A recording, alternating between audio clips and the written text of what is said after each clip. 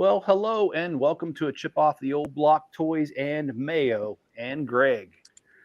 We are here today. We're on part 3 of building the Daily Bugle. We're going to do 10 of them.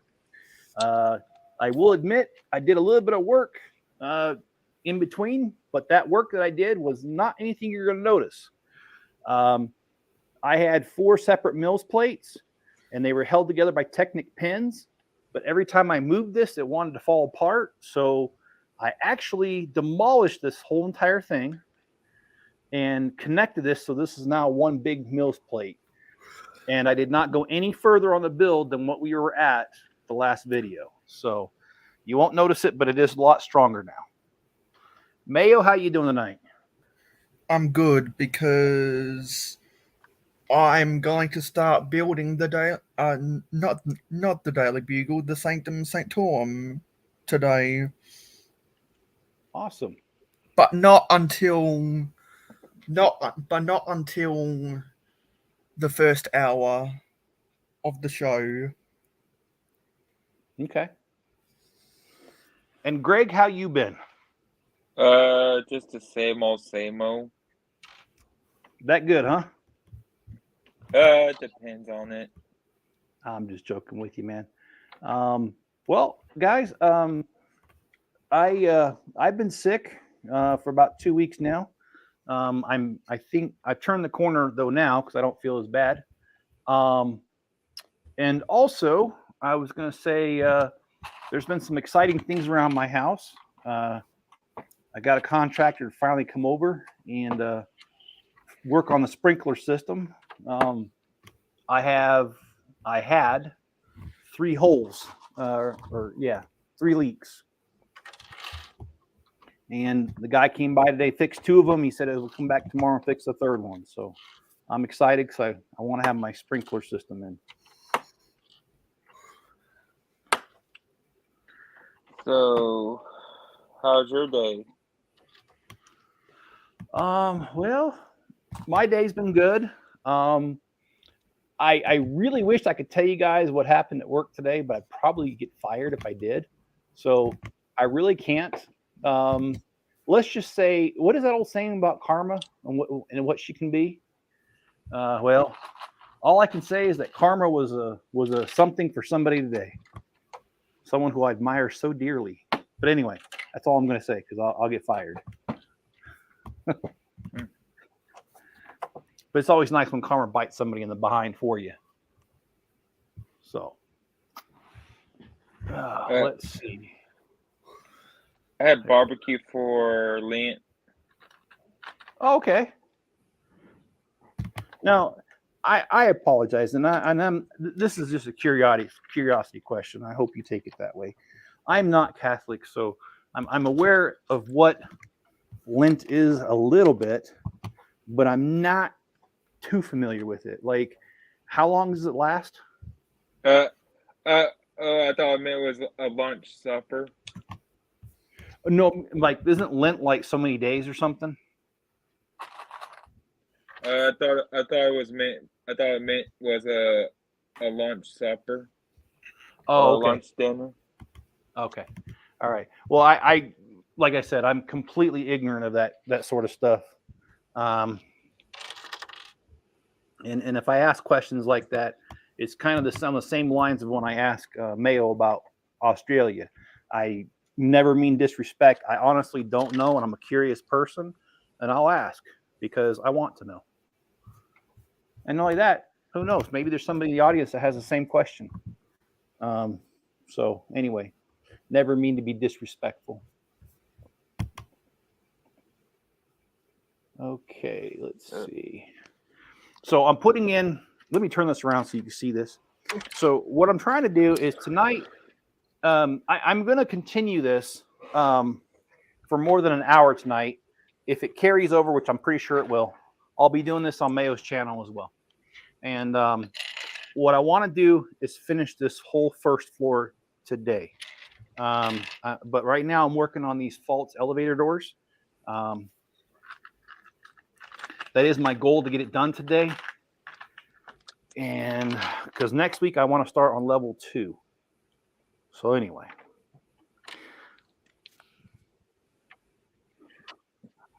I almost saw a Nissan GTR today. Oh, well, how'd you manage that? I caught a glimpse of it, and it already drove by. Oh, okay. I saw headlights just like this. Oh, let me flip my screen here. I've got the instructions up here. Drive, Oh, okay. drive. Let's do that. All right. Oh. How do we do this?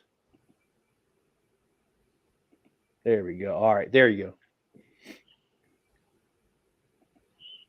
I saw lights just like that. Well, cool. Oh, Brett's Builds, how you doing? And our Toy World, how you doing? Gladiator Bricks, hello. Stream Elements, hello. Mrs. Chip, hello. And Red Coat Kyle, hello. All right, let's go back to this. Okay, there we go. I'm gonna flip screens. I cannot. It's hard for me to see comments because I have to flip screens. So I let my riding lawnmower sit all winter, and when I went to go use it yesterday, I had a flat tire and I had a dead battery. So I watched a YouTube video on how to fix the flat tire, and then I read on the internet to make sure it was okay, and it is actually okay for me to jump my riding lawnmower with my truck. And so I did. I'm happy to tell you that I mowed my whole entire front lawn yesterday, which is just a little bit over an acre. So I'm glad to have my riding lawnmower functional again. You're kind of like the water boy. Yeah, you could say that. I'll let you get away with that. No, I'm just kidding. Waterboy is actually a good movie, man. Adam Sandler. It's been a while since I've seen it, I'll admit that, but I still like the movie. And what was the other one he was in? Wedding Singer?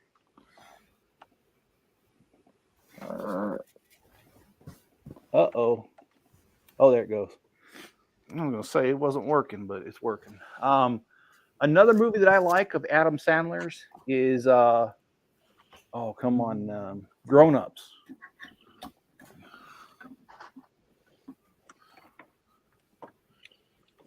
That's a good one.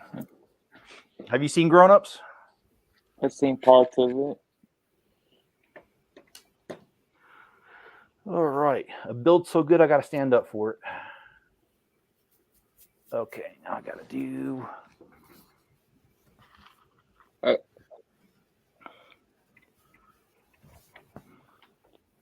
Mayo, what's new in your world? Well, what's new in my world is I have completed my May the 4th Be With You project, which was my Ewok village. Oh, sweet. And I made a video about that. And so people can go watch that. And people can go watch my city update, and people can go watch my April channel update, and people can go watch the first update of the Middle Ages Momentum on my YouTube channel after this live stream. Cool. Well, guys, I have not been doing many videos, and that's because I've been feeling under the weather. But I am glad Mayo is picking up the slack for me. No, I think that's pretty cool, man. There is some exciting news. My friend Jim is coming over tomorrow, and we're going to be installing shop lamps.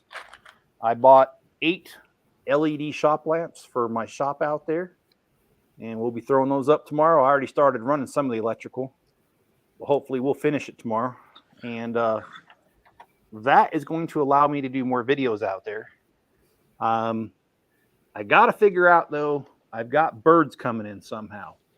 And I got to figure that out because I got to kick them out. Birds are not allowed. So, but yeah, it's been an adventure, that shop. I hope my contractor is done with his other project here soon so that he can come over and seal the bottom of it so water and dust doesn't come in anymore. Because dust is a huge problem in that place. So. And remember when you used to have water coming in to your shed? Oh, I still do when it comes to the bottom. The top, not anymore. The roof got fixed, but the rest of it's still a mess. I'm just looking at the box of the Sanctum Sanctorum right now. I can't wait to build that set this month. Well, that is a really awesome set. I am happy for you that you were able to get that. And you will definitely have me there in your audience watching you do that. Yeah. So now you'll be building your Daily Bugle mock, and I'll be building the Sanctum Sanctorum because we're literally only one subscriber away from 550. I'll tell you what, after this, I'll make a fake account and give you one. I'm just kidding. And that's not good for the analytics. I'm only joking, man. I wouldn't do that.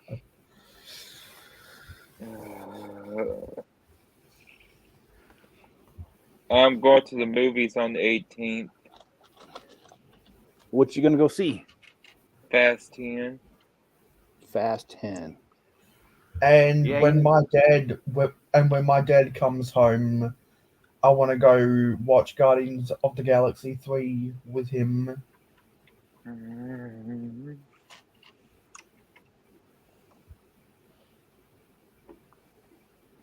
Because I'm not a Marvel fan, but I really like the Guardians of the Galaxy movies. Well, my daughter Natalie is a huge Guardian of the Galaxy fan. So if she was here, we would definitely be watching that together. I bet she's bummed out. She's going to be in boot camp. When it comes out. I think she's actually getting excited, though. I mean, she will miss the movie, yes, but I think she's getting excited about it because she was doing her security clearance paperwork this week. And how do I know? Because I've had to fill one of those out before because I work for the government. And the kinds of questions she was asking me, like, where was this sister born? What was that? Where was my brother born? And where do we live during these dates? And I'm like, yeah, okay, you're doing your security paperwork. So. And also, this week I've been busily programming my new computer, so I'm operating on my new HP laptop right now. Oh, sweet! So you were able to get that? Yeah. Because I know last time you were talking about how your laptop was really old and it was giving you fits sometimes. Yes, and now I don't need to use it anymore. Well, sweet, man. And the time it takes me on my old laptop after logging in to load up Google Chrome is the same amount of time it now takes me to press the start button, enter my password, log in, and load up my Minecraft server, which is amazing. Yeah, me and my son used to play Minecraft together on a server. It cuts down 15 minutes of my day. So you don't use Bing? You use Chrome? I'm just kidding. I don't use Bing. Well, on my new computer, I use Edge. Yeah. On my Mac, I prefer to use Chrome over Safari.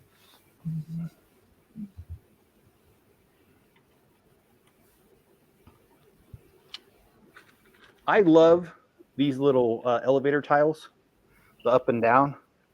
In fact, I've purchased about 200 of them because I am going to use them throughout my city and that kind of thing. Let's see, how are the comments doing? I've kind of don't forget pixels. John says. Let's see. And also, you do realize that you can go to the comments, click on them, and they'll be highlighted on the screen. Oh, all right. You mean like this? Oh, okay. All right. Well, and we got Just Build It here and Axle Plate. And I believe I mentioned Gladiator, but if I didn't, welcome Gladiator. And I'm going to switch back to my instructions so I can see what I'm doing. I mean, let's see.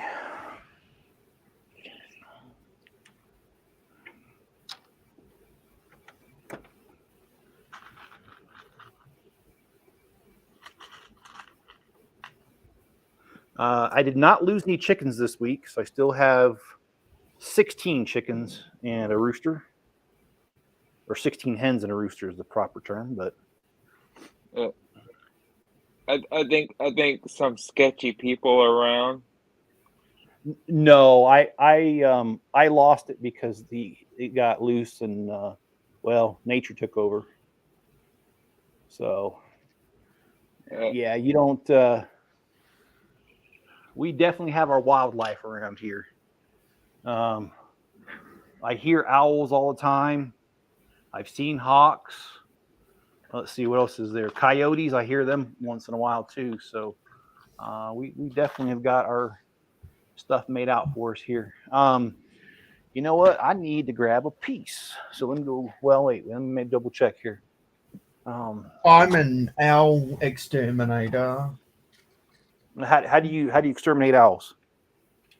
I don't know. That's not what mommy told me. I saw a few wild hogs this week.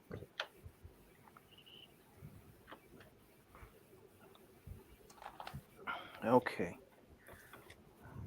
Also, you do realize that you want to remember to click the comments again so that it disappears from the screen. Oh, no, I did not know that. Let me. Okay, there we go. I saw a few wild hogs this week. Wild Hogs, that was a good movie. Actual wild hogs.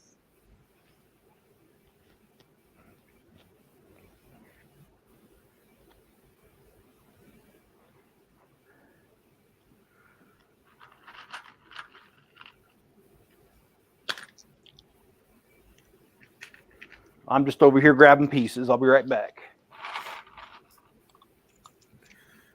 Yeah, so if anyone watching this from my live stream doesn't realize this, but this is a joint effort because the way we've configured it is I'm streaming Jeff's live stream as a guest, and we came to the conclusion instead of switching live streams from his live stream to my live stream at 9 p.m. Eastern, we're just going to keep it as the one broadcast. The first hour is the Chip and Mayo show. I need to finish editing the custom thumbnail I'm designing for Jeff that he can put onto his version of the broadcast, and for the first hour, which is the Chip and Mayo show, and then after the first hour, it transitions over to Real Whole Egg. So before I went to bed, I compiled a folder of videos I use for the for the broadcasted videos I use on my live streams normally, and I emailed them to Jeff so that he can upload them to his StreamYard brand, so that after the first hour I can take control and use my own videos on the broadcast. And so that was a complicated effort, but we've done it, and now it'll save a lot of time, and people won't have to flip flop between different live streams anymore. Yes, and don't forget our guarantee. If you don't like it, the next hour's free. Yeah. If we're not satisfied with that free hour, we'll give you your money back.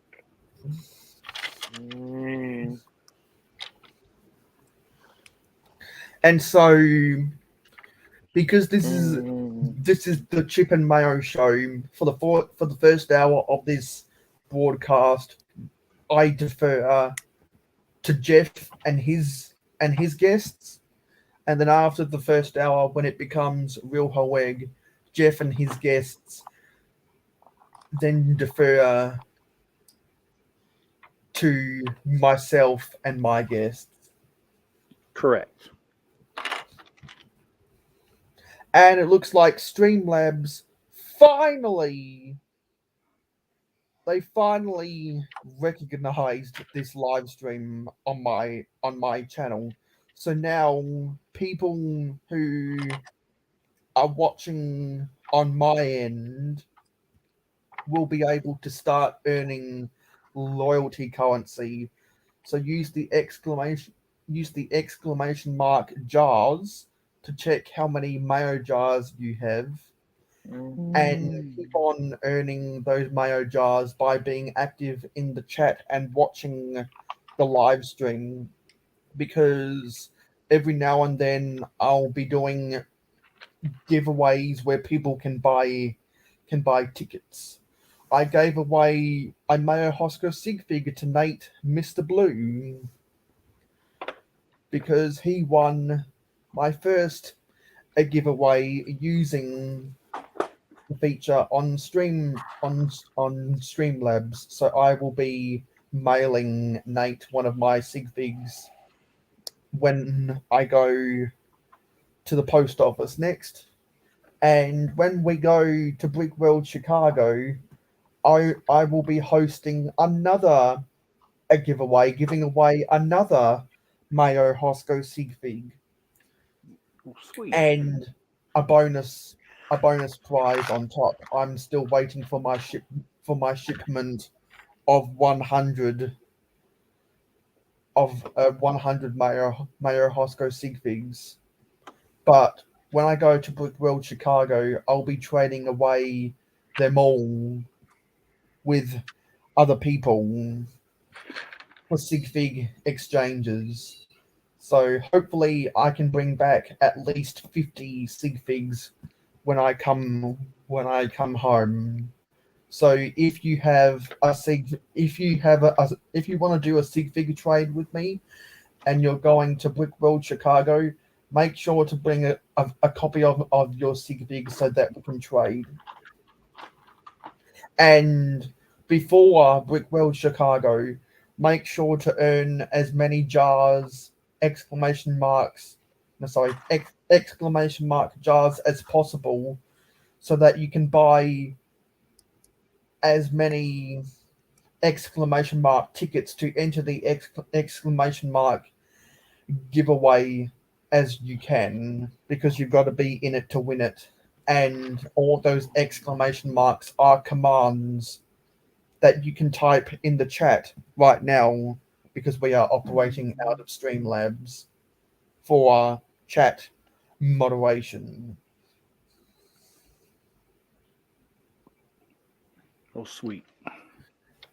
And anyone who is at level 9 in the mayohosko Discord server gets automatic entry to every giveaway. So if you want automatic entry to every giveaway, make sure to click that link from the Streamlabs comments to come join my Discord server, and we can have some fun over there.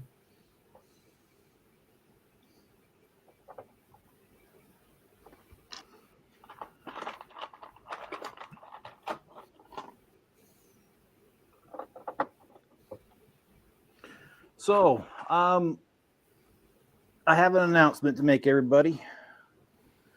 I decided to switch up things in my personal life. I have been studying to become a real estate agent in Utah.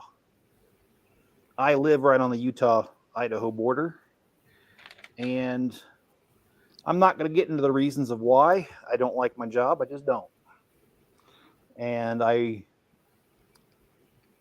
have been running a bricklink business since 2008. Before that, I sold on eBay for 2 years. And I really wish selling Legos was more scalable than it is, but it's really not. But I do like the aspect of getting paid directly for my efforts. And that's the way it's been for me. Ever since I've sold Lego on Bricklink and eBay, it has been the amount of time and effort I put into it is directly proportionate to how much I get paid. And so I want something like that. And so I've decided to try my hand at real estate. And Mrs. Chip is really generous with her job and her benefits. I don't have to worry about a lot of things. I will be able to venture off into this without having to worry about a whole lot. And Mrs. Chip makes enough that if I totally fail at it, we'll still be okay. So I will say thank you to Mrs. Chip and her service in the military that allows this to be even a possibility to begin with.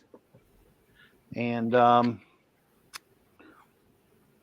would say if you're in the Utah area and you want to sell your home, call me. No, I'm just kidding. I'm not licensed yet, so you can't do that. The idea is to also get licensed in Idaho as well, since I live in Idaho. So that way I can travel north, I can travel south, and it don't matter. I can sell. So you have to take 120 credit hours. And as of right now, I've completed 76. So I am well on my way of having that whole entire thing in the bag. So if I put my soul up for sale in the classifieds, could you sell it for me, please? What do you want me to sell? I want you to sell my soul. Your soul? Yeah. Well, if it's for a case of beer, I'm sure we can work that out. Yes, please. But not a case of Bud Light. I somehow knew you were going to say that. Well, Enzo wants to say hi, everybody. You can barely see him, but he's here. Hi, boy. Rotten. You know, you are cute, but that breath is kicking, buddy. Okay, I need my space. Oh, that dog. He's something else, let me tell you. Oh, that dog of mine. Yeah, well, I can't sing that song, Where's My Little Dog Gone, because he ain't little. Can you teach an old dog new tricks? Actually, he is 3 years old, and I've taught him a couple tricks. So yeah, you can. It's not easy though. He protests. Does he have any favorite chew toys? He does. Enzo, where's your toy? Where'd you put it? Oh my goodness, I don't know where it's at. Yeah, he's got a little rope toy, and oh, here it is. He gonna be mad at me for taking it from him. No, see, he's coming over already. He's like, no, I don't think so. See, look, I got I'm taking it. It's mine now. What you gonna do about it, punk? What you gonna do, huh? You gonna take it from him? And I'm guessing his favorite newspaper is the Daily Growl. Correct.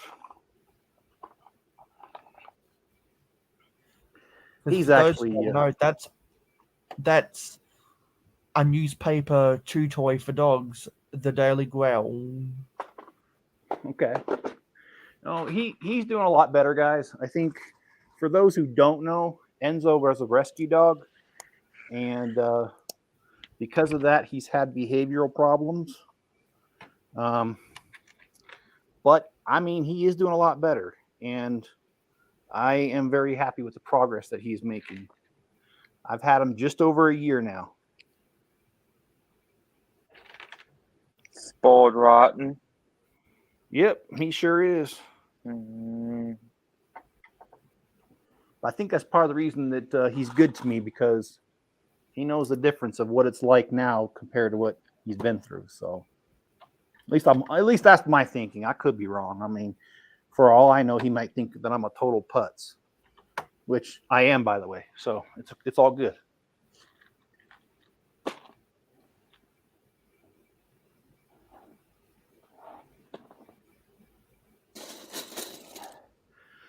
Well, I thought I made enough of these windows, but apparently I didn't. So let me go ahead.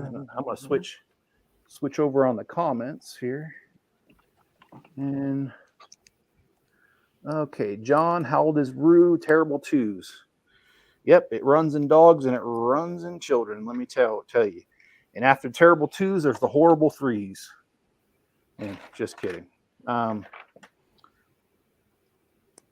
Speaking of my children, I have actually heard from all of my children this week. Spencer, I've heard from a couple times, actually. That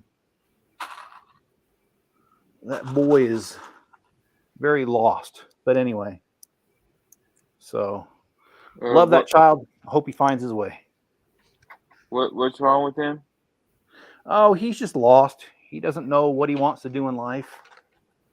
And he's not doing anything bad. He's not getting in trouble or anything, but he's certainly challenged.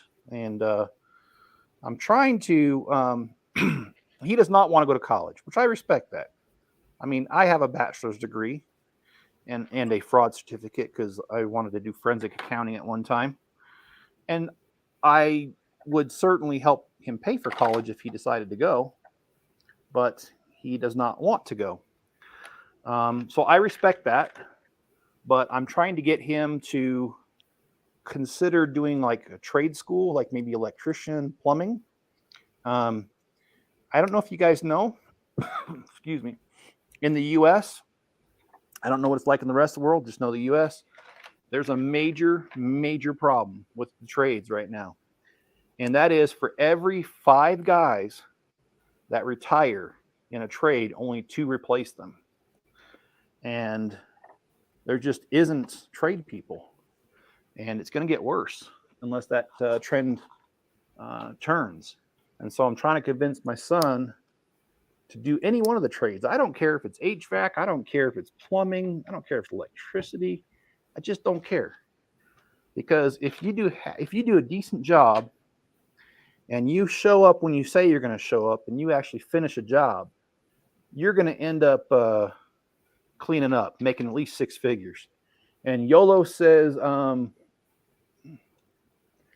but 0, I'm legit so peeved. I can find the Fang Fighter at Walmart, but 0 up houses. Yeah, you know, I had trouble finding the one that I have as well. And YOLO says welding schools are hella fun. And you know what? I would be for that too. If my son came to me and said, you know, I decided to do welding, more power to you, man. Get it done. So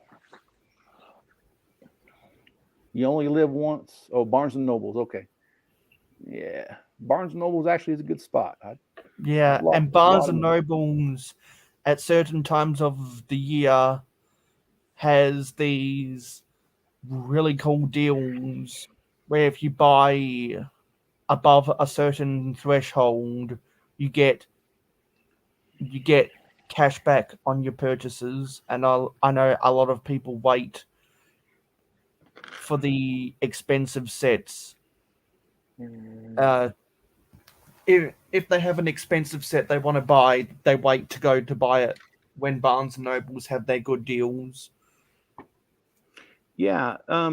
In Australia, I'm not sure if they do that there, but here they have like a club that you can join. And I can't remember the cost per year, but it gives you 10% off every day and then some special deals and stuff. And that 10% extends to the Lego. And so I've gotten some good deals through that because my wife, she's a very avid reader, and I've lost a lot of money in that store as a result. It's good to lose money though there. Unfortunately, unfortunately, Barnes and Nobles isn't in my country. Oh, okay. Okay.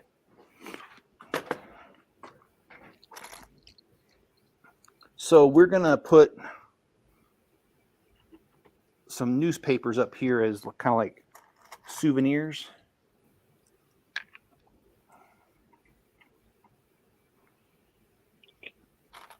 And I'm trying to pick all different ones. Spider-Man Threat or Menace, it says. And last but not least, new building for New York City #1 newspaper. Wow, I could barely read these guys.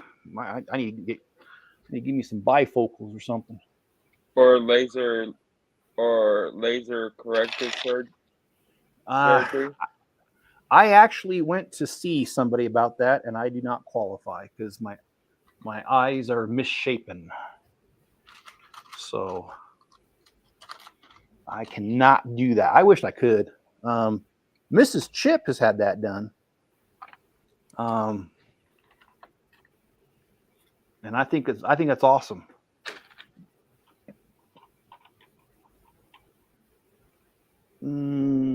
Okay, I think. Oh yeah, no, I did that right. Okay.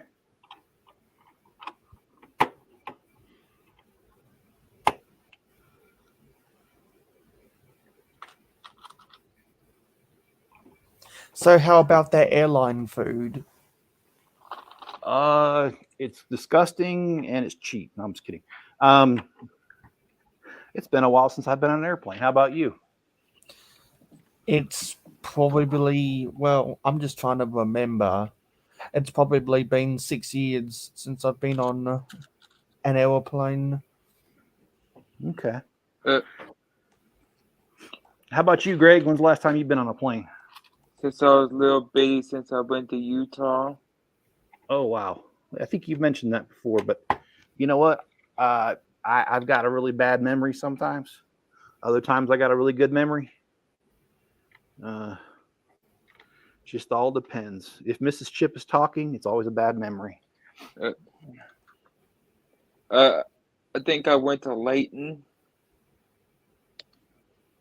Yeah. You know, my kids, when I lived there, they used to call it Langton instead of Layton. We lived in Layton. That's where our house was at. It's actually a really beautiful area, to be honest with you. Sometimes I mildly miss it, but I don't miss it enough to leave here. Was the house overpriced? No, it was. It's a beautiful area. The only problem is, it's really. Okay, let me back up. When I was a kid, my grandparents lived in this area. I'm sorry, in the Layton area, and it used to be that it was really spread out, and there was open land in between the cities and everything. But as an adult, and I'm here, no way. There is no open land almost anywhere anymore. It is all built up, and that's what I don't like about it. Is that my last house, there was literally only about 10 feet between me and the next house. And so, married couples argue, and every now and again when my neighbors would argue, I'd hear them. And I did not like that at all. That I guess to give you an example, my neighbor, I guess he doesn't like onions because I was in my master bedroom and I had the window slightly cracked open and I could hear him yelling because she put onions in the dinner, which is kind of a silly argument, but that's what I'm saying. I don't want to hear all that. So I still remember before I boycotted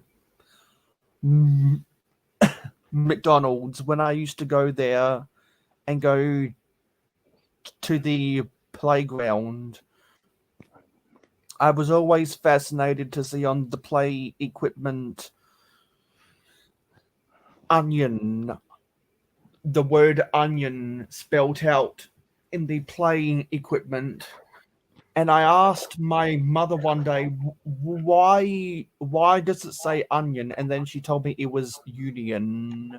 I didn't know the word union back then, and I didn't know that onion was spelt with an O, not a U. So if anyone else has those memories with the playgrounds at McDonald's, let me know, please. You know, I think that's funny in a cute way. I'm not making funny at all. It kind of reminds me of my kids because when my kids were growing up, I remember one of them came to me one time and they said they needed a Band-Aid. And I asked them why they needed a Band-Aid. They said because their tummy hurt.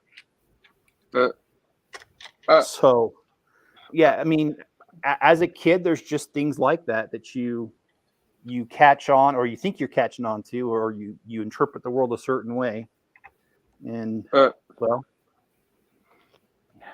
I stopped playing at the play place because all those nasty kids go there. well, excuse me, I'm still kind of getting over this. Well, guys, this is really coming along. As you can see, we've got a good portion of this first level done. And I'm really hoping tonight's going to be the night that we're going to put the finishing touches on this first level. And like I said, the second and third level is going to be the same exact size. You know, of course, it's going to be a little different, but it'll be the same exact size, the footprint of it. But starting on the fourth level on up, it's going to change. I stopped playing at the play place at the young age because I heard stories all those kids doing nasty stuff on the slides and all that. You know, I used to love taking my kids to those play areas. Of course, I think I used to upset them because I used to walk in there and order one soft drink and 4 waters. I take my kids there. Of course, I was still going to school then, so I was broke. I wasn't cheap. I was broke. I heard the story one time. A kid took his pants off and did a crap and slide. Well, On the all the way down it.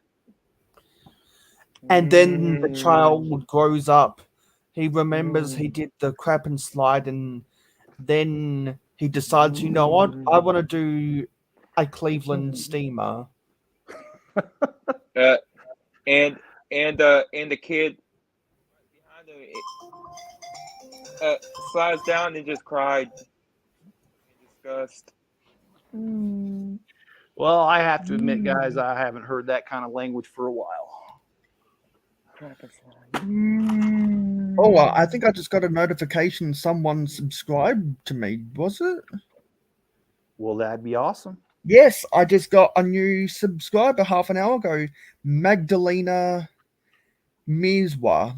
Thank you for subscribing. And that's not one of my fake accounts, by the way. So I don't now have- we are at 550 subscribers. Hooray! Congratulations. Yes, congratulations. I Yeah. bet you're gonna go out for a victory dinner. Well, now, I told everyone I was going to build the Marvel Sanctum Sanctorum when I got to 550 subscribers. And technically I did get to 550 subscribers 2 days ago.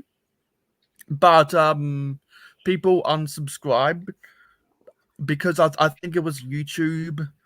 I think it was YouTube going through my list of subscribers and they unsubscribed inactive subscribers. And when you upload YouTube shorts and you gain several subscribers, you're always bound to lose a couple because that subscriber growth in a relatively short amount of time triggers the YouTube algorithm to go through and see any inactive subscribers. When I gained 7 subscribers from my YouTube shorts around International Star Wars Day, May the 4th be with you, and Revenge of the 5th, I expected that to happen. So to get two subscribers back, and normally when you get a notification that a public subscriber has subscribed to you, normally they intended to actually watch the video.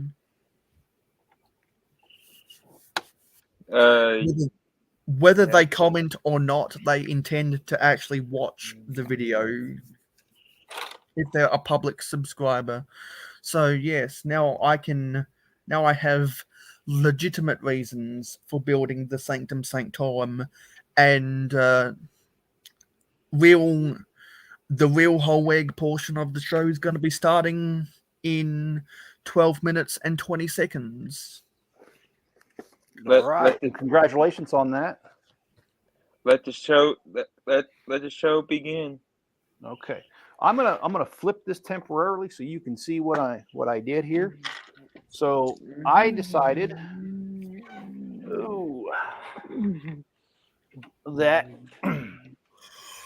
I was going to, in the waiting area, put 3 TVs here, and they only have 2 different stickers, so I had to use one of them twice. But there you go. Now I need to work on this back section here. So let me see what needs to happen here. Okay. Okay, I know exactly what needs to happen now. Cool.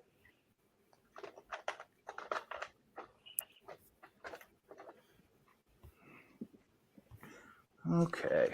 Hey, you know any McDonald's stories, Jeff? Well, sorta.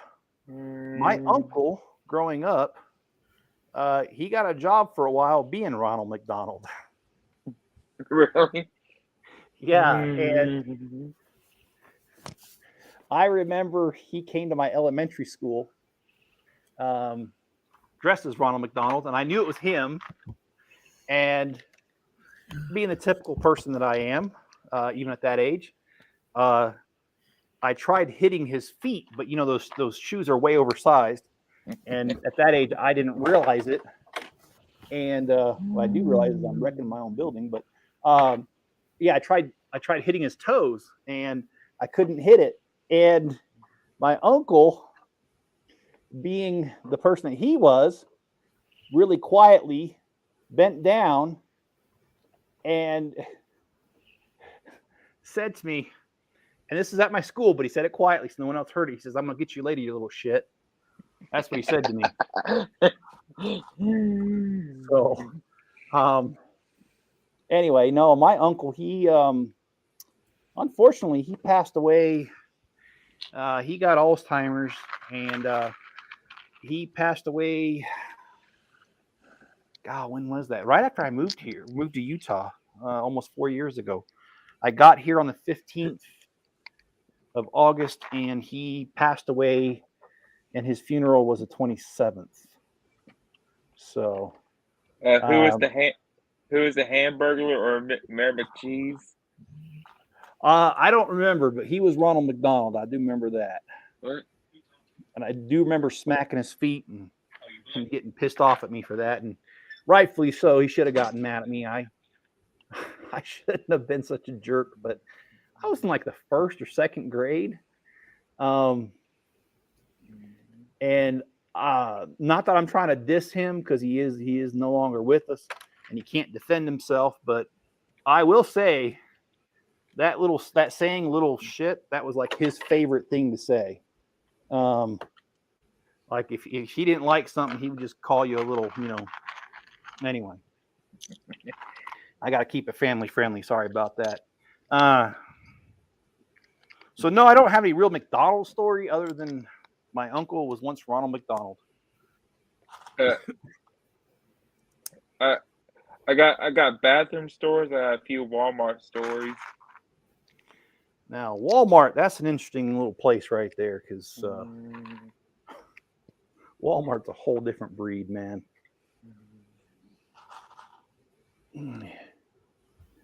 Welcome to the Winners of Walmart Club. And we got a Twitch spammer. Oh, you do? Yeah. Put the hammer down, man. No, I'm just kidding. So you said you still you play Minecraft? Yes, I do. Okay. And it's much faster to log onto my server with my new HP laptop.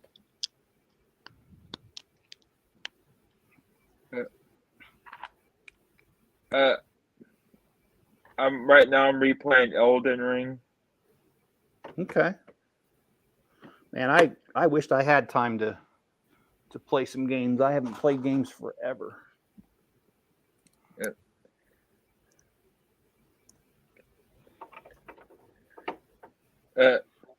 I would tell you about bathroom stories, but it'll be NC-17. Oh, it'd be kind of crappy, huh?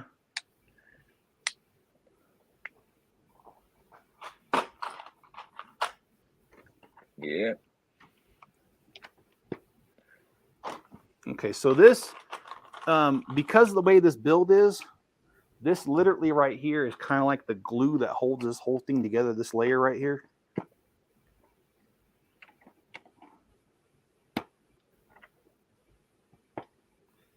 Okay, yeah. All right, so let's see. I wish Lego did the Icons monster trucks, like big scale monster trucks. Oh, you mean like a Technic scale? Technic like in suspension with a system body. Oh yeah, that'd be cool. How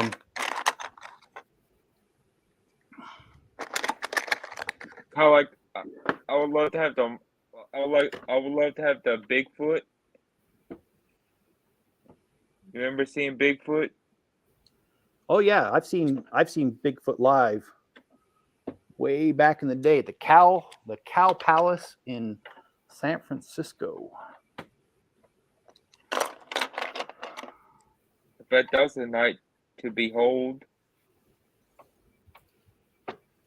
Yeah. So I've got to use a little bit of Technic here. I really don't have much of a choice. This is part of the pieces that did not come with the set, but there really isn't a whole lot I could do about it. This is very weak without it. So I decided to throw it on there.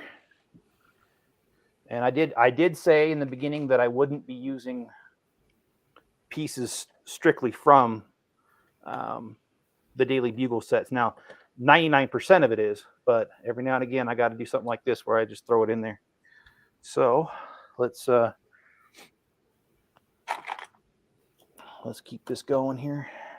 and it's less than 5 minutes till real whole egg will begin. All right.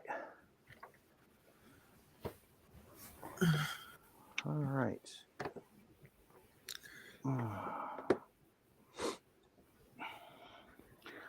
Well, I think this is coming along beautifully. Let's see.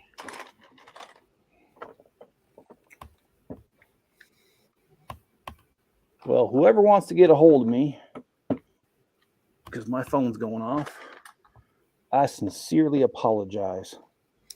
I won't be answering it. Not right now, at least. Okay. Yeah, I better go plug in my. Okay.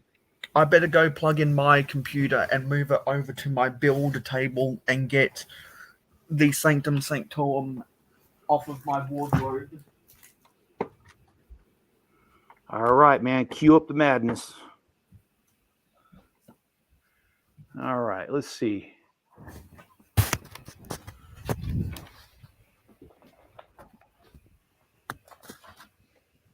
And I've got some cleaning up to do after my May the 4th Be With You live stream.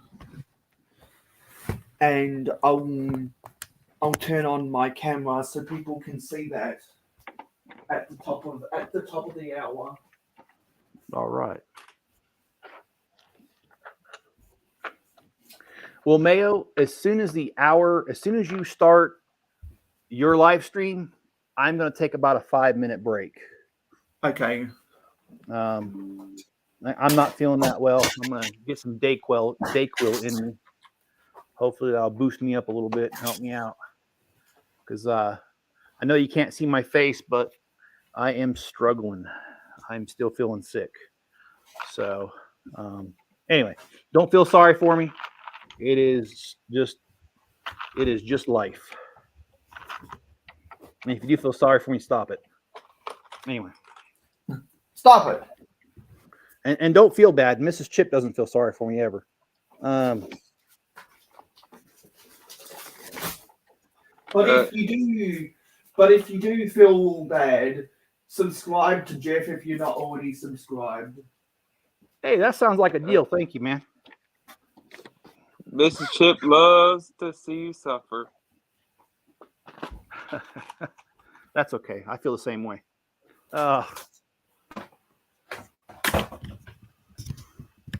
right.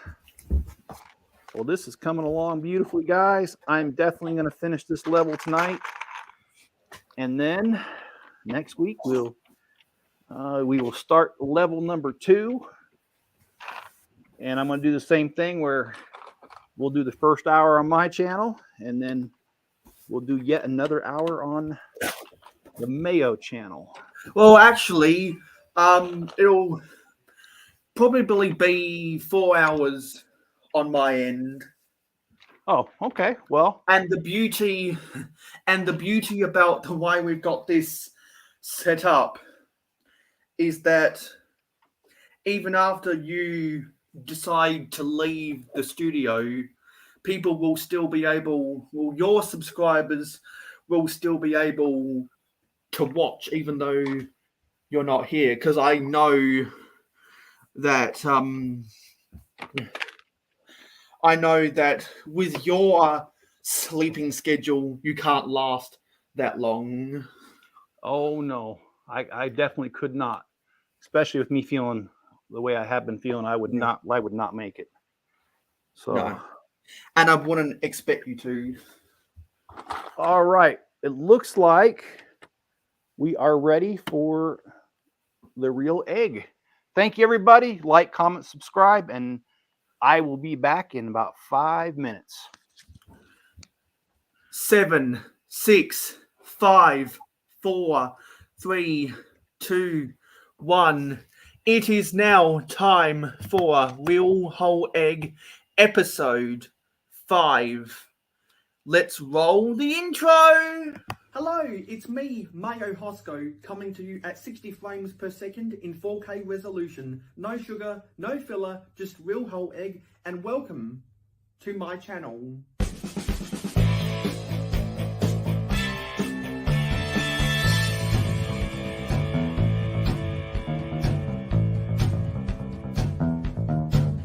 Mayohosko, it's your boy, JP. Real whole egg. Everybody say real whole egg. Real whole egg. Real whole egg. Real whole egg. There we go. Capture that, Mayo. That's for you. That's for you. Everyone on the panel say it at the same time. Okay. Oh, okay. What are we saying again? Real whole egg. Whole egg. Okay. 1, 2, 3. Real Whole egg. Egg. Close enough. Everyone make sure to send in your videos of saying real whole egg and I'll add you to the intro. Thank you.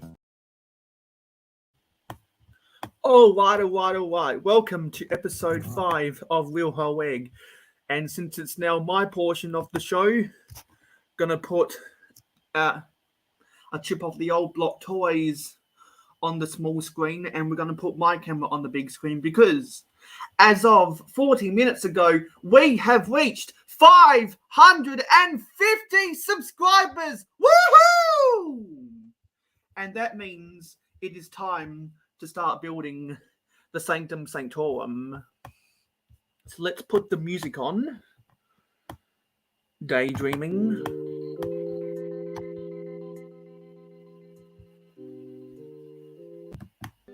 Oopsie. No. So, it is time to start building the Sanctum Sanctorum. But I've got to do a little bit of cleaning up first. Everyone in the live stream game now has an invitation to come join the live stream, and someone else also now has an invitation to come join the live stream. They know who they are. So, me being the clumsy person I am, I always keep knocking over stuff, and I knocked over again the bot in my case of a Series 24 collectible minifigures. I always keep doing that. I've got to remind myself to not put that goddamn thing on the floor, because what happens is when I'm moving around, when I'm walking around my build table, I make one misstep and then it tips over. So I've got to remember to keep it off the ground so that I don't accidentally kick it. And I am still, my DMs on social media are still open for anyone who wants to trade Series 24 collectible minifigures with me. I still have a bunch of duplicates of a lot of different figures if anyone really wants extras of one type of Series 24 CMF, they can contact me and we can arrange a trade. And if anyone coming to Brick Road Chicago wants to make a trade, then bring some of your Series 24 collectible minifigures with you to Chicago, and we can trade it on the private days. So I have finally put together my Ewok village. It was a labor of love over the past 2 months to get it done, but I have finally got it done, and I'm really happy about that, because now it'll be significant substance to add to the Middle Ages momentum, which means that the Middle Ages momentum is going to look a lot more crowded, which is what I want it to look like. That makes me happy, and it also made me happy that instead of just building a Star Wars set for May the 4th be with you, I could do what I really like to do and build a Star Wars mock for May the 4th be with you. So I was really happy about that. Earlier this week, I did a Twitch live stream, and for those who don't know, I'm actually streaming this on Twitch right now because I can, as well as YouTube, both the mayohosko channel and the A Chip Off the Old Block Toys channel. I was doing some cleaning up, and one of the things I needed to do was to find the tub that had all of my castle minifigures, the ones from the 90th anniversary castle and my hashtag Black Falcon Army, and I was able to find that, and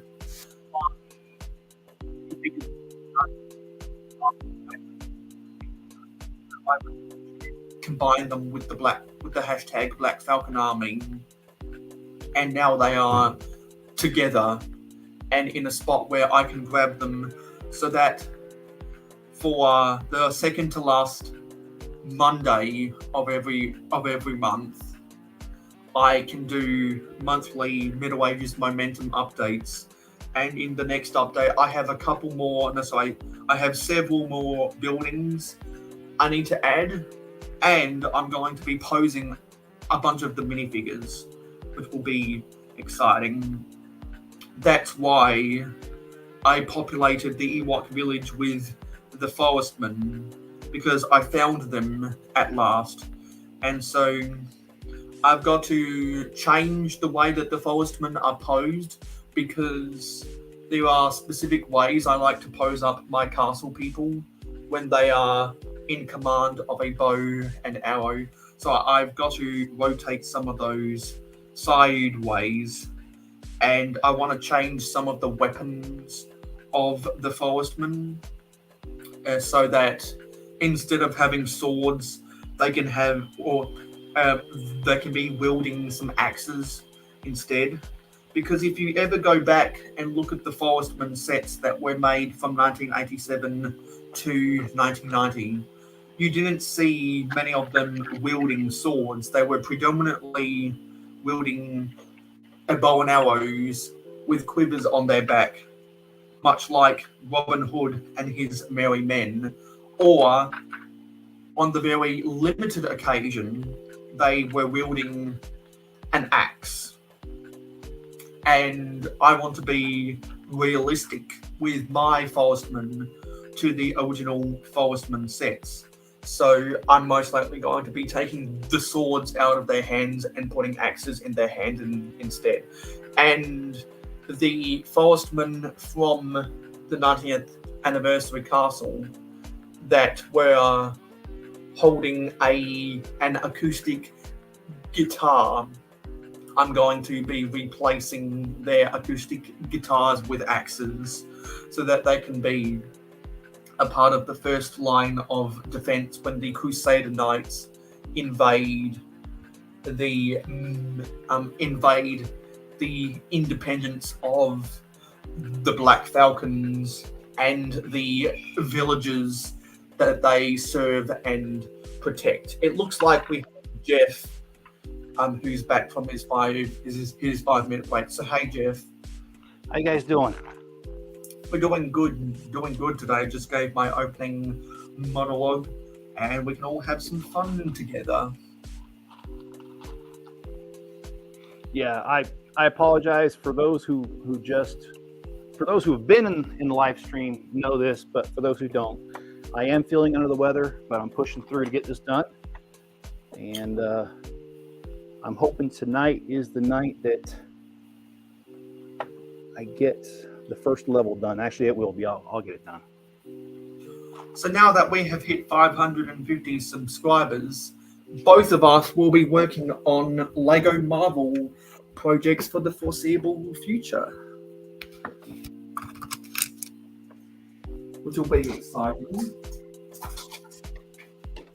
The reason why Jeff approached me about becoming partners in the first place was because he knew that I had the Sanctum Sanctorum, and he thought it would be a good idea for him to build his Daily Bugle mock and for me to build the Sanctum Sanctorum at the same time. And 2 weeks later, I have hit the benchmark to build the Sanctum Sanctorum. So I can't thank my long-time subscribers enough.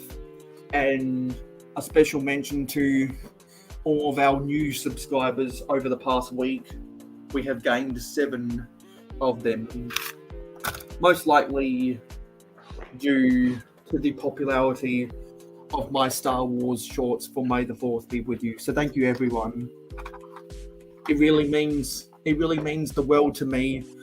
And in my 5-year plan, as far as subscribers go, we are right on track. We're lagging a little bit behind on the watch time hours, but subscribers are a little bit harder to gain than watch time hours. So we are really appreciative of all 550 of you. And aren't you in the 830 subscriber range on your channel, Chip? Yeah, that sounds about right. It's like 829, 830. Yeah. Yeah, so if you're not already subscribed, you should definitely go subscribe to A Chip Off the Old Block Toys. If you're a city builder like me, and you like getting inspired by other people's Lego City updates, you should definitely go watch his old city updates, because there's a big evolution, and it's an interesting evolution, including a parking lot that's underground. Yeah, and if you don't mind, I'll take a second to address something.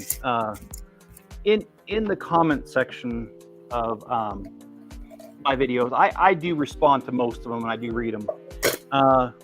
In one of my recent videos, I was actually criticized for doing this very project right here. I was told that it's a waste of money to buy 10 of these and to do this, and there's much cheaper ways to do it. Well, let me just answer that for a second. I don't care. The whole reason that I'm doing this is because I enjoy the build and I want to do this particular build. And because I'm not in YouTube for the money, I'm not trying to save money. I'm just trying to do the projects I enjoy and trying to share that with you guys, and hopefully you guys enjoy it too. So that's my answer to that criticism. And so now I've just got to move my Star Wars stuff off of my table. So anyone who watched my live stream yesterday recognizes that this is the Mandalorian version of the minifigure scale Slave One. I mean Boba Fett starship that I built on May the 4th be with you last year, and this is my May the 4th be with you mock project for 2023. It is the Ewok village, which we've just been talking about. So anyone who hasn't already seen my video about this bad boy, you can go and watch it after this live stream is finished. I'm going to put this back into my Middle Ages momentum, and I'm going to bring the Sanctum Sanctorum onto the table so we can start building it together.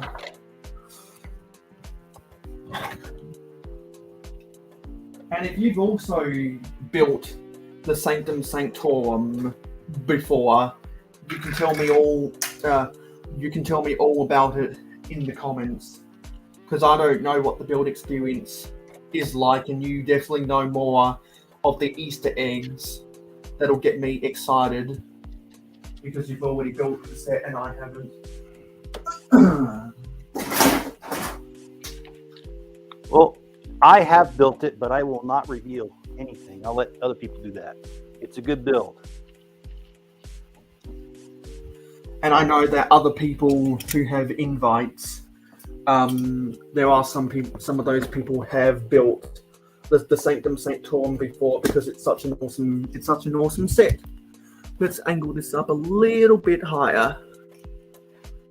The Sanctum Sanctorum, everybody. And if anyone has watched my Lego City Mayo City update for the month of April 2023, you know when I'm done building this, I'm going to be doing some heavy modifications so that it can fit in the corner to the left of the Daily Bugle. Let's pour the bags out onto the table. I'll get my phone out of the way. And actually, I'll move some of this other stuff. This is my sig fig, by the way. Still waiting on my shipment of 100 of these little guys right here. And unlike other people's sig figs who use complicated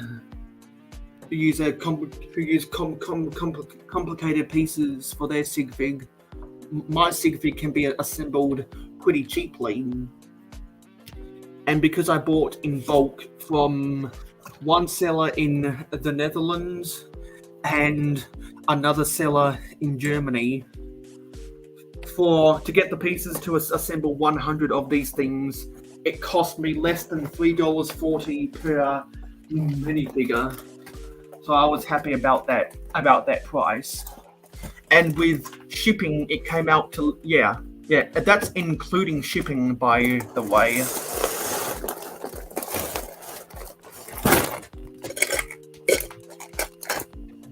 So let's make sure that nothing gets run over.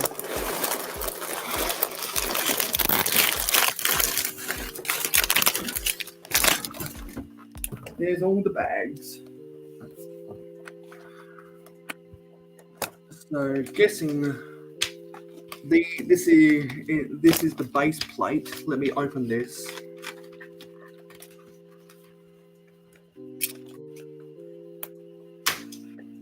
And it's a dark bluish grey base plate right there. And I'm actually using the white box on the inside of my Daily Bugle as a recycling bin, so that'll go right there. And with the way I have my Lego City laid out, this will be going on the inside curve of the railway line. So when I do my modifications to the Sanctum Sanctorum, I won't need this dark bluish grey base plate, which means I'll be able to use this for something else. That'll be exciting, really exciting. And these are the instructions. So we'll open the instructions and see how many numbered stickers there are.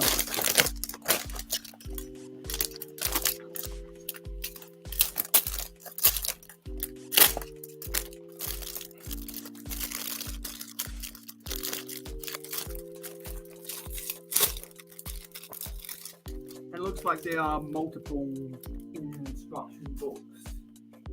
There's 3 of them, so I'm guessing 1 book per floor.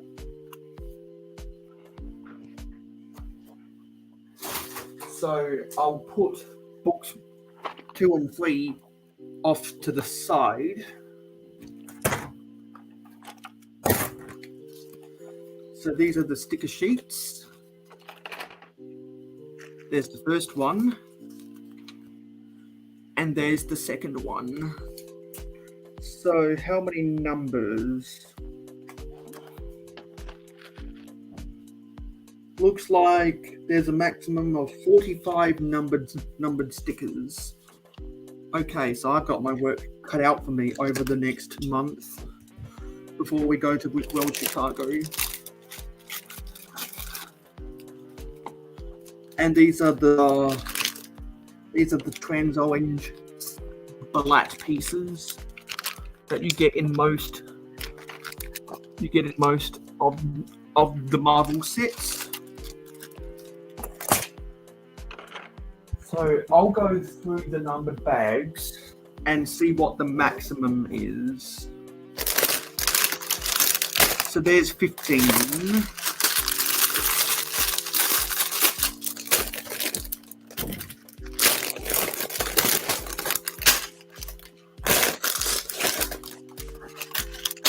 There's 14. I'm guessing the maximum is going to be 15. Much like the Jazz Club, the maximum was 15. Yeah, looks like the maximum is 15. So I'm going to mute myself while I open some of these bags. So if there's anything you want to talk about right now, Jeff, feel free to do so for the next minute or so. All right.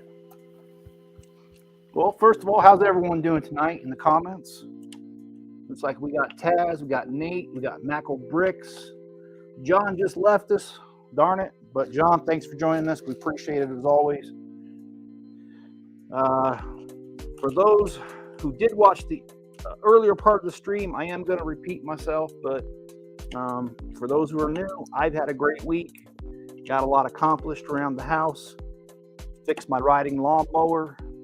Had a contractor come over and fix my sprinkler system, at least part of it. He's supposed to come back tomorrow and finish.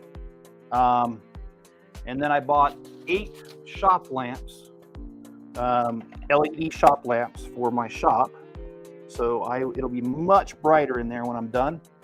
And my friend Jim's coming over tomorrow, and we're gonna hopefully knock that out. I've started to run electrical, but I need to do a whole lot more. So it shall be fun.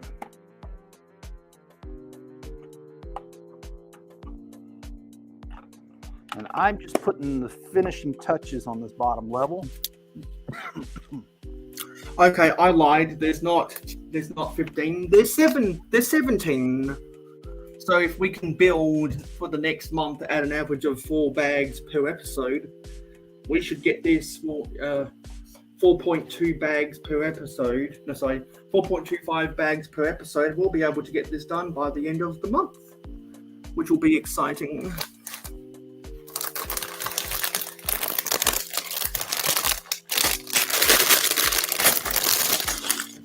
Oh, see, I lied. There's not 17. There's 18. My mistake. Okay. So, with that being said, let's go and look at the comments. See who's in here. Right. See who's in here right now. And we'll scroll to the top. So, we'll scroll to where, to 10 minutes before the Real Whole Egg segment, part of this joint live stream started. So we have Regular Brick Studios, Nate Mr. Blue, YOLO X, Mrs. Chip is still here, Macro Bricks, John Sapola, who just left, Tasman Bricks, Stream Labs and Stream Elements, Bricklock IL, and that's everyone so far. So, wow, looks like Nate Mr. Blue has 51 jars. And if you want to check how many jars you have, just use the exclamation mark jars, and Streamlabs will tell you. So, as I said in the first hour, which is the Chip and Mayo show, I'll be doing another giveaway during Brick World Chicago. So keep on earning those jars to buy tickets to enter that giveaway. Nate Mr. Blue won the first mayohosko Streamlabs giveaway on my birthday, so I will be mailing him a mayohosko sig fig. And you've got to be in it. You've got to be in it to win it. And if you want to see where you rank among your contemporaries, you can use the exclamation mark top. Well, with all these giveaways, you're making me feel weird. I got to give something away. Does anybody want a dog? He's stubborn. He'll make you laugh. He's goofy. No, I'm just kidding. I'm not giving away my dog. He's looking worried, actually. He looked up at me like, are you serious? Hey.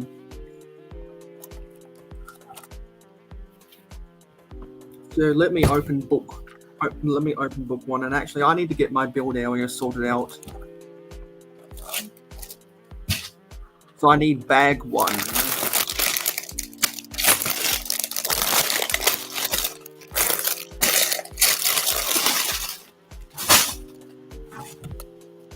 Actually, I'm going to move this stuff to the left of my computer so that we have more room to build right here. I need to sort some of those pieces away.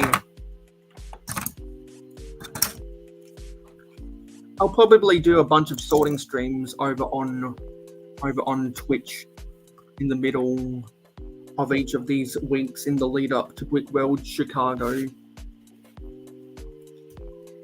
So when is Brick World Chicago? I know you told me, but I forget. It's in the middle of June, and there are some people in this chat who are going to be going to Brick World Chicago. Because you go, because you're a member of a lug in the Mountain West region, so you go to different conventions, don't you? I do. We typically we have a show usually once a month. The month of June, we have 2. So very excited about that. One of them I've never been to before. It's in a place called Ely, Nevada. It's a small town, but they welcome us with open arms. So we will be there. Last year, I missed that show, but that's okay. I was at my son's graduation. So his high school graduation. And I'd rather be there anyway. But yeah, we do a lot of shows. And part of the reason that we started extending, building this, is because I'm hoping to have this done in a month so it can be in the show. I don't know if I'm going to make it, but I'm going to try.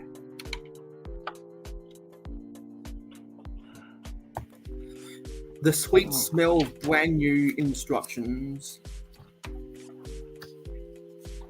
It's kind of like new car smell.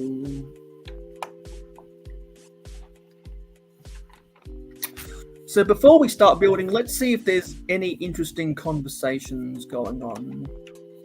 And we'll actually scroll back to where Jeff was doing his thing. Because earlier we did have Redcoat, Kyle, Gladiator Bricks Productions, Owl Toy World, Axle Plate, Just Build It,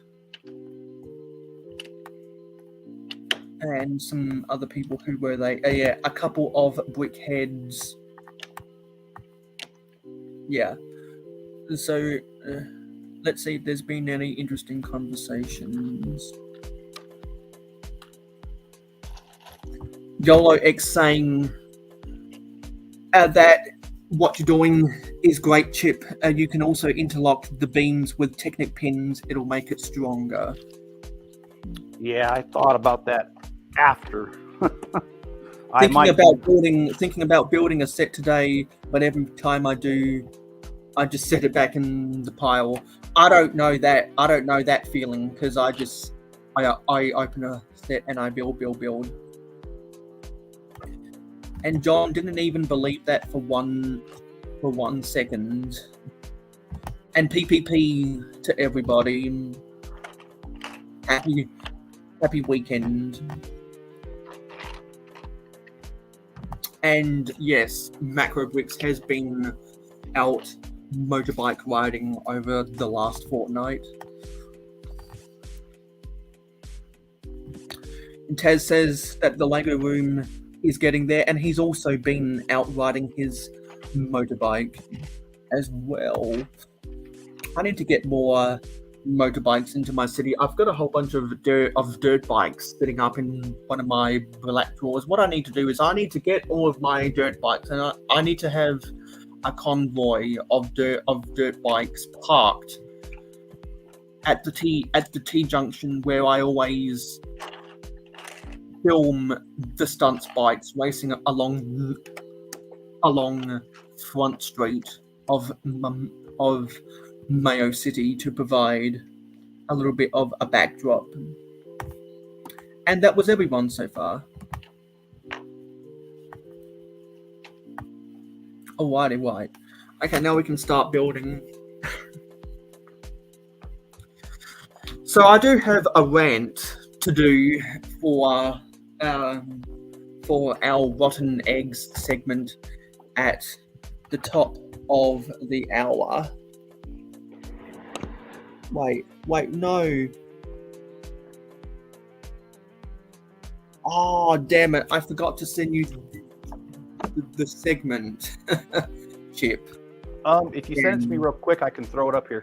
Yeah. Time to go to my folders, go to videos. I don't know how I missed that. I have no idea how I missed that.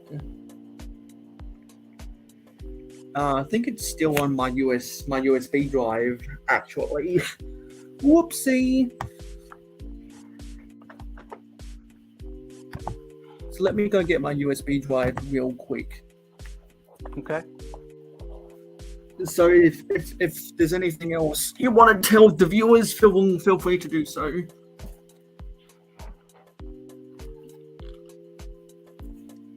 Bill, how's everyone's week been?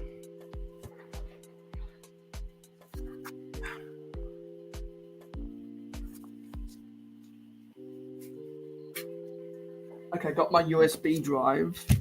Sorry, not my USB drive, my SSD drive. I'm gonna plug it into my brand new HP computer, and we're gonna go get that video file, the intro to Real Whole Egg. No, sorry, not real whole egg.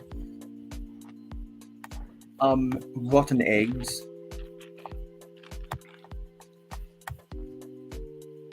Where's rotten eggs? There's rotten egg. I'm gonna drag that to my video files.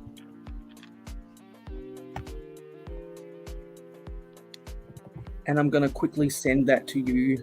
So I'll go to my email and email it to you. Where's Gmail? And if anyone does have any business inquiries, my email is mayohosko@gmail.com.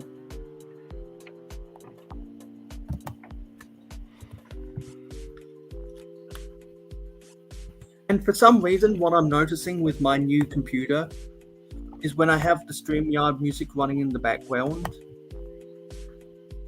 when I do other stuff like inserting my SSD drive, the music changes for some reason.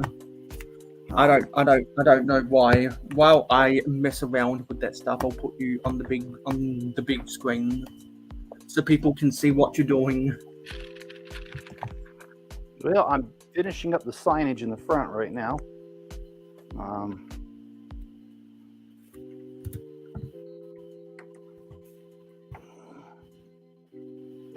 Let me attach a file. Because I saw that you were putting the TVs on the interior. Yeah, I've got 10 sticker sheets, so I'll be putting them on the outside too. Yeah, it's going to be a very interesting build. Because if anyone's seen my Lego City Mayo City updates, you know that the TVs are above the front door. Yeah. And there will be some above the front doors as well here. Okay, now I just need to. Okay, I just sent it. I just sent it to you, Jeff. Okay. As soon as I hear the little chime, I'll click it over. Awesome. Of course, Enzo wants to go outside right now. Like I said, does anybody want a dog? No, I'm just kidding. And right now, I'm wearing my Tipper Truck Army T-shirt because I've been wearing it for the past couple days. When I was on Twitch and doing some other things, and looks like we just got a new subscriber, another one. So thank you, Leighton Hatch, for subscribing to the mayohosko channel.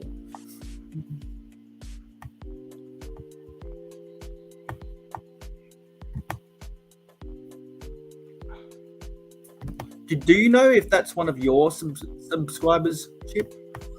It sounds familiar.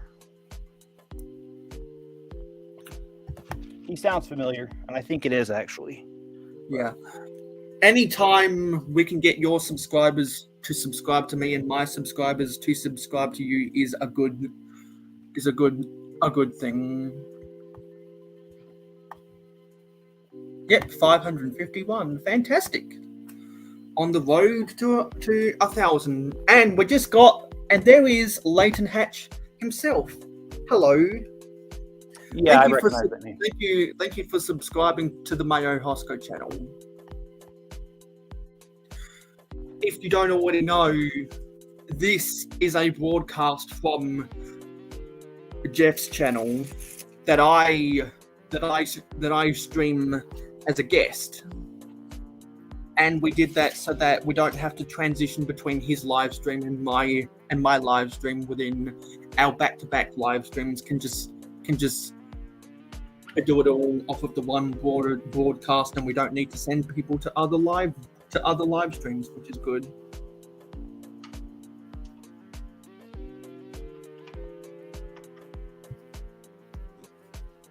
So I'll just do something really quickly on my phone, and I'll let people stare at my sig. I should probably tilt it backwards a little bit more.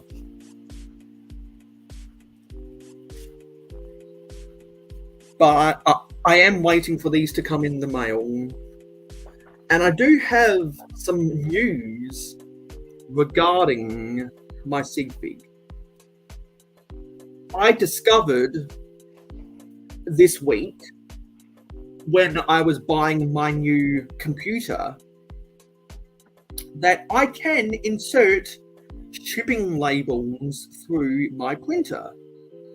And that's a good thing, because now that means I can print black and white stickers. And so what I'm going to do is I'm going to create some black and white stickers with the lettering mayohosko, and I'm going to size them up to be the same as a minifigure torso so that I can put them on the backs of my minifigure torsos.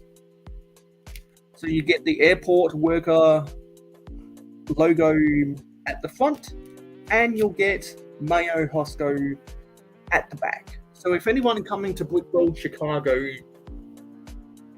has my SigFig in its current form, I'll bring an extra sheet of those stickers I plan to print up, so that you can add the sticker to your existing mayohosko SigFig if you're coming to Brickworld Chicago. And by the way, Mayo, it came through and I uploaded it. Awesome.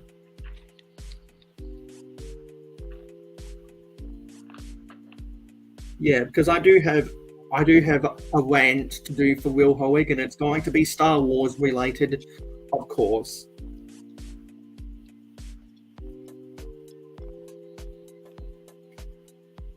because over this May the 4th be with you event, I've definitely heard Star Wars people complaining about Lego Star Wars as they do, and the more people will complain, the more content I have for my rants, which is always a good thing.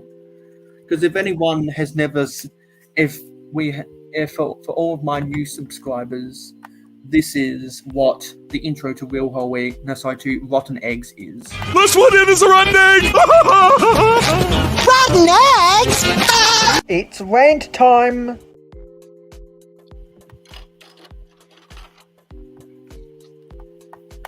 That's what it is. Okay, let's get started with this build, shall we? So it looks like we're building some of the minifigures first, building Doctor Strange. And I should mention, I'll be bringing a lot of these minifigures from the set to trade with people at Brickworld Chicago. I'll also be bringing my other minifigures from the Daily Bugle set to see if anyone wants to make a trade for them, because I'm going to test my luck at the yard sale and see if anyone would be interested,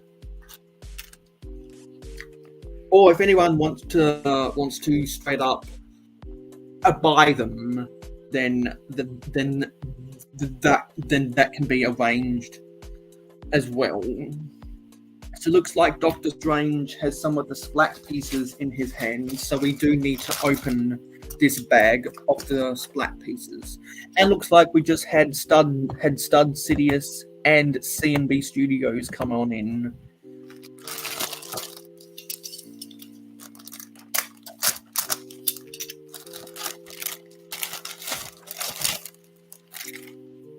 Thank you everyone for helping me reach 550 subscribers. And I'll say it again, congratulations. Yeah, because as far as my 5-year plan goes, we are on track with the subscribers. Because I needed to be at 500. I needed to be at 550 by the 1st of May. And we got to 551 by the 6th of May. I think we're about 250 watch time hours behind, but getting those watch time hours should be pretty easy. And people via my live streams, and people should be incentivized to watch my live streams because they can earn currency to buy tickets to enter giveaways. And who can't pass up on a good giveaway, and who doesn't want a mayohosko Sigvig unless you have it already.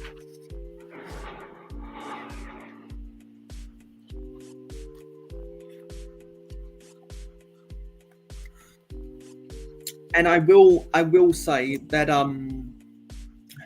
that if there's less than 100 people at Brickworld Chicago that wants to exchange Sigfigs, I'll be able to bring the rest home and use them in my videos.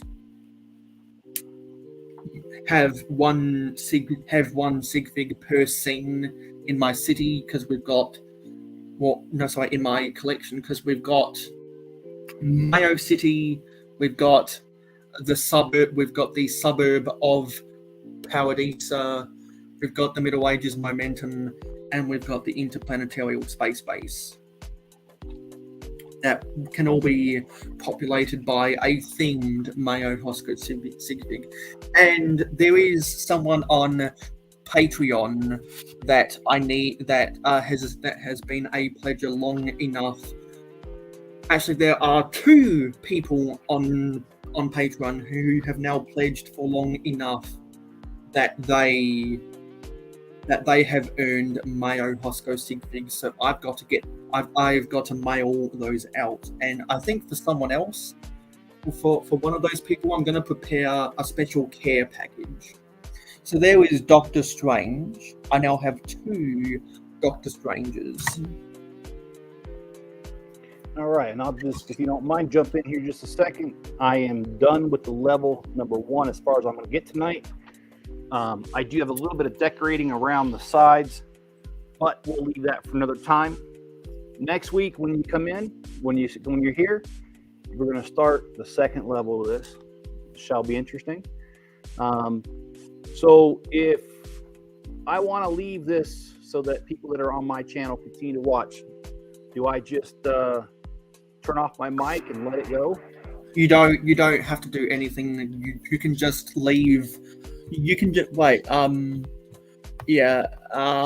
me see, because I'm pretty sure you can just leave the studio, and then I'll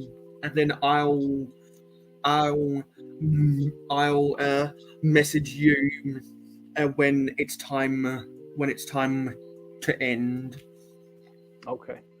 Because as of right now, I don't have permission to end the live stream. Oh wow. Okay.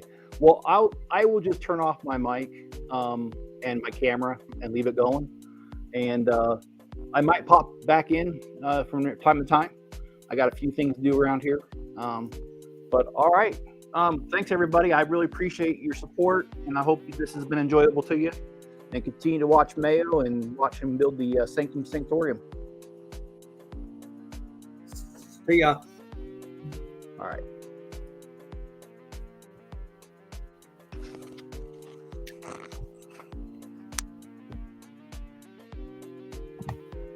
Let's get the full screen for me.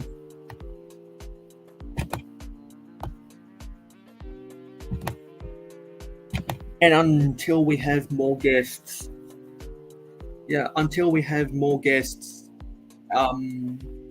we'll go solo on my screen.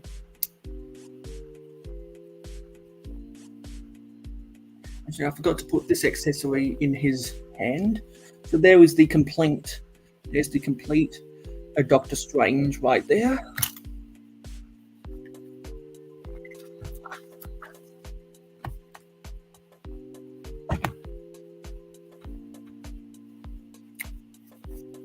So now we start with the actual build. Hooray!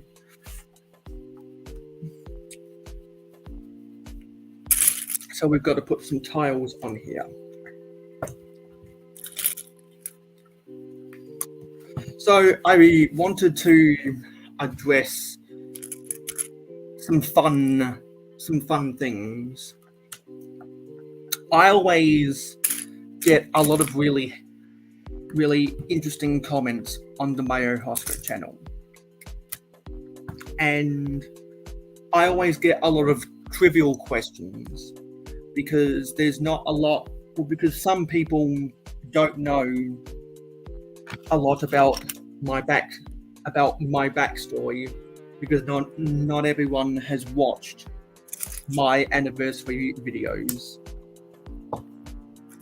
I've done an 8-year, a 9-year, and a 10-year anniversary video on the mayohosko channel since I came back in August of 2020, and it helps from time to time because we always have new subscribers to relay the information.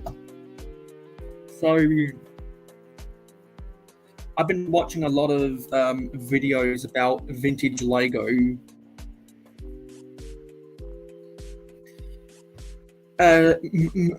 More so than I normally do because of the way I've been writing scripts about a vintage Lego.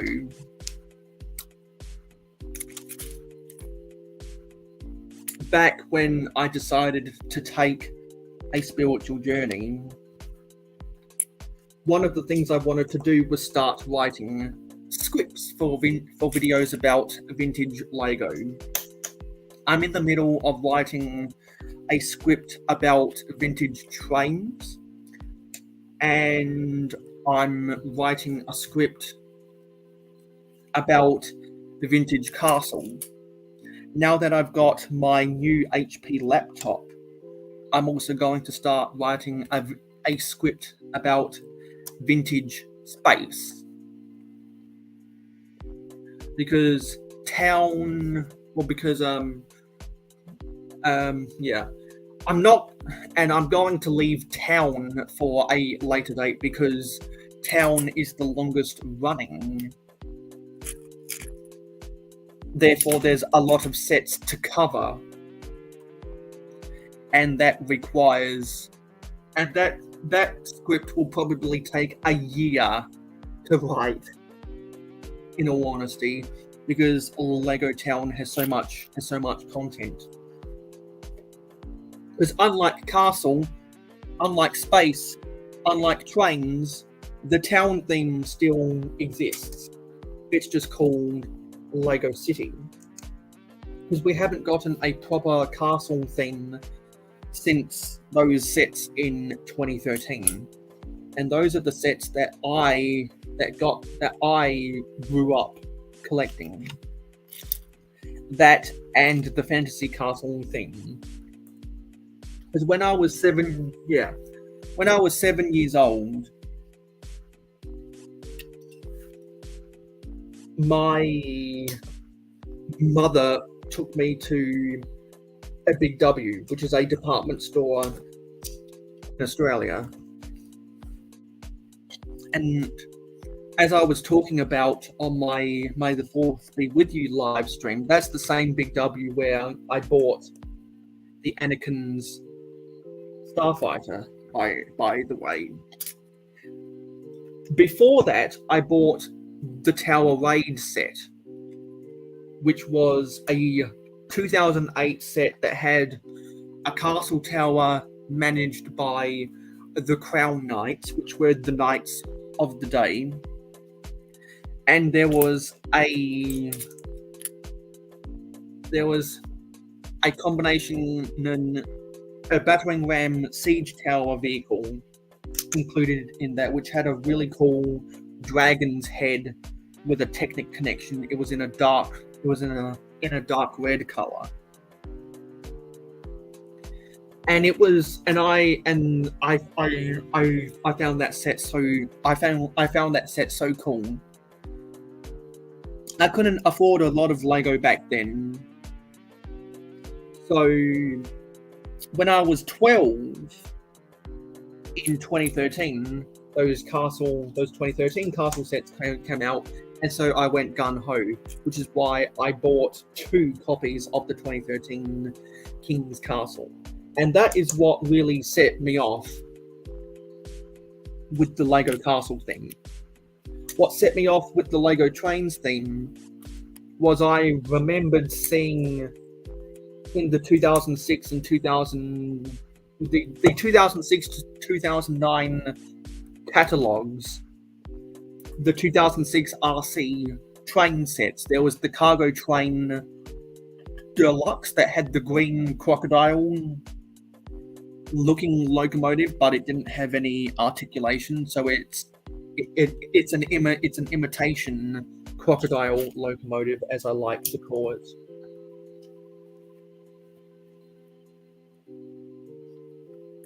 And the white passenger train, the first of a long-running series of white passenger trains. No, that's a lie. That's a lie. It was the first of 2. That was the first of 2 white passenger trains, because we had the 2006 version that had a more square cut aerodynamic cabin window, and then the one in 2014 had a pinpoint. Had an oval tip cabin canopy piece. And unlike that one, it had red in it instead of grey. And anyone that remembers the RC trains the battery box was in the chassis. It was in the chassis. And the battery, and there was an IR receiver type thing that would go above. So it had the RC trains had really good traction, but they could not pull, but they had really low haulage capacity, which is why in 2009, Lego switched it from RC to power functions. And when I saw people reviewing that yellow cargo train, and when I saw the yellow cargo train in the 2010 catalog, I wanted it. I actually sold some of my childhood toys to buy it, and I kind of regret it now because those toy trains from my childhood almost went up in price by 1,000%. So yeah. No regrets, am I right? No. But that's what got me started with Lego trains, was that yellow cargo train. And back then I didn't have any passenger trains in my collection. So I also, not only did I buy 2 of the yellow cargo train, but I also bought 2 of the red passenger train. And from then on, I realized, you know what, I like Lego's cargo trains a lot better than the passenger trains. So from then on, I started collecting the cargo trains only, and I have not bought a passenger train since. The reason I bought 2 of the red passenger trains is because I wanted the parts and pieces, the power functions, to build my own locomotives and rolling stock.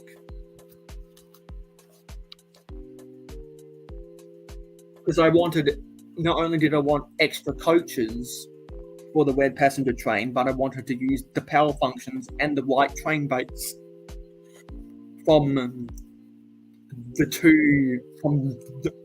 2 end coaches to build other things. And I grew up, now this is a little bit different. I got introduced into Lego Space because I inherited a bunch of Blacktron and Ice Planet sets from my brother. My brother moved out of our house in 2007, and before he moved out, he was still in university at the time. And so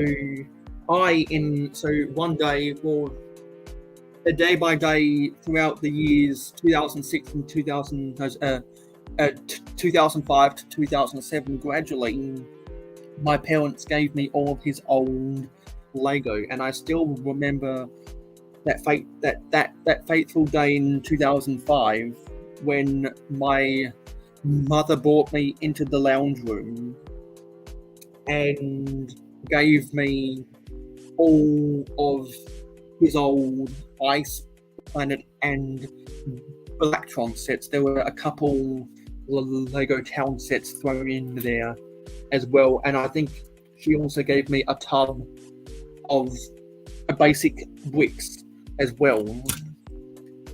That's what got me interested in vintage space.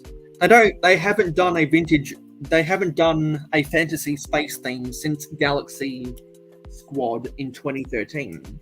They haven't done a proper castle theme, because I don't count Nexo Knights as a proper castle theme. That's more of a hybrid theme in my books, Lego Nexo Knights. And when they discontinued the 9-volt trains due to safety reasons, they lumped the train theme into the brand new Lego City theme. So ever since then, Well, so we haven't had a train theme since 2005, a castle theme since 2013, and a fantasy space theme since 2014, because those Galaxy Squad sets were discontinued in 2014. So that's why I've been writing scripts about those three themes: trains, castle, and space. And lately, people have been talking about the upcoming LEGO Dreams theme. I think I just saw Richard Cranium. Hey Richard, and there's a chip of the old Block Toys in the chat.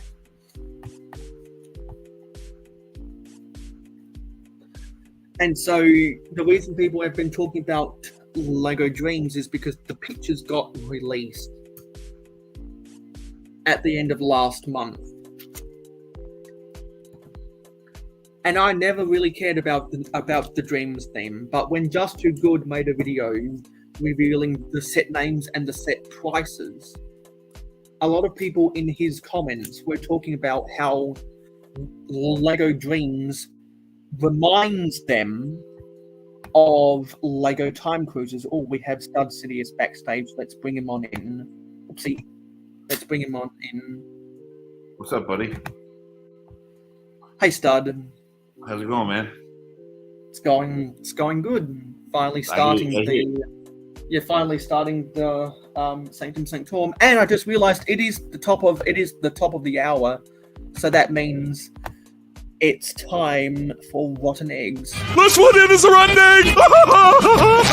Rotten eggs! It's rant time! So, for this episode of Rotten Eggs, I wanted to talk about the Star Wars theme. So, if you guys aren't subscribed to a couple of Brickheads, definitely go subscribe to a couple of Brickheads. Various times in their show, they have brought on M&R Productions because he's the king of Lego Star Wars, I guess, on YouTube. ACOB likes Star Wars. They're friends. They like talking about Star Wars together, and they always complain about the Star Wars theme, and their viewers also complain about the Star Wars theme. It was so funny when they brought Titanium J onto their show, and he talked about Lego Ninjago because Brent and Max were trying to convince Sean to give the Ninjago theme a chance, and everyone in the comments were blown away by the sheer amount of really cool weapons that Jay was showing off, and they got really jealous and as they do, started talking crap about the Star Wars theme because they realized that they are getting duped. They aren't getting the best quality sets they can, and I just need to close my window because it started raining.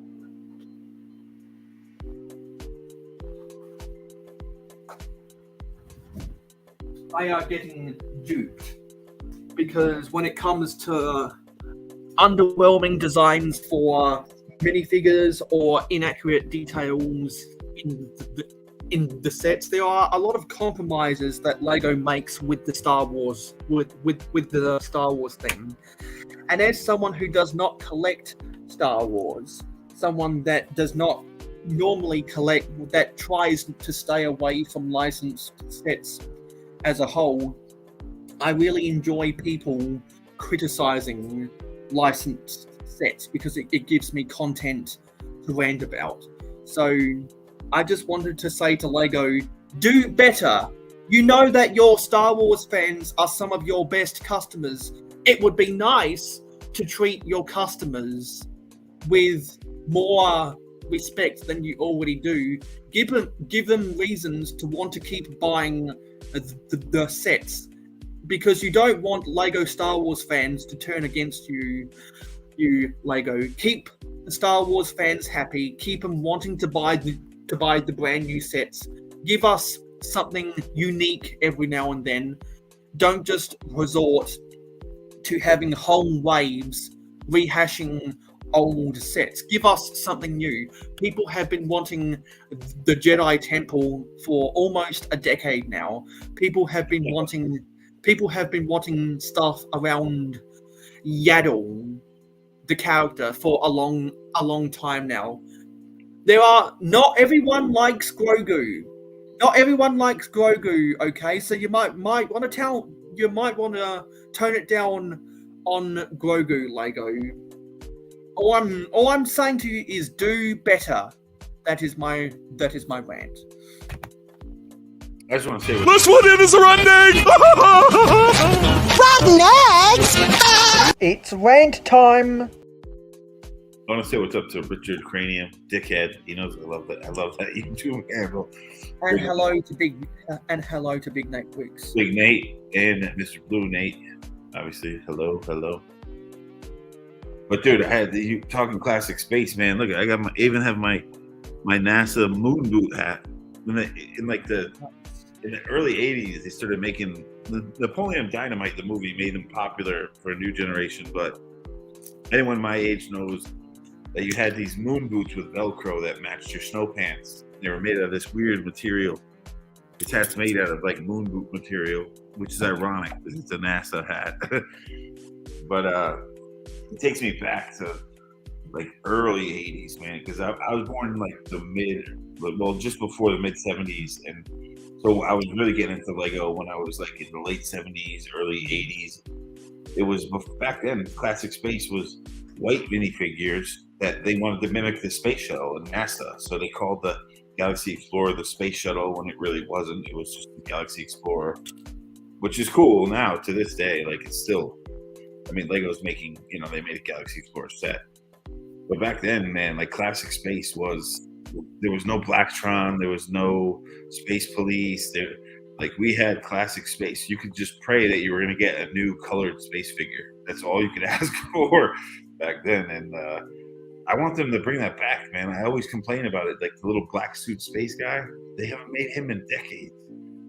Because that's what I was talking about in my script for the space theme, is that everyone gravitates towards Benny because he was in the Lego movie.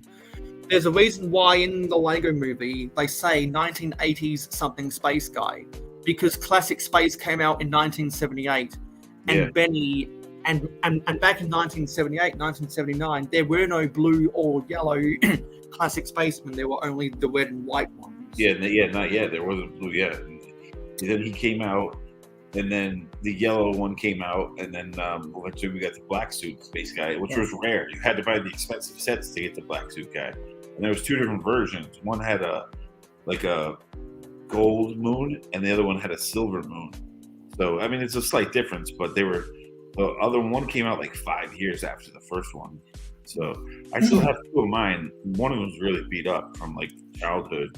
The other one was my brother's, who he kept it like mint condition, and I have that now. But they could have easily, when they made the Space Baby CMF, made a black suit. Like, why brown? Why brown?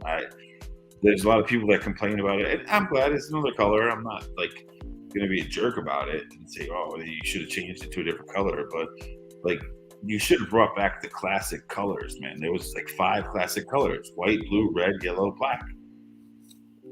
Yeah, so as far as my script goes for the vintage space themes, I've already covered a lot from 1978 to 1983. I talked about the details with the different colors of the minifigures, the color schemes of the sets, the evolution of how they started getting more and more details into the set, because I haven't quite wrote about it yet, because it, in my opinion, needs its own half a page, multi paragraphs to explain to explain why 1983 is my favorite year for classic space. I don't hate on Blacktron or like Space Police or any of those things, but those are sub classic space themes, like true. They're not classic space because Yeah, classic space isn't what it was called. That's just what the fans call it, and that's what it's called on forums like Yeah. Book said. The fans came up with that. When Yeah, I you're say right, you're right. the more the term for everything that came after classic space before they came out with Mars Mission is vintage space. 1987. I mean, true classic space is true classic space. It's got the little old school classic space dude with the scuba tanks in the back that don't even look like they're like moon oxygen tanks at all. They're just scuba tanks. Like, but that's what I loved about it. You know, it's like that's nostalgia. That was classic space back then.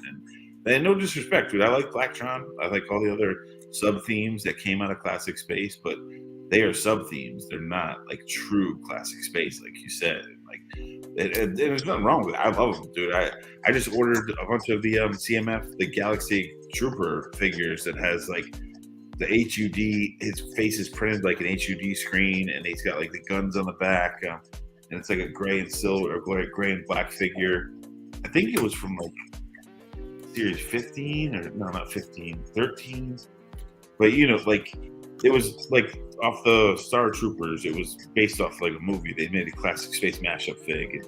It was cool. I just ordered a few for a mock, but it's not true classic space. You know, like true classic space is the figs that look like Benny. You know, like the true figures. Yeah, the monochromatic figures. Yeah. So in my script for that video, I haven't yet started writing about 1984 because, for those who don't know, the reason why the black astronaut is the most expensive is because it was the last one to be produced in 1984. Therefore, there are less sets that contain the black version. Yeah, there's only like 2 or 3, I think. Like 2, I think. I don't even know about 3. There might be 3, but it was rare, dude. Like that was in the prime spot because I was at that age. I was about like 10 years old or 11 years old when that came out. So I was like, oh man, like I was really into it, you know. And I was waiting because that was like the evil guy because he had the black suit. I would always be like, oh, this is the evil space pirate. And whenever I built little mocks or anything, like he was the bad guy. Which I loved, and like I cherished that figure. He was my favorite figure. It was the black suit space guy. And I don't think it's a surprise that when they came out with the Blacktron theme, they designated them as bad guys. Yeah. I mean, it kind of evolved into that, and that's why you don't see the classic space black suit anymore because Blacktron kind of took it over and they evolved it and moved on. But I think now it's time to bring it back, you know, like with nostalgia. That's why when I saw the last CMF series with the Space Baby, I was happy, but I was like, dude, that could have easily been the black suit space guy to fit. Like we have all the other ones, bring back the one of the true 5 that we don't have, you know? So, but it is what it is.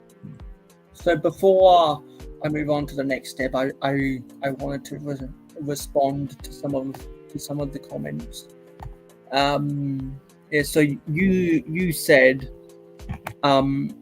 and Mayo, do you like the new set of the big classic fig with the minifigures in the head under the hat?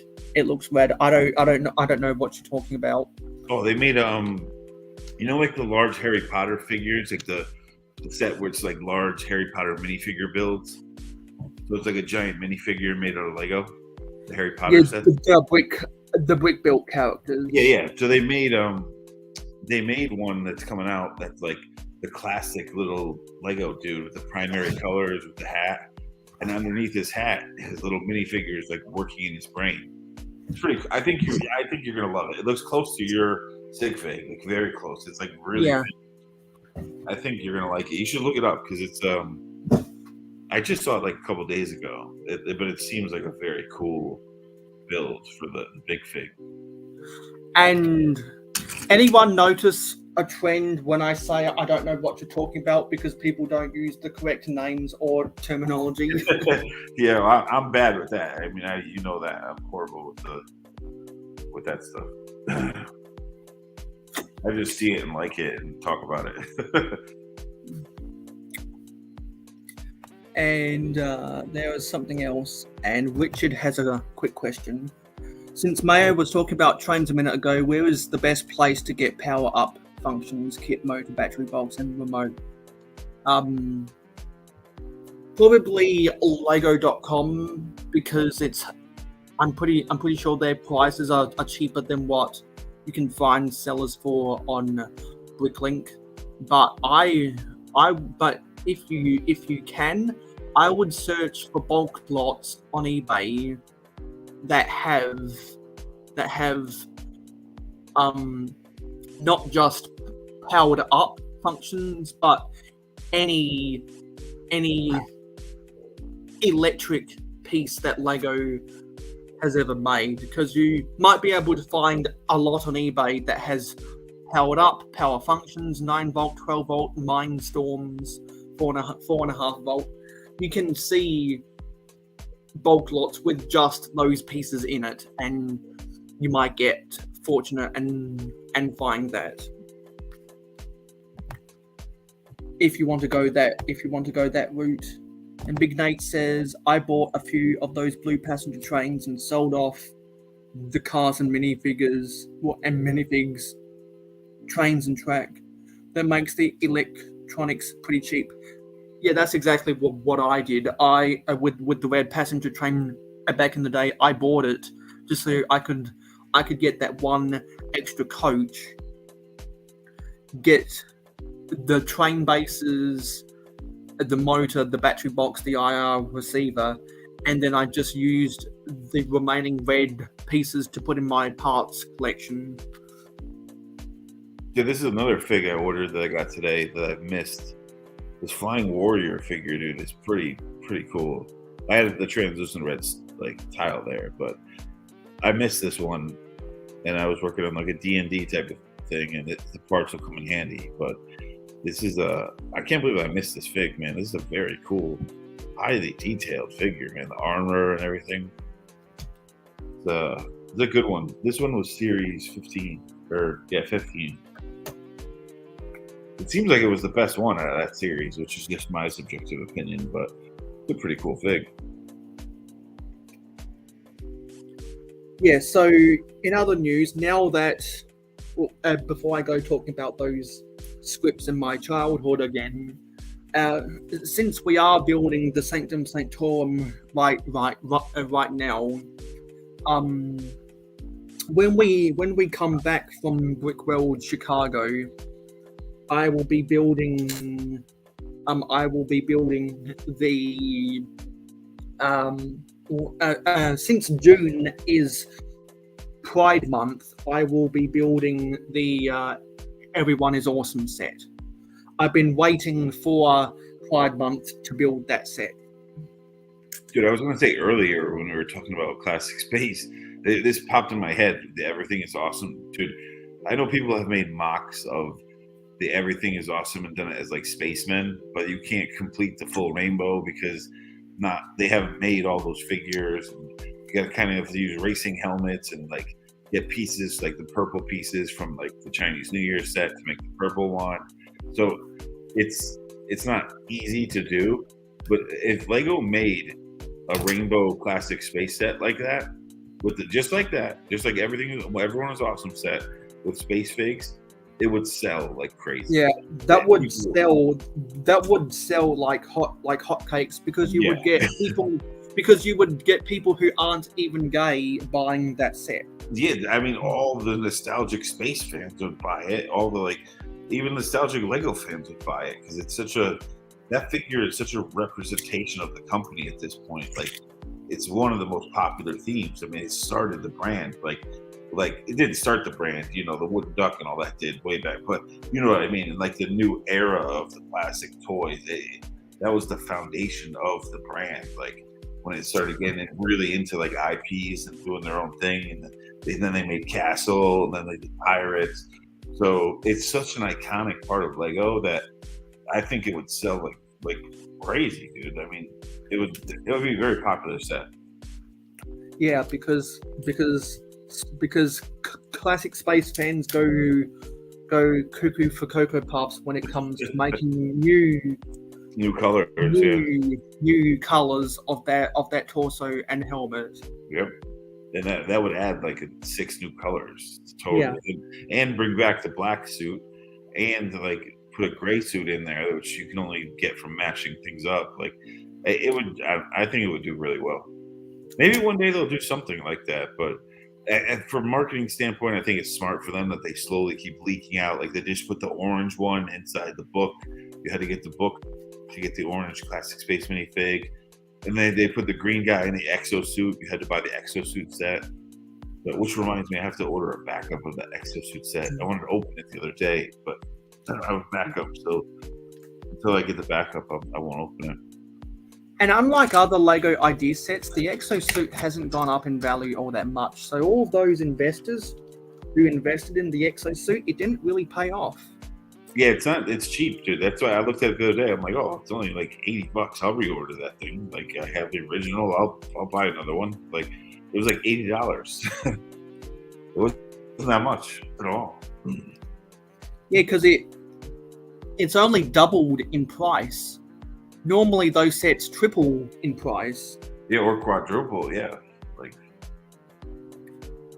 I mean, I don't know what the Flintstones idea set is worth now, but I think it's at least 4 times what it's worth on the shelf. Like, it's just an example, you know. Like, that's one of the rarer. Like, a lot of people, I see a lot of people that are like, I didn't even know they made a Flintstone set. Like, yep, they did. It was cool too. It was a pretty cool set. Yeah. And Richard's saying to Big Nate, maybe the best option is to buy. My best option. No, sorry, that may be the best option. I see the kit at 109, and the whole train is like 140. Exactly, because you get more value. You get more value buying a complete train set from a department store rather than buying the individual powered up functions from Lego. Speaking of trains and classic space, my nephews have my the original the classic space moon monorail. Blue, it was like blue, little hints of gray. And my brother had extra track, so we had like 20 feet of monorail track because my brother got a bunch of extra tracks now.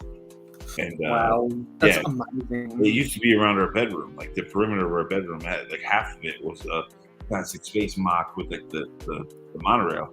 And my mother gave it to my nephews, and they're still in mint condition. I walk into my youngest nephew's bedroom now, and it's like he has all the track, everything's set up, like he keeps it in good condition. But eventually, Nice. one day, when he hits his dark age, I'm gonna go in there and swipe that bad boy right back. Yeah, you should and when you do that, you should post something on Instagram and send me the link.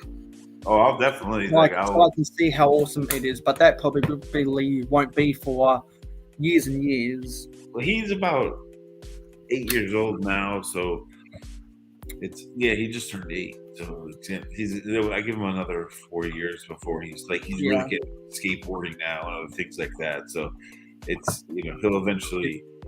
The good thing is he will always come back after his dark age because he sees me as an uncle. Like he knows I'm a professional artist. He sees all the stuff I do with Lego. So eventually, as an adult, I'll get him back into it. But when he goes into his dark age, like every kid does, I'm gonna swipe that bad boy right back. I told my mother, I'm like, it's technically mine, and my other brother, whose half it was, has passed away, so it's mine. That thing is mine. I'm gonna go take it back, dude. You best believe I'm gonna take that thing back.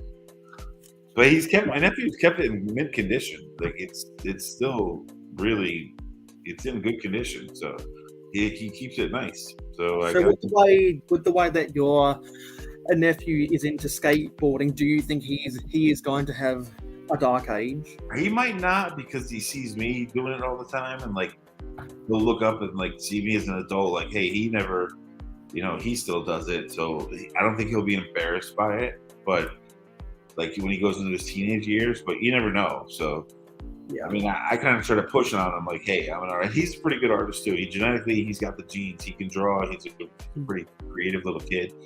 So exactly. I always try to steer him, like, hey, look at me. I still do it. So we'll see. We will see. But I do want that thing back. I'll tell you that. I want that thing back.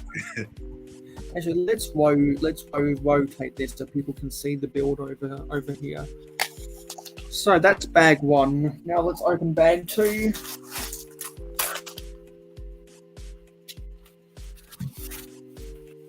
Let's push this off to the side and open bag 2.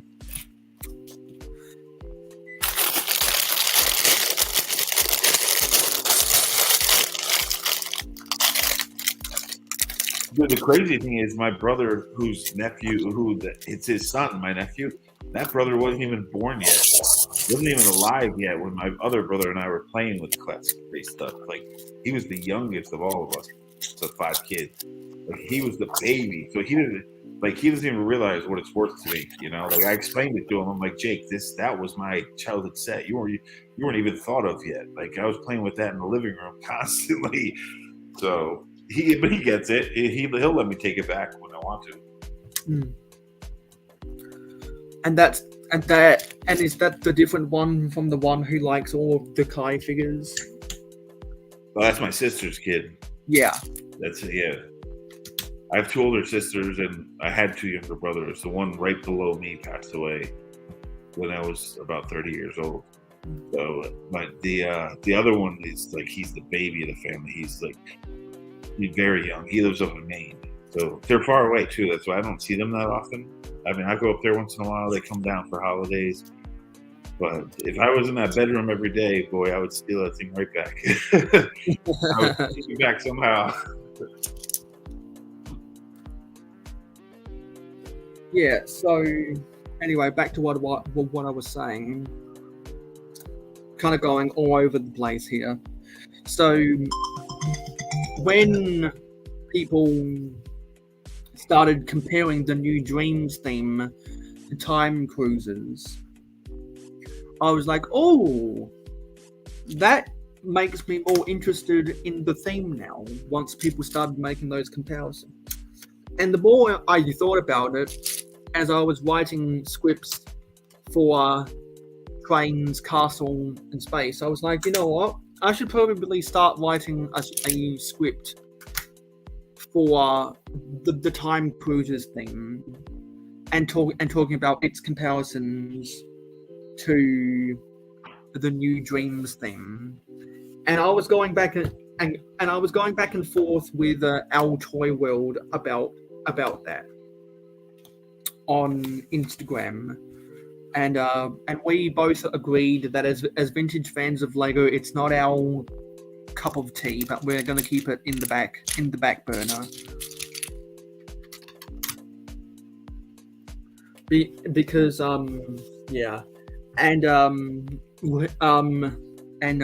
Eggplant Head in the chat here really likes the Time Cruises theme, and I asked him if he would like to have a role in that video when I eventually get around to film it, and we'll talk about it later.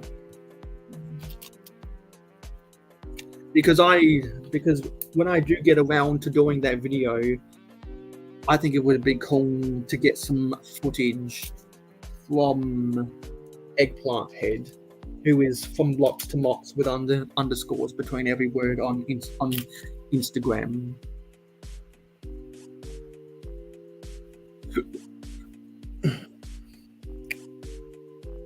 So For some reason, I thought you built this Sanctum Sanctorum already. No, I built the Daily Bugle. Oh, that's what it was.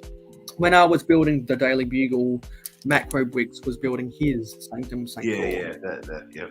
That's why people love it.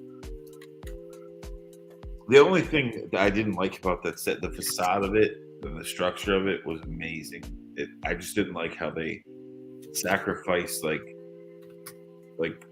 4 or 5 studs across, or 6 studs actually across the entire back base plate was blank because they had like opening features in the back. They had plate features that they had to add into the back. So the inside was really, really tight. But other than that, like the outside of it looked amazing. Like it was a cool build. The inside is just super tight.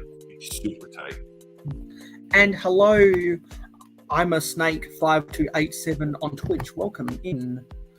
I am normally a Minecraft gamer on Twitch, but I like to do Lego stuff as well. So this week I've started doing more stuff in the makers and in the makers and crafting category. And right now we are building the Lego.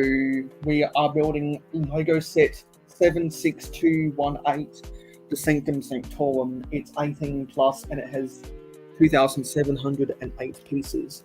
We hit 550 subscribers on YouTube yesterday.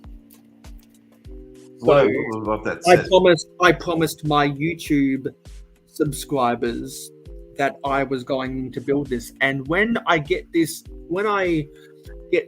set done, I'm going to go and look at these instructions and try to build this set on my Minecraft server. Because for those who don't know, I have a Minecraft server, and I like to play Minecraft on Twitch, and I have a regularly scheduled Minecraft Twitch stream at 8 a.m. Eastern every Saturday morning in North America, if anyone wants to come and watch me. what I love about that set you're building is the molded cape on Doctor Strange, like the classic Doctor Strange. Yeah, I always buy the custom like molded capes for like Star Wars rocks and things like that. And that one, when Lego finally made a molded cape, I was like, oh, maybe one day in Star Wars we'll get molded capes. But you never know. It's probably not, but a boy can dream. Eggplant saying, I can't hate on dreams because it's exactly what Lego used to do. It's a new theme that doesn't have a movie behind it, and it's actually pretty creative and imaginative. I couldn't agree more. That's why I want to do a comparison video between it and Time Cruisers. I always loved the original Lego IPs because they have more money to put. They don't have to pay licensing fees, and they can put more money into the molds and like custom stuff like that. And so I always like the villains. I'm always a fan of the villains in those things. And even though this villain, the Nightmare King, looks like a cross between Sauron from Lord of the Rings and Skeletor, I think it's pretty badass. Like I definitely want that fig. The shark ship looks cool. The Pegasus or unicorn or whatever it is, that build looks cool. The treehouse looks rad. Like I don't know, the whole wave looks pretty cool. I just want those figs though, and the one that looks like Orko, like the Orko, or in He-Man, Orko was the dude, the wizard that like floated next to him all the time, and in Dreams it's the exact like version of him, just like Exorcist style. It's like black. He has the cup with the scarf around his mouth. He's got the like it looks like Orko from He-Man, but just evil. It looks really cool, really cool. Because Lego doesn't have to use part of the budget to pay a licensing fee. That's why Star Wars fans get duped and Ninjago fans don't, which is why I ranted about that in my Rotten Egg segment.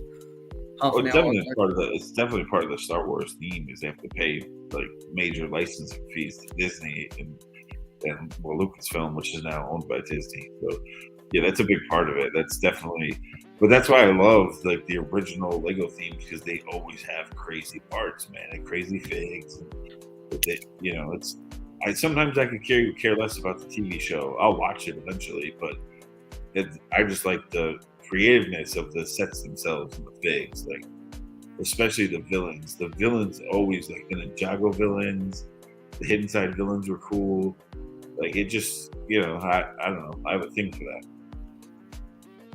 Yeah, and so also, when I was talking to our Toy World about that stuff, we coined the hashtag AFilms Unite.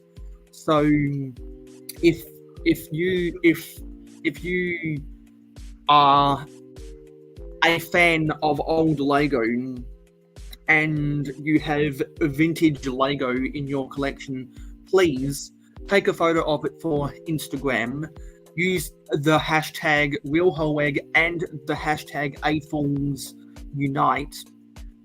Post it up on Instagram, and I'll share it on the next episode of RealHoeg. Also, I should mention, now that I'm not using my own StreamYard hours to do this live stream series, I'm introducing a new live stream series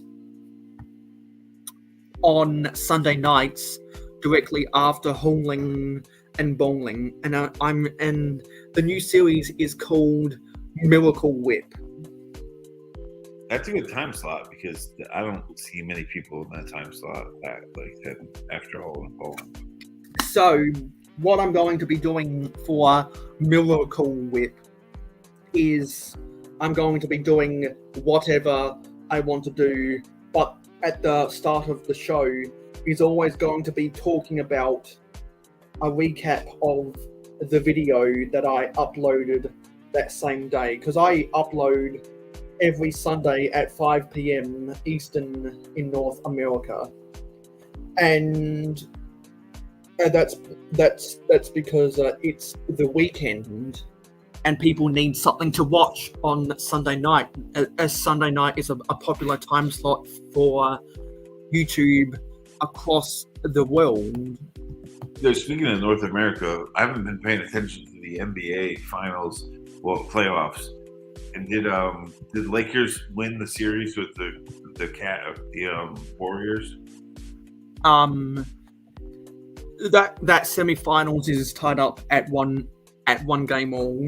Oh, so they still have one more. It's going to 7? Well, it's always a 7-game series. Oh, it's 1-1. I thought it was later in the series. I thought that that's the thing. I haven't been paying attention. I just saw in the news that it's saying like who's going to win. It's 1-1.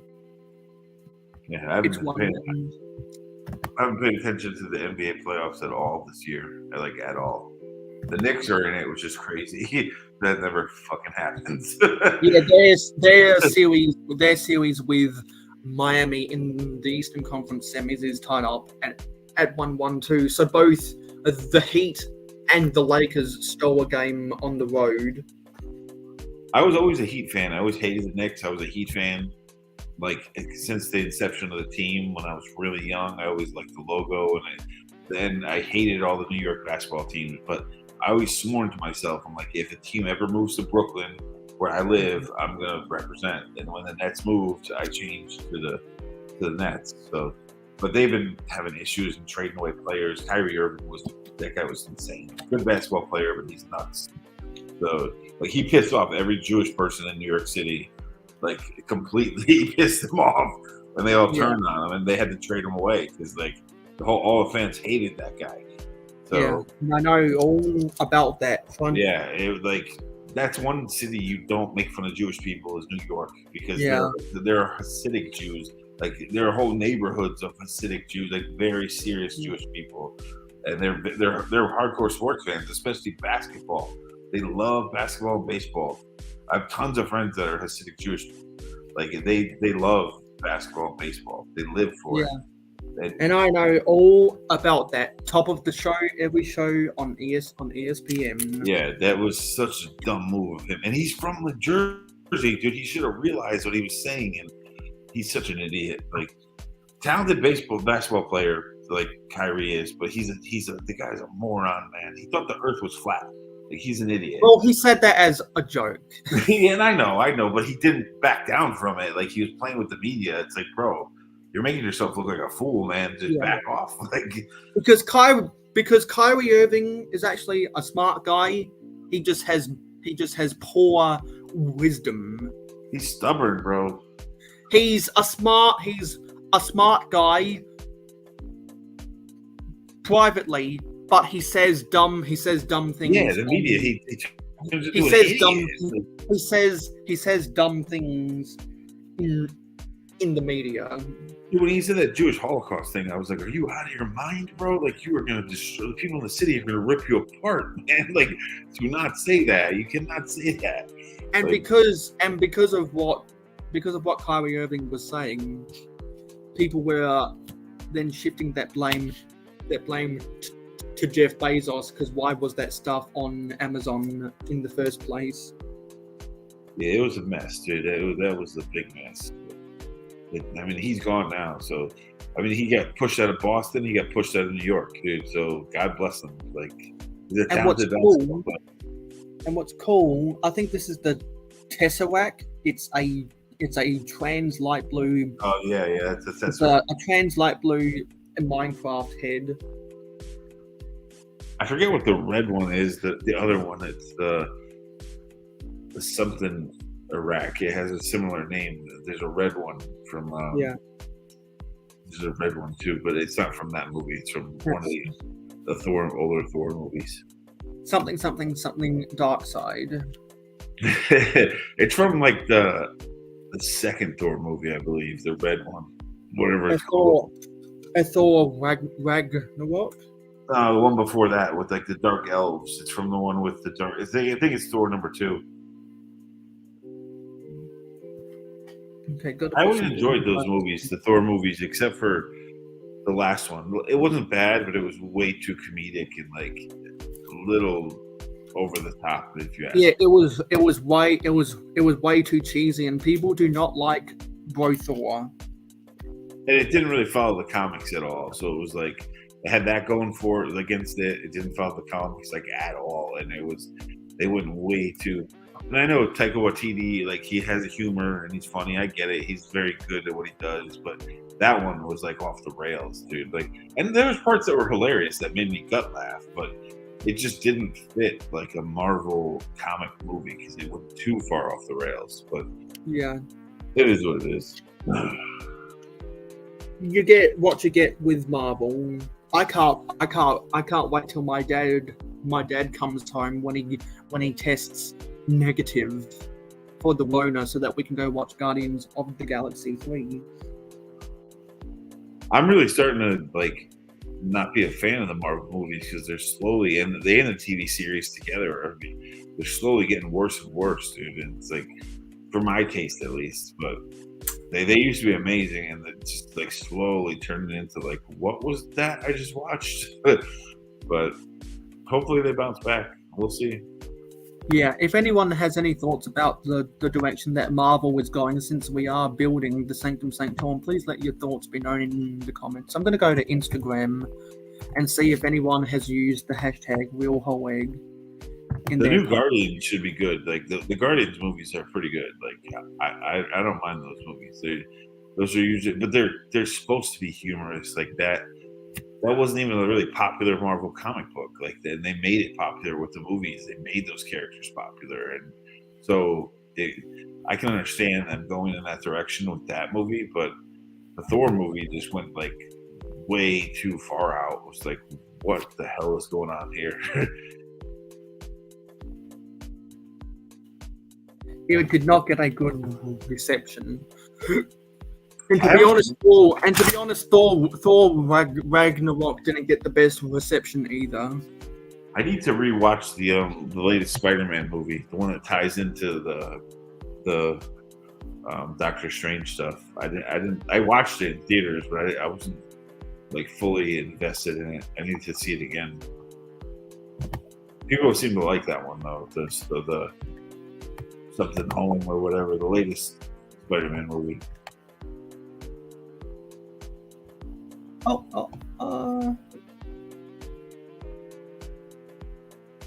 What?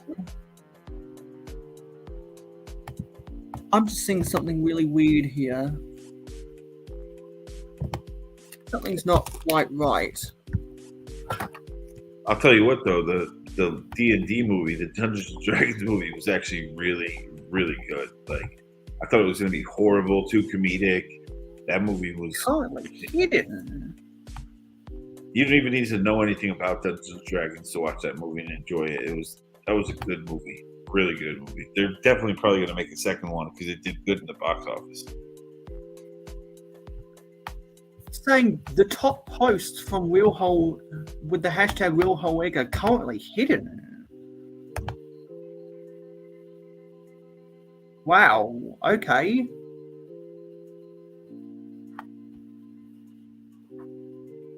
I don't know what people have been posting then.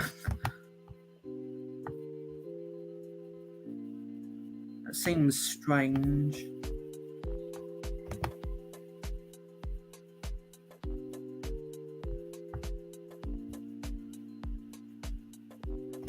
Because because my stuff, well, some of my stuff has the hashtag RealHoleEgg, so I don't know why. That's just weird.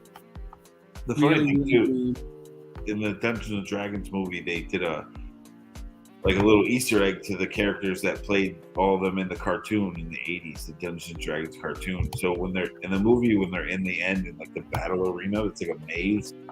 The dude with the Viking helmet and the little like unicorn pony, and the guy with the wizard hat, and the dude with like the armor, the gold armor with the red cape. Those are all the cartoon characters, just as live action. So it's like a hint back to the 80s cartoon. I thought that was pretty cool, and they didn't even say anything about it. You just see them in a cage, and you're like, "Oh shoot, those are the kids from the cartoon." But that was the good thing about that movie. It was like a well-paced action fantasy movie that you didn't even need to know anything about Dungeons and Dragons. It was just a good movie, just a good movie. Yeah, and RC's saying a lot of stuff. Guardians of the Galaxy 3 looks kind of Thor: Love and Thunder was so dumb. I mean, it did go off the rails. It was like some of it made me laugh, but it was from a comic book movie. I was not happy.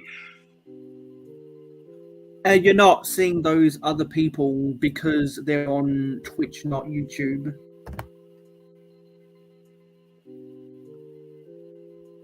RC doesn't have a clue, but he likes the new movie.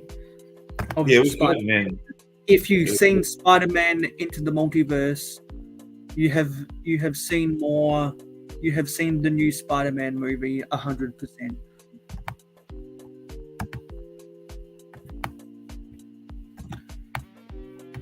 That's why I hear a lot of people saying that Marvel's going in the wrong direction.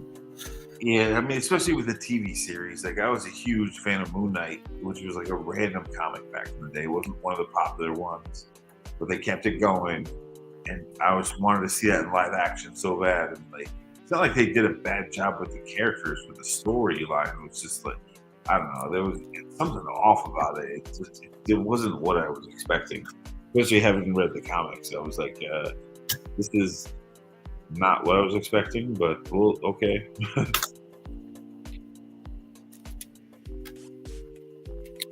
Yeah, Guardians of the Galaxy is the only Marvel movie I care about. I mean, they've been good so far. We'll see with this third one. I haven't seen it yet, so. And that's the only movie where I don't want any spoilers. Well, you can see from the trailers that they're gonna do baby, not baby Groot this time. It's gonna be baby, what's his face, the raccoon. Yeah, baby Rocket. Yeah, So I saw people talking about that from the trailers, and on the 3rd of May. The 3rd of May was the first time I saw the trailer on TV.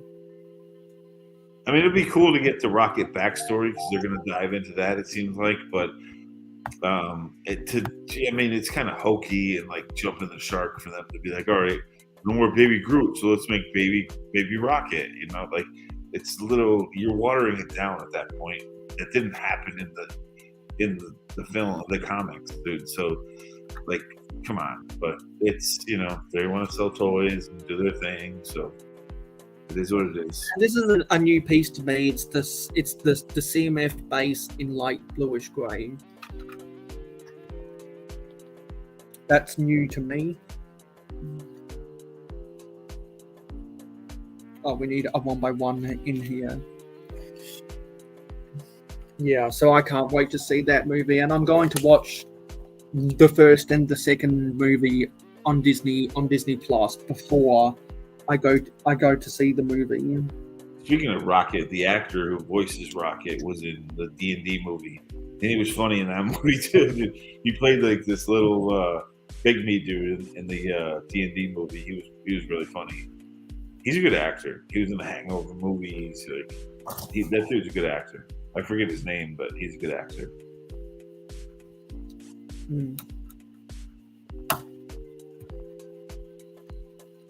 So I forget if this has the same problem, but remember in the Daily Bugle when they put the box that had the Technic-Wigs in the wrong location? I haven't built the Bugle yet. But remember when people were complaining about that? Not really, but I believe what you're saying. They do need to bring it back. The last time we got anything Western related was in the Lego movie. Well, supposedly we're getting that Fort Legorado. You and I were talking about that. No, we're not getting the Fort Legorado. We're getting the El Dorado Fortress. Or that, whatever the hell it is. I don't know the names. We talked about this already. Yeah. I'm That's the worst Pirates. That's Pirates, not Western. Because one of them I saw had a raised base plate. And you're like, no, it doesn't have a raised base plate. I was like, I could swear what I saw was a raised base plate. But it was probably the other. I'm horrible with the names for that stuff, dude. El Dorado Fortress had a raised base plate in it. One of them had like a ramp that went up like into the fortress thing. Like yes, that's El Dorado Fortress. Yeah, I don't know the fucking names. And all of the Pirates fans are gonna go cuckoo for Cocoa Puffs about that set. Oh, gee, bro, I was built like buying sets in the 70s and 80s, man. I didn't pay attention to that Western shit. It was good, but I just have no idea about it. Yeah, because Western, the Wild West theme would have come out when you were almost out of high school. Yeah, I mean, going into college, dude. Like, at that point, I was still buying sets that I liked, but I wasn't paying attention. But I had like a gray age. I didn't have a dark age because I was still buying certain things I liked, but I was not like paying attention to what the hell was going on in the Lego universe. You know, if I saw a set I liked, I would buy it. Yeah, and so I was saying that when the news came out about that, I was saying everyone that owns the Pirates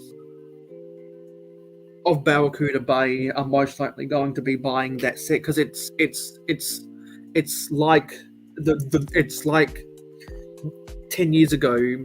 It's the same time because it's like 10 years ago. If you're going to buy the Rancor pit, you've got to buy Jabba's palace to put on top. 32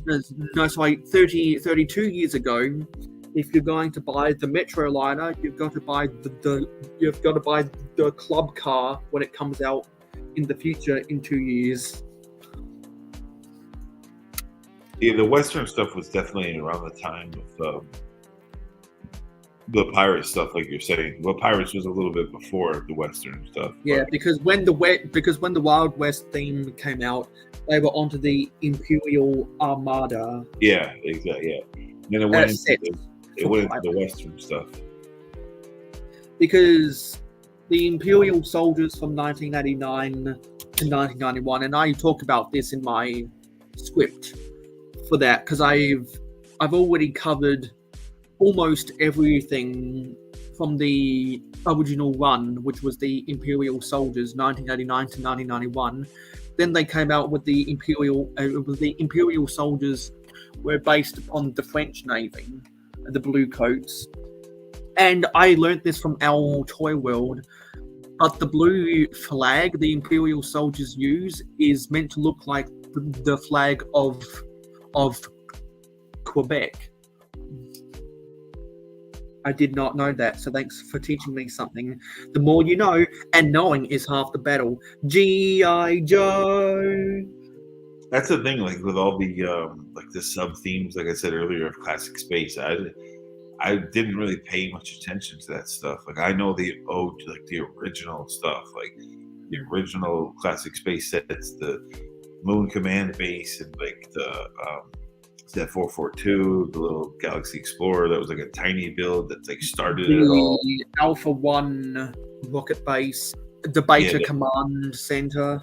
The Yellow Castle, like, and then Castle slowly started. Like that's the friend. Like I know that stuff, but the other stuff after that, I was already like in my teen years, going into college, and I would just get things that I liked, which was usually if it had something to do with space at that time. But yeah, and then because I need to talk, because when I get back to writing more for the script of the pirate stuff, I next need to talk about the Imperial Guards, which were the red coats based upon the British Navy from 1992 to 1995, and that's the one with the Imperial trading post and the Skull Eye schooner.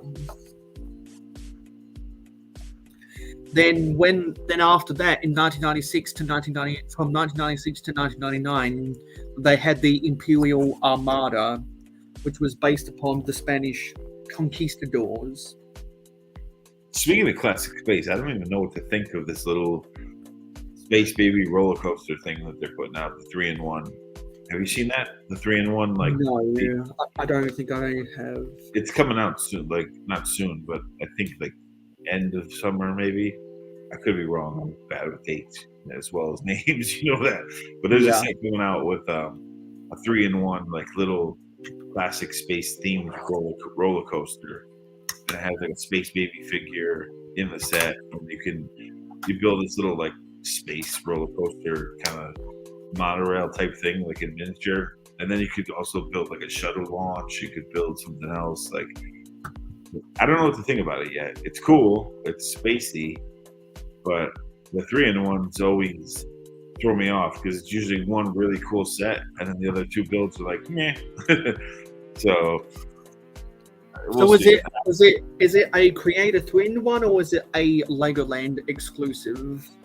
Well, it's a Creator 3-in-1. It's like a little classic Space Baby. Like the main build is like a little like space. You're on like the moon or Mars or wherever, and it has like a little roller coaster, like kind of like mini monorail type of thing going on with like one cart. And I mean, it's bare bones. It's a 3-in-1 set, so it's not like the most extensive thing, but it's pretty interesting. Do we know what the set number is? Here, let me look it up. Yeah, because I'm gonna see if I can show it on camera.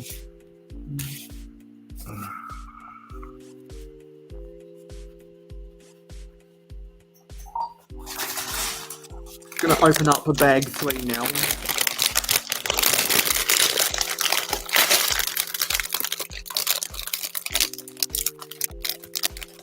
I wish I knew the name of it. Here, this might be it. I don't know. That's the pirate one.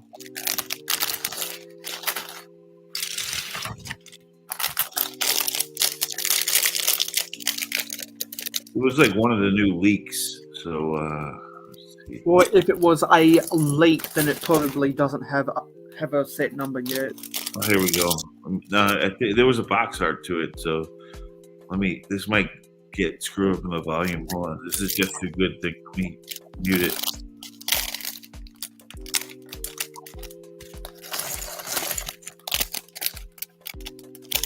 Can you see a set number? Yeah, I'm trying to get to that. I just don't want the. They won't let me get through the ads without muting. Hold on 1 second. 31142. Yeah, Richard might know the name of it. Yeah, he just posted it up in the comments. Yeah. Oh wait, no, that's the fish tank. No, it's not. Yeah, the space roller coaster. There's a listing on Brickset for it. Yeah, it's like a little classic space. Yeah, I've seen pictures of this one. It's going to be a 2023 set. Creator 3-in-1. Stupid ads. I need to log into Brickset on my new computer. 874 pieces. Apparently, it's going to cost $110 US. You have to check out too. In that leak is the one I was talking about with the giant minifig build that made out of bricks. I don't know what they're called. You said it earlier. I forget how they're called. But it's like the buildable figures. Yeah, the buildable figures. The new one that's coming out in the same time period as that, the same wave. I think you're gonna like it, Mayo. It's got like the retro, like primary colors. It's an old school fig. The hat opens up and there's like little minifigs working in his brain. Like it's a pretty cool idea. I don't collect those types of sets. I think it's on the big screen. I think when you see the big fig, the buildable big fig, I think you're gonna like it. Trust me, dude. It looks like your sig fig, man. It's really old school. Let's make this the full screen. No.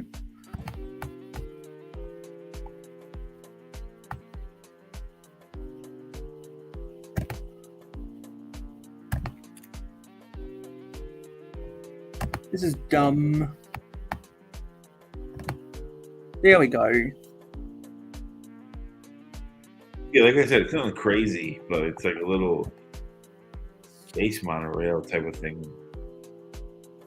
And it says it says it comes with 0 minifigures, but clearly there are minifigures in that picture. Yeah, and there's like you can see on a little ship build. There's a space baby in the ship build.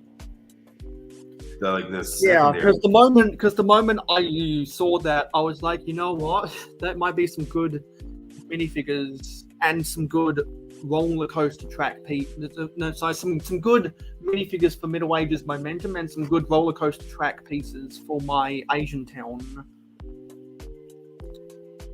Oh yeah, Richard, the mega fig of the Redbeard, that thing was awesome. I was on Matt Elder's stream when he was building it. He went to Denmark to the Lego house and he got like one of the sets from there when he was there. And they were like limited, one per family. And that thing was cool. He's like halfway through building it. That thing was like, I want to get my hands on those instructions, just like peruse them, because dude, the things I could make Star Wars figures like that, like looking minty. So I definitely want to kind of just have the build experience of that thing and see. And I would just like to have the pirate fig like that, mega style, like mega size. But actually, let me see if I can make this a bigger. The way they did that Redbeard though, pirate fig, it had like he had the peg leg, but it also like the legs were they could move, the arms could move, like the head could move. It was definitely, I want to check out those instructions and kind of digest that build style for sure. There we go. That's slightly better. Actually, there's got to be a way to close this ad.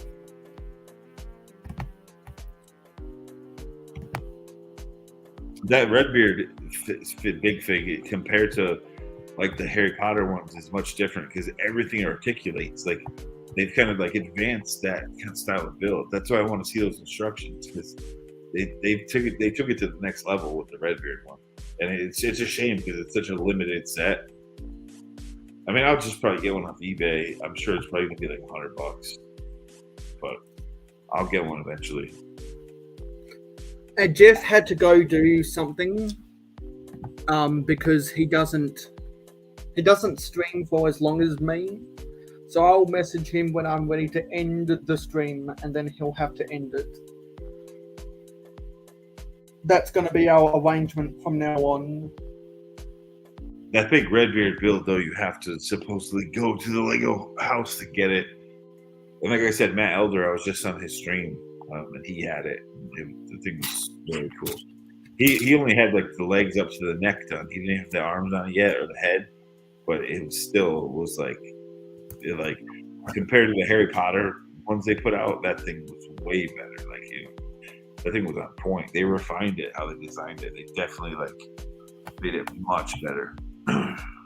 So I'm going to turn my camera off and close and close this, just because I've got to do something. Oopsie.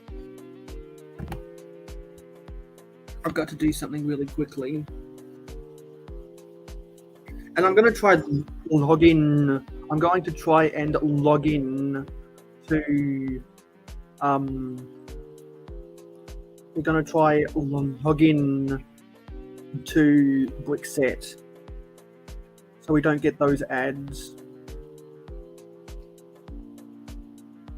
That big Redbeard fig build too, like the chest, the torso, it's like all snotty, and it had like the garnishes of like the gold tassels and everything, like the belt that goes across his chest. Like they did an amazing job with that thing.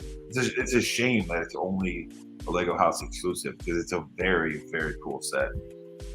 But like I said, I'll end up paying for it on eBay. I'm sure it'll be like 100, 150, somewhere around there. But I want those instructions because I'll digest that as a designer. I'll read it, look at it, and be like, yep, now I'm going to make Star Wars versions of this. Yeah. So let me log in to... They should make classic space figures of that. Those things would sell too, like crazy. They made a classic. Of course, they would. Any time they make classic space stuff in anything, it sells. Like if they did that, and it would be simpler than the way they designed the Redbeard. The Redbeard one, they did an amazing job with it. So classic space would be so easy for them to do, very easy. Okay, I'm logged into StreamYard. No, sorry, I'm logged into Brickset now. So let me try and change this to get this to work better. Actually, I think what I've got to do is stop this camera. Then I've got to present it again. Got to present it again. And now it's up. Okay, that's a bigger image now. There's no ads. Man, did you hear that, dude? All the my city's plagued with ATV and dirt bike riders, like packs of 50. They come down my street, dude. It's like ripping. You could hear the mufflers going. Yeah. Yeah.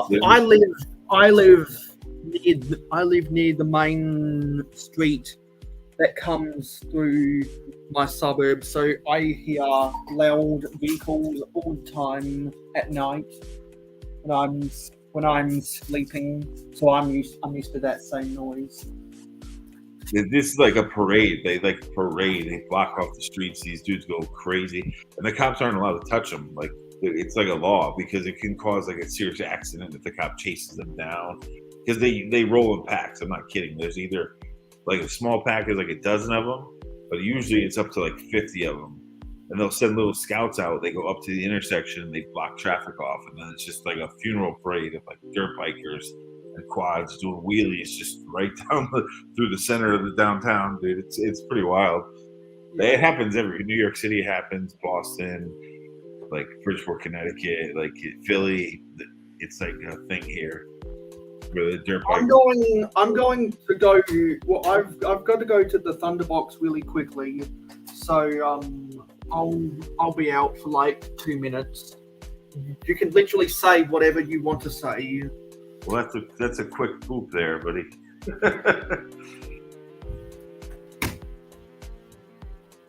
This little space coaster build though it's not that bad. Like that's what I said. I don't know what to think about it because it's cool, it's nostalgic, but it's like that mix of, yeah, you're right, Richard, hundreds sometimes, dude, hundreds, dude.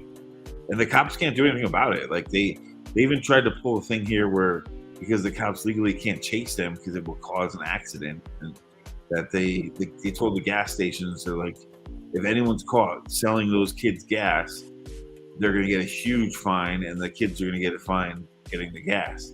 That didn't work. Like, they're never going to be able to get rid of them. I mean, I grew up riding dirt bikes, and I had motorcycles myself, dude. I was lucky that I had acres of woods behind my house in Fairfield. Like, my parents had a little farm. It was like the suburbs outside of New York City, so we had space to do what we wanted to do. But it's, these kids don't have anything better. They got to ride the streets. So I get it. They don't have the woods that I had, but so they ride in the streets. But it's crazy, dude. It's like, unless you live in like a metro area, like I'm sure in Florida you guys get them all the time. Like you said, there's hundreds sometimes, dude. They roll in packs. So it's hard to deter it. Like, you can't do anything about it.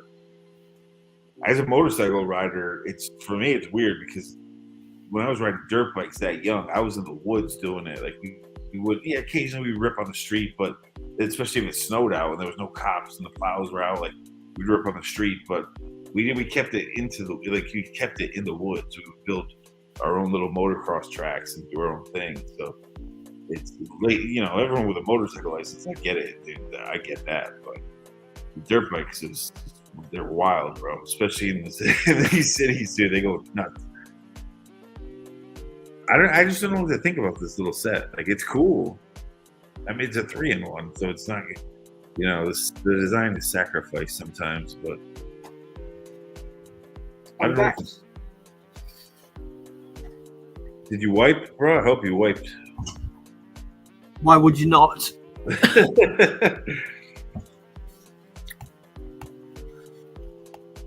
Okay. Yeah, since this is a new computer, it does antiviral scans every now and then, and there's no viruses. Yeah, so I think, if I'm here, so if I come across some money, I'll definitely have to buy this before it retires, if it goes on sale, because I'm going to do the same thing with the Indiana Jones sets and the UCS X-Wing. Buy them before they retire when they go on sale.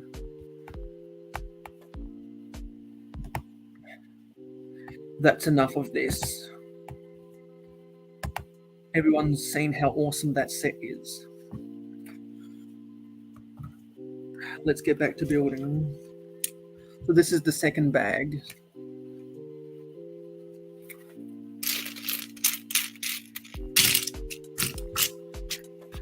Okay, where were we? Gonna do some tile. Actually, no, we've done those tiles. Now we've done this stuff, so we can turn over to the next page. And Macro Bricks is still up in there. Antivirals for the week. Hashtag Bareback Champions. Oh baby, I like it raw. Yeah, baby, I like my internet raw. That's some old dirty bastard for you. Oh, baby, I like it raw. Yeah, so I'm not sure. I'm not sure how long you've been here, Mark. But we just shared an image of the new space roller coaster creator set. Now we're starting to build bag 3 of the Sanctum Sanctorum. Oh yeah, I'm curious what he thinks about that. Yeah,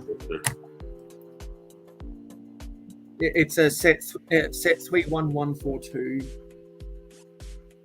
So I'm building someone right now, but I just don't know his name. Oh, it's it's probably the Moto, whatever. The Asian dude. He's a funny character. He's been in a hell of a lot of Marvel movies too. It's not a MODOK. Oh no, not MODOK. It's not him. It's no, it's the Asian dude he cast. Yeah, the Asian dude. The librarian. Is it Wong? Wong, yeah, that's his name. Wong. Yeah, He's a librarian. Wong. Yeah, that's probably who it is. I don't know for a fact, but I can guess that's probably who it is. Yeah, He's a I've good got 2 Wongs now, and I'll be trading, and I'll be looking to sell or trade both of them at either Brick World Chicago or an I'm moving house option stream. I think that's an exclusive Wong. I think it's an exclusive Wong though. Yeah, because he doesn't have any hair. I think for that set they made like an exclusive Wong. Actually, does it say so on the box? Yes. Yeah. It's Wong, because I'm just looking at the box right now. Yeah, I think it's a different one from the other one you have. It's probably just like a little. Yeah, because the Wong I have from the Spider-Man at the Sanctum Workshop, he has a bright light yellow torso. Yeah, it's a different one. Yeah. So now we've got to put the Technic pins in here. He's a good character though. That was funny in the movie when he's like in the first Doctor Strange movie where he's like he's trying to teach Wong about Single Ladies, that song from What's Her Face, Beyonce. And later on he's like jamming to it. Like that same with Guardians of the Galaxy with the soundtrack of all those classic rock songs. But I grew up on all those classic rock songs, so it's like super nostalgic to me. But that soundtrack for Guardians of the Galaxy, when he turns the Walkman on, it's just like, dude, that takes me back to like early childhood. Yeah, I'm just gonna close some of these tabs now.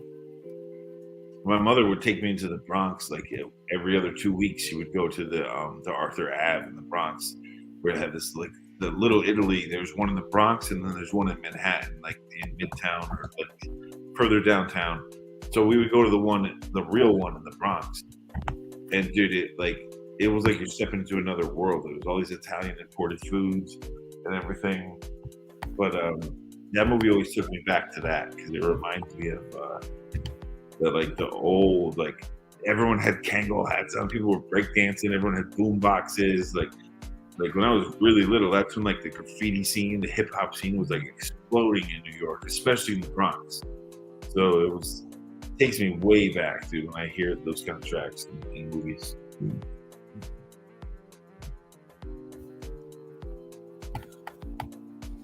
Yeah, I'm just looking at something else right now. There we go. Let's get back. Yeah. The only good people on YouTube right now are the people here right now. Everyone else that isn't here doesn't care about me. Anyway, there are some boxes. There are some boxes that form the connection pins. Those people I told you, those people might replay gang, so you gotta. There are some connection pins to in the same style as the other boxes from the not the Sanctum Sanctorum, the Daily Bugle. So I guess they are actually. Yeah, so it's interesting that they decided to go down that route instead of just making the building a bigger, actually giving more value to the set. I don't know.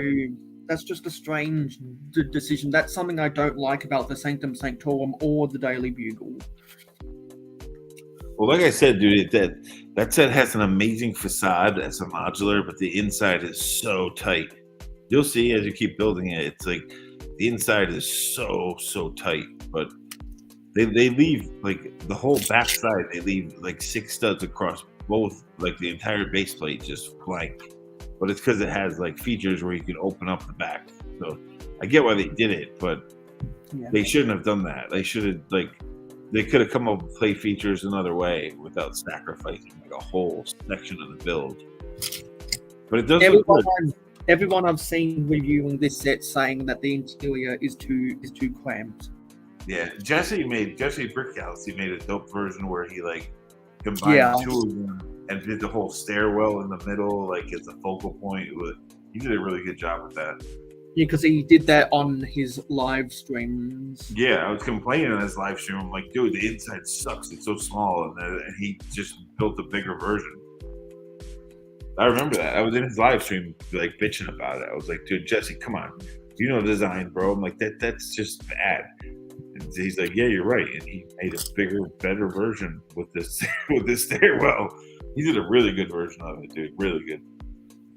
And the only reason I bought the set in the first place was because of the sand green roof.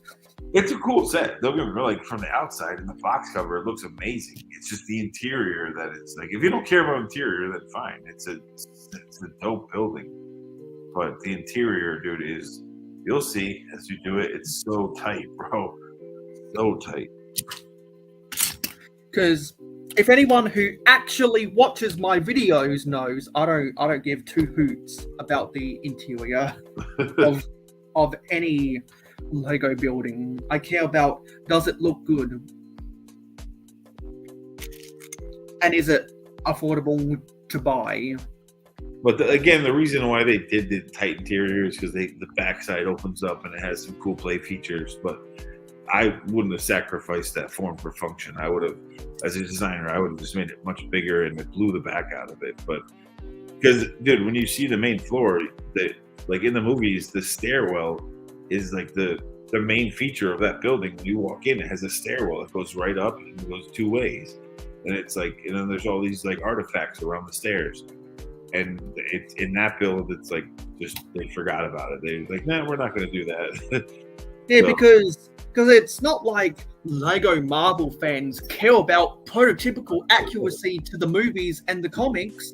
It's not like Lego Star Wars fans care about prototypical accuracy to the movies or the magazines or anything, because it's not like that's what their whole fandoms are built upon.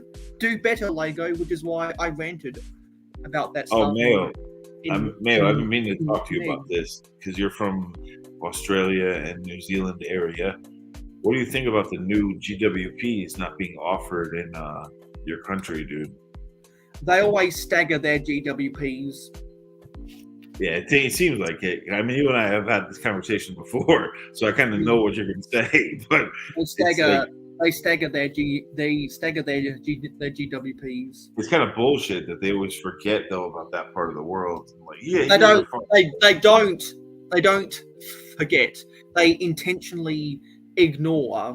That's what regional exclusives means. Which Lego said they were going to stop doing, but they haven't. That's why I say Lego breaks their own rules faster than less gold on hardcore porn. I was being kind when I said that they ignore you guys because they tease you guys, and occasionally you'll get a GWP, sometimes you don't. Like, it's, it is what it is. From a marketing point of view, I get why they do it. It's a limited thing, and they're going to push it to whatever countries they're spending the most at that time.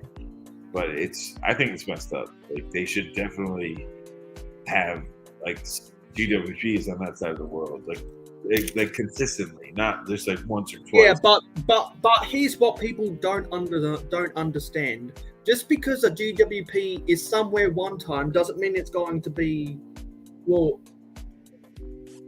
it doesn't mean it's not going to be somewhere else another time, because there's been plenty of times where Australia has gotten GWPs before every other country has gotten GWPs. Oh no, definitely. And sometimes you guys get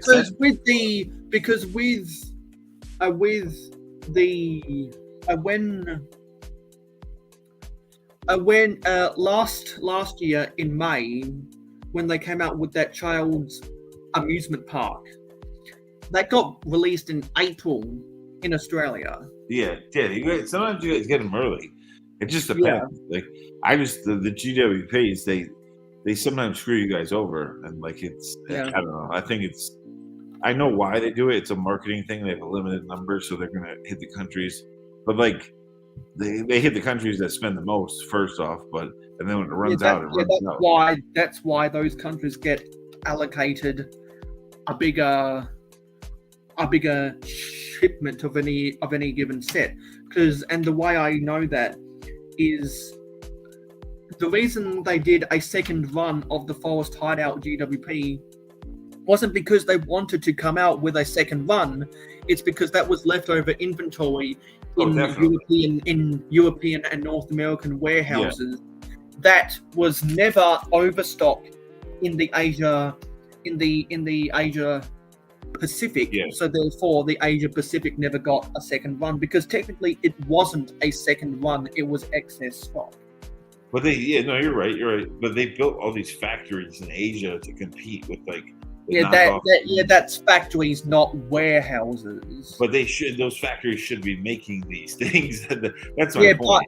But a factory is not a warehouse. There are 4 distribution centers in the United States alone. There was only 1 in Australia. That's why the threshold for shipping is $35 US. But in Australia, the threshold for free shipping is 150 Australian dollars, which is slightly under 100 US because there's only 1 warehouse. Yeah, but it starts with the factories that are making it. That's my point. Is they should make the GWPs in your factories and push them to that distribution center just like they do anywhere else. And sometimes they choose not to do it. And like they're fully capable. They have factories there, man. They can easily make them, and they just don't. That's what kind of pisses me off. But that's marketing. I get it. I know how they work. So it's stupid. Because what people don't understand when it comes to that is when Lego built their factory in Mexico, sets got cheaper in North America. When Lego built their factory in China, sets got cheaper over here. Now that they have the Chinese factory, what they need to do is they need to build a second warehouse in Australia, and they need to build more warehouses in West Asia. Now they've already got plenty of warehouses in East Asia. Now they need to build more warehouses in West Asia and 1 more in Australia. Because the reason I don't buy a lot from Lego.com is because of the threshold for free shipping. I'm not going to spend $150 a pop every single fucking time. Wow, what pisses me off about them is like, even if you pre-order a set, and they made a factory now, they're breaking ground in Virginia to try to help in the U.S. market to fix this, but it's going to be a long time before it's up and running. Like, well, not a long time, but at least probably a couple of years. But dude, I don't order shit off of Lego.com anymore because you can pre-order a set that's coming out, and you pre-order this. You should be the first one that gets shipped to, like one of the first group of people. And when I pre-order shit, it comes 2 weeks after I already see it in store. So it's like, why the fuck am I gonna? I'm done ordering off Lego.com because they can't even send the May 1st, April 1st, like the first wave sets to me on time. Like I can easily just buy it in a store. So that pisses me off. And this is the kind of stuff I'm gonna have to talk about in a future segment of Rotten Eggs. The whole manufacturing and distribution crisis that Lego has.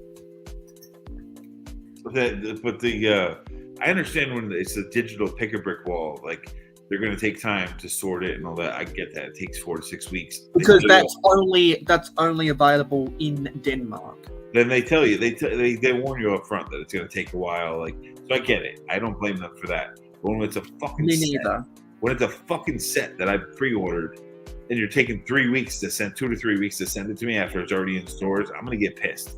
Like, that shit should. That's a different story. Yeah, that shit should be showing up at my door within 1 to 3 days of it releasing. Like, come on, get your shit together. Like, that makes me mad. That's why I don't go to them anymore. I'll go to Hobbytown and get it 3 weeks early when they put out, if I catch them in time. Because Hobbytown only puts out like 4 or 5 in each set, but they always put them out early. And if I catch it, I'm not going to order anywhere else. I'm not going to go to Target, Walmart. I'll go to Hobbytown and just snatch it up if I can. So the Lego site, and despite what Sean from a couple of Brickheads thinks, he's wrong, because Lego doesn't want you to buy. They incentivize you to buy from the retailers. The only reason they want you to buy from their stores is to get you attracted to the hobby of Lego. Once you've already been attracted to the hobby of Lego, then go buy from our retail partners. But you're not going to get addicted to Lego from those dirty box store department stores that give us hundreds of millions of dollars everywhere. No, sorry, every year. You're going to get addicted to our product because you've come to our store. Come to our store in your local mall, get addicted to Lego, then go buy from the department stores. Everything's good, and we can stop holding a gun to your wallet. Well, the push for the Lego stores is they want you in there just to get you on the VIP list, and once they have you on the VIP email, they know even if you go to the other retailers, if you go to everywhere else, that you're still gonna want the incentives from them. So Sean comes from the retail world, so he sees it from the non-Lego store point of view. So I get that, but they want you in that Lego store only to sign you up for. That's why. No. Sean was actually saying they want you to buy from the Lego store no matter what. I think that's not the case, because Lego takes notes heavily from the model train industry. The model train industry is model railway companies intentionally price their products up to 30% above retail because they have contracts with model train stores, and those model train stores pay big money to get lots of products in, and they have tight relationships with the model railway companies. Oh yeah, that's what I'm saying. And because of that, the model train companies know how important the retailers are, so they intentionally get you to buy from the retailers. No, I get that. That's what Lego does when their prices are 20% above retail. Some people, most of the normies, as Sean calls them, doesn't understand that, but business people and business-minded people like Sean and us already know that stuff. But that's what I'm saying. Sean, the Lego store wants the normies to come in and sign up for their program, so they're on the marketing hook, the fish on the hook, and they're gonna join the VIP. Sean's in the world of the third market retailers, which it's not a bad thing. I was in that world as well. So that's why Lego makes deals with Target and Walmart and makes exclusive sets just for them, because they know that they need those third market people to sell their stuff. It's a big chunk of their business. But when people go into the Lego store, they want them in there to get them addicted to the brand, and that's why they want you to sign up for VIP. They want you, they give you the GWPs. It's a whole different thing. Those are for the true fanatics of the brand, and the normies that go in there and they're giving me free stuff, when in reality they're not giving you free stuff. You're paying for it in advance in their marketing scheme, but there's a whole other conversation.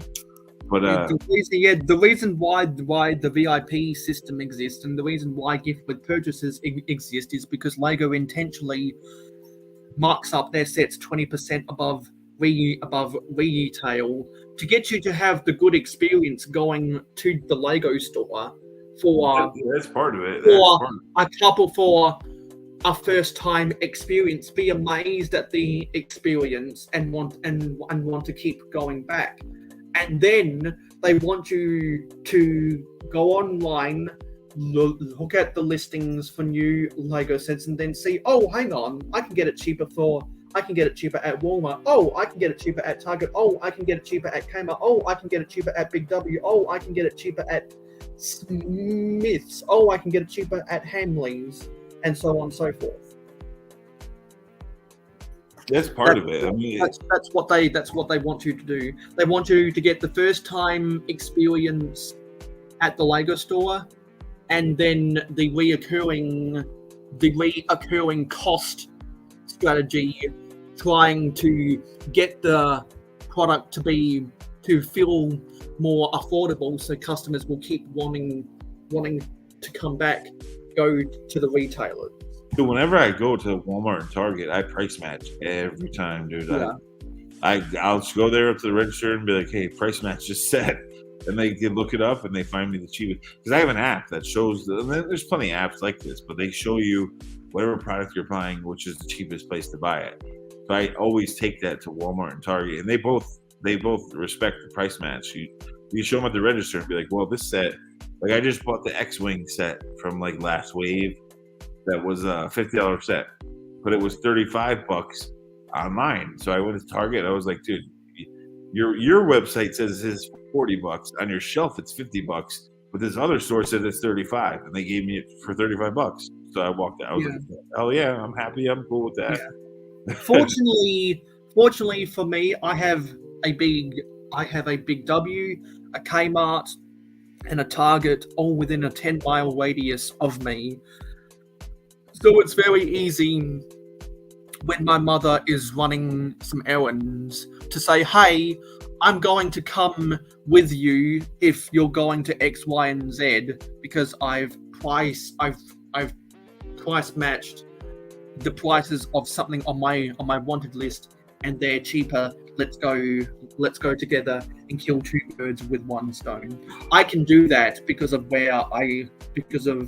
the department stores within my proximity. But the people who aren't have to use an app, particularly if you're in a regional area. Well, the app you have to do price comparisons and do price matches, because not everyone in the world has multiple different department stores within a 10-mile radius. It's just the app is just a quick way to get the cheapest price to make them price match, and I use it every time. Like, and Sean was the one who reminded me of it. Sean's like, "Dude, you know your marketing, go price match." And I would never do it before. I never thought to do it before. I knew it existed. I just never. You don't think to do it. But now, from now on, when I go into Target, I'm like, "Dude, price match this bad boy." I pull up the app. I'm like, "Here's the cheapest one. There you go, price matching." And they do. Thank God they do, because you can easily always save a good $10-15 doing that. Yeah, I don't even need to use a price matching app. All I have to do is type the set number into Google, and on the first page, it gives me the listings from all of the department stores. Oh yeah, they'll do the same thing. It's the same. It's the same thing. Like, you can use Google. Yeah.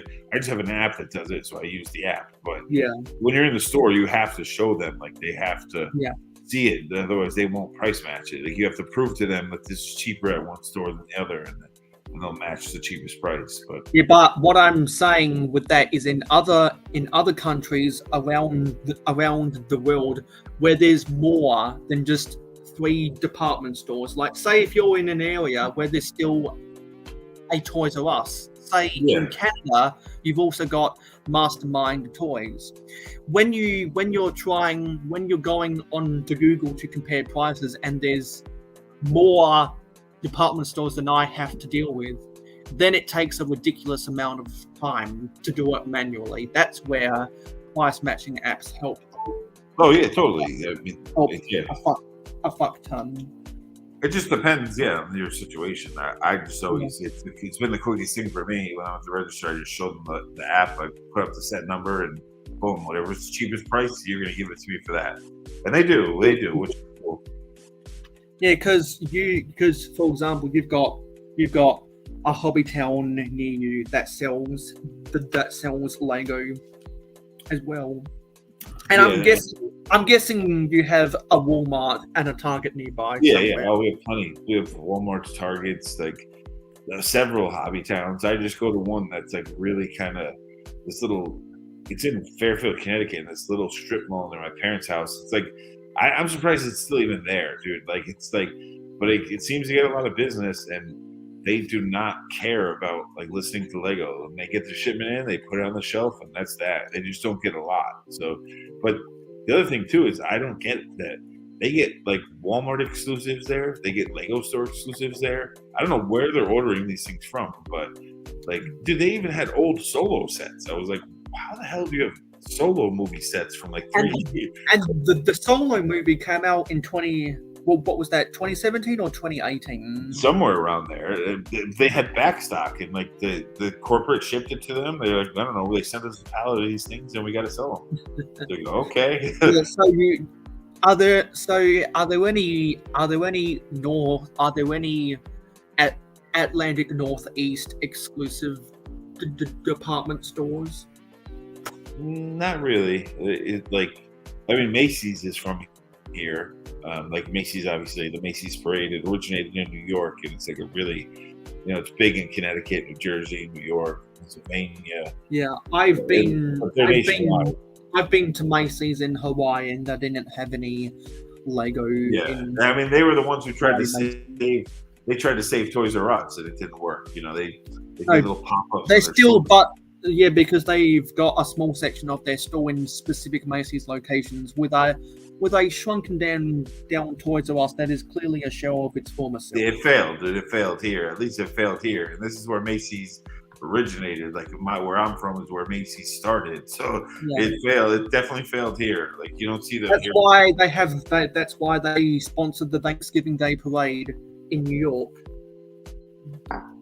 Yeah, they've been doing well. It started the Thanksgiving Day parade. It ends at the Macy's office, like their flagship department store every year. Yeah. So when the finish line of the parade is always in front of their store. They started it out just for Christmas sales. They were smart. They're a department store. They did the parade just to get attention and get Christmas sales, and it worked. But it's been a staple here ever since. I mean, shit, before I was born, the Macy's Day Parade was going on for like 20 years, 30 maybe. Like it's, I don't know, 50s, 60s, 40s. It's been around for a long time. Yeah, and I know because I've never not heard people talking about Macy's, people on the East Coast. And they're people of all generations. So I need stickers 36, 39, and 44. We had, before Macy's, we had, there was a department store called G Fox. Then there was one called G Fox turned into Filene's. And then Filene's got bought out by Macy's. So there was other little competitors here, but Macy's crushed them all. It's like and with all those smaller department stores that don't exist back then, if they had smartphones in the 70s and the 80s, a price match comparison app would be even more handy. Yeah, definitely. Even JCPenney's, they're dying down. All the JCPenney's near me, I used to go hunt them down because they always had little crappy toy sections, and they would have old Lego. Like a couple of years ago, I was in JCPenney's, and they had the old what is it, from the sequels in Star Wars, the little hut, I forget what it's called, the hut where Luke was all depressed and hiding out, like the main Jedi hut. They had that set there, and it was 2 years already off shelf. They had tons of them. And now all the JCPenney stores, they could barely find Lego inside them, at least near where I am. They've just been destroyed. You can't. I don't think that department store is going to last much longer. JCPenney's is definitely on its way out. But also when I was a kid, there was Woolworths, which is a huge department store that's gone now. There was and that used to be, and I think they used to operate in England as well. Yeah, I think it was a European company. I think I think when they entered Australia in the 30s or the 40s, they got bought out by someone else that turned them into a supermarket instead, and now they're the biggest supermarket in this country. Yeah, there was a lot of Woolworths when I was a kid. They were everywhere, and they're long gone, dude. Long, like before I even hit middle school, Woolworths was just dead. Like it was destroyed. The one that was in my mall was turned into G Fox, then it turned into Filene's, and then that became Macy's. Macy's just bought them out. So I don't know. We used to have things called Caldor and Bradley too. Before the Kmart was around here, it was Caldors and Bradleys who would compete. They were like head to head, like they were the Walmart back in the day. They were the Kmart back in the day, and then Kmart pushed them out, and then Kmart got pushed out by Walmart. So. And then Target came in and started competing with Walmart. Well, actually, to be fair, Kmart peaked in 1992. Target pushed them out by 1993, and then Walmart went full steam ahead in 1994. Well, yeah, but here we had the Target. We had Caldor and Bradley's though. That before Target came into the scene, like they were running it like.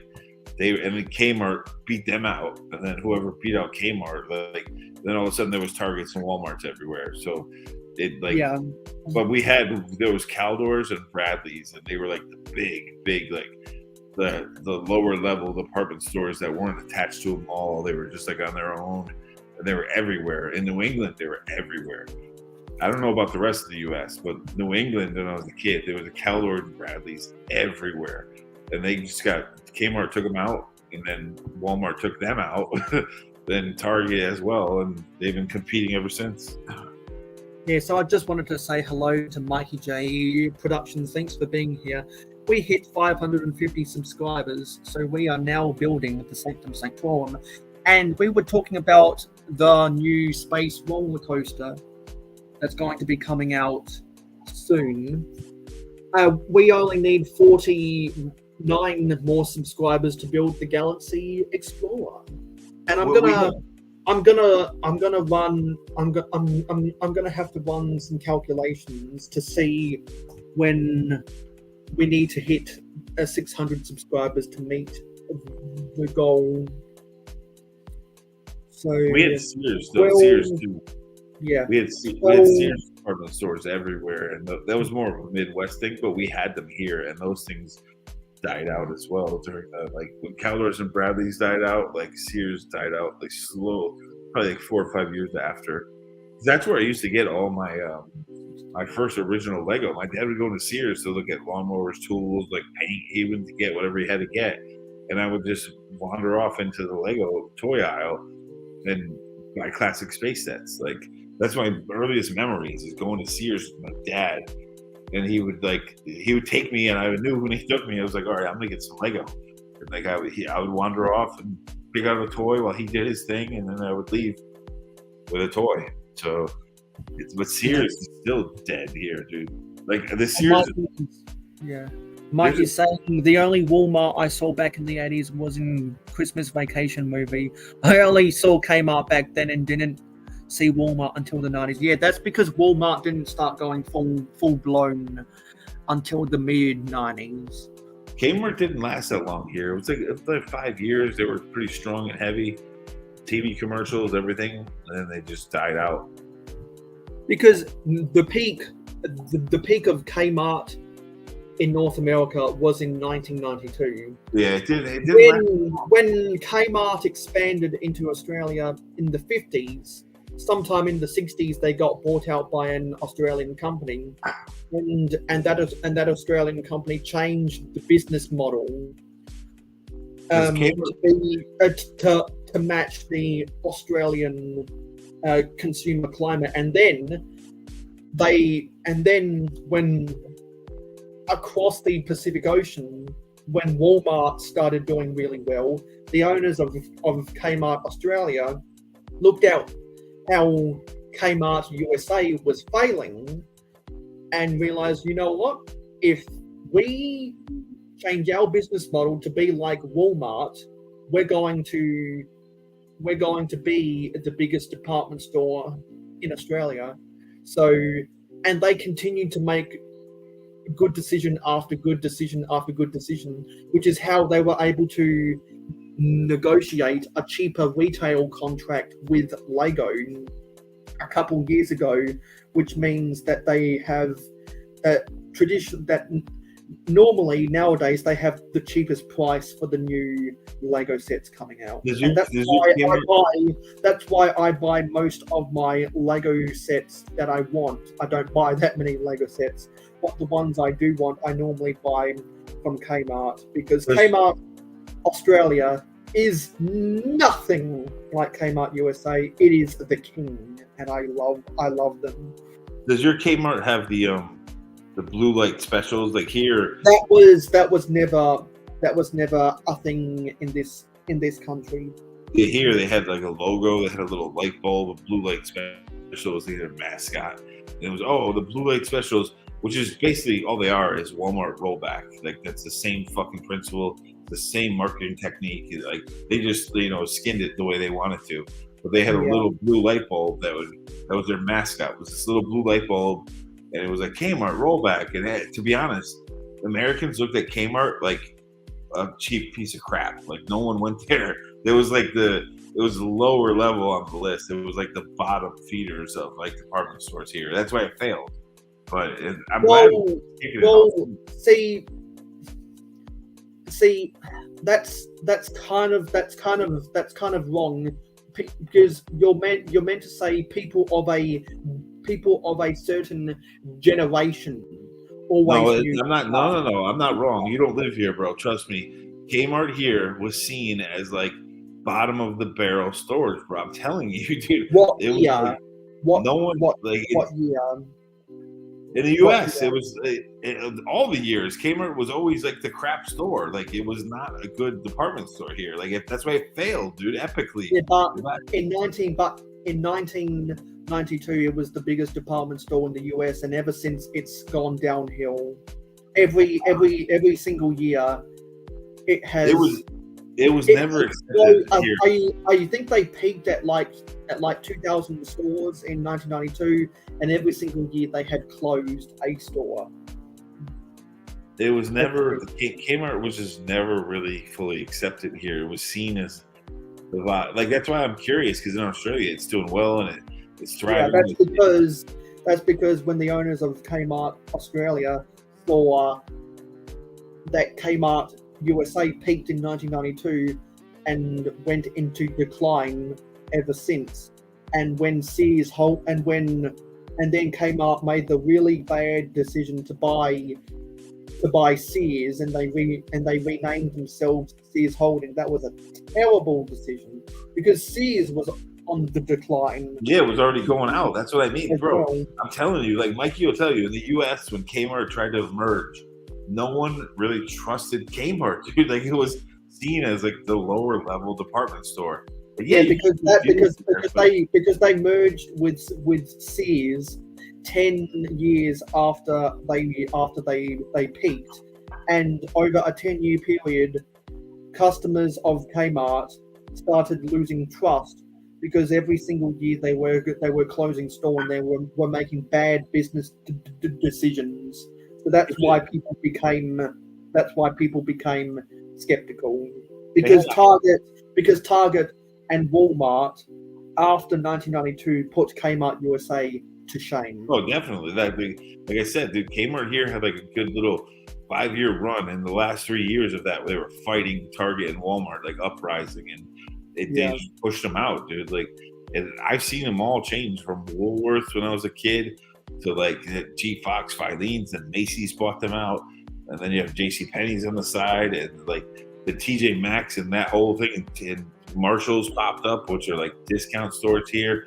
Like I've seen the gamut, dude. And Sears survived throughout it all, but then they died off when I was like in high school. They started selling out, and they were closing the company down here, which was a shame. But Kmart never really had a chance here, dude.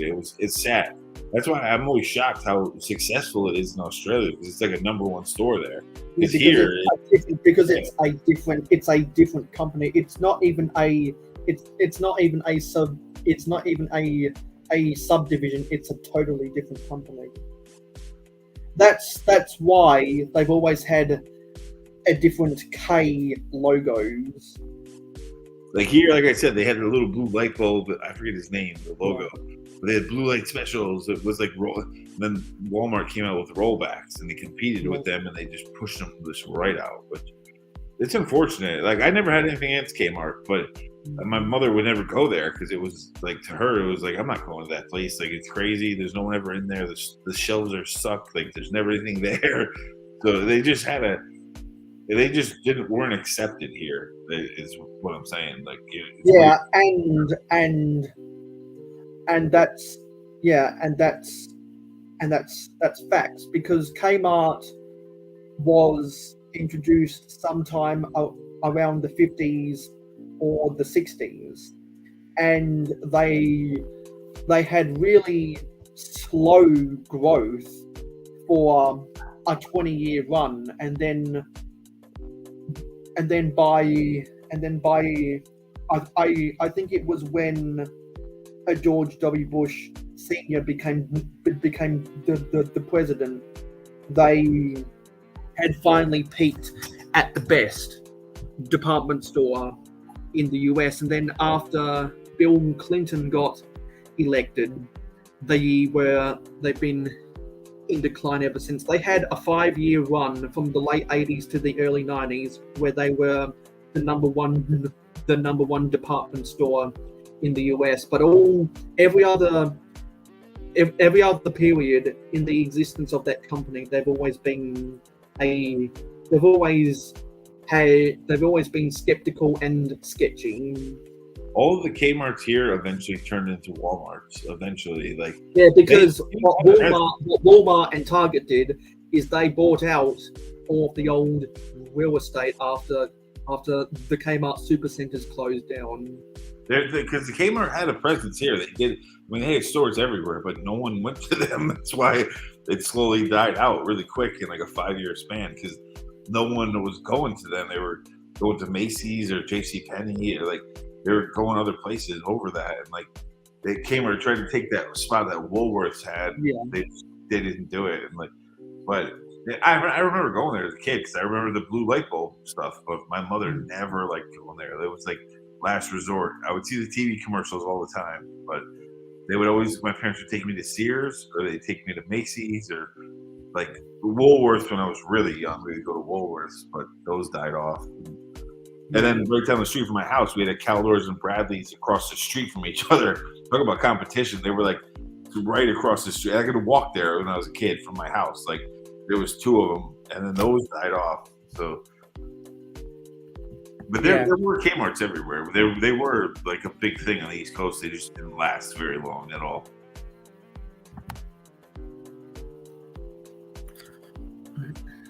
Because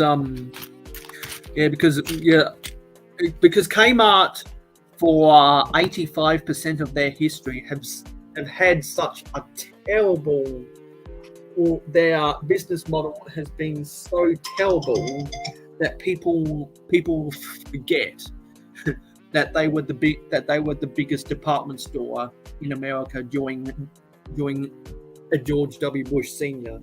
Everyone forgets about that. That is literally the only time they have ever been successful in North America. That was the time, like I said, when like Target and Walmart were like rising up and like they were battling Kmart, and slowly pushed them out. Like, but because like I said before, that Caldors and Bradley's were like the big thing here. Like every town had one or 2. Some had 2. Like it was the Targets. Caldors seemed to turn into Targets. Walmart took over the Kmart stores here, and then Woolworths just died away. And Sears, like the Sears across the street from me now, like I can look out the window. It used to be a Sears in a mall, and it's a college. They turned it into a community college. But it seemed like all the Kmarts turned into Walmarts, and all the Caldors and Bradleys turned into Targets. Yeah, because there used to be a whole bunch of regional department stores, and even companies like Milton Bradley, which are taught, which like a lot of separate toy companies had their own retail stores back in the expansion of American malls, and then malls decided to go in the direction of flagship stores which is how Macy's and Bloomingdale's and Dillard's down south started expanding. That's how they grew their presence. Then over time in the 80s, a lot of malls built in the 80s selected, well, they wanted Kmart to be their flagship store, and that's what happened. And then when Kmart fucked themselves over, they then wanted Target and Walmart to be their flagship store. So you go follow the evolution of American big box department stores. It goes from the small regional department stores to the slow growing mid majors, Kmart, Macy's, Dillard's, and Bloomingdale's, and then you transition to what's been going on for the last 30 years, which is the super majors of Walmart and Target. Well, there was a lot of competition here. Let's be, like I said, dude. Like in my lifetime here, there was Woolworths, Target, or Walgreens, Bradley's, Caldors, like Macy's, G Fox, Filene's, JCPenney. Like they were all competing. And this is through like a 50-year, timeline, but there's just a lot of competition in the Northeast, especially like in the metro area around like Boston and New York, that all these competitive department stores were just fighting for territory. And it turns out that Walmart and Target won out, which is crazy. I never thought Sears was going to business. I never thought Sears would go to business, and they did, which was crazy. And I want to go into more depth about that comment by Mikey J when he says, down the road from my house there was a Kmart and a Walmart right by each other. Last time I went there, that Kmart had like 5 people in it. Walmart is always packed. And that's the story I hear from everyone who has shopped at a Kmart in the last 10 years. That's why I'm I'm proud that they're in Australia, their Kmart is still going strong, dude, because they were like that. Because that's what happens. Because that's what happens when American brands expand internationally, and they get bought out by companies in those countries that they expanded into. It's the same thing with department stores and fast food companies have a lot in common. American department stores expand into other countries. Other countries' companies buy them out and they make them better. American fast food companies expand into other countries. They get franchisees from those countries to run those stores.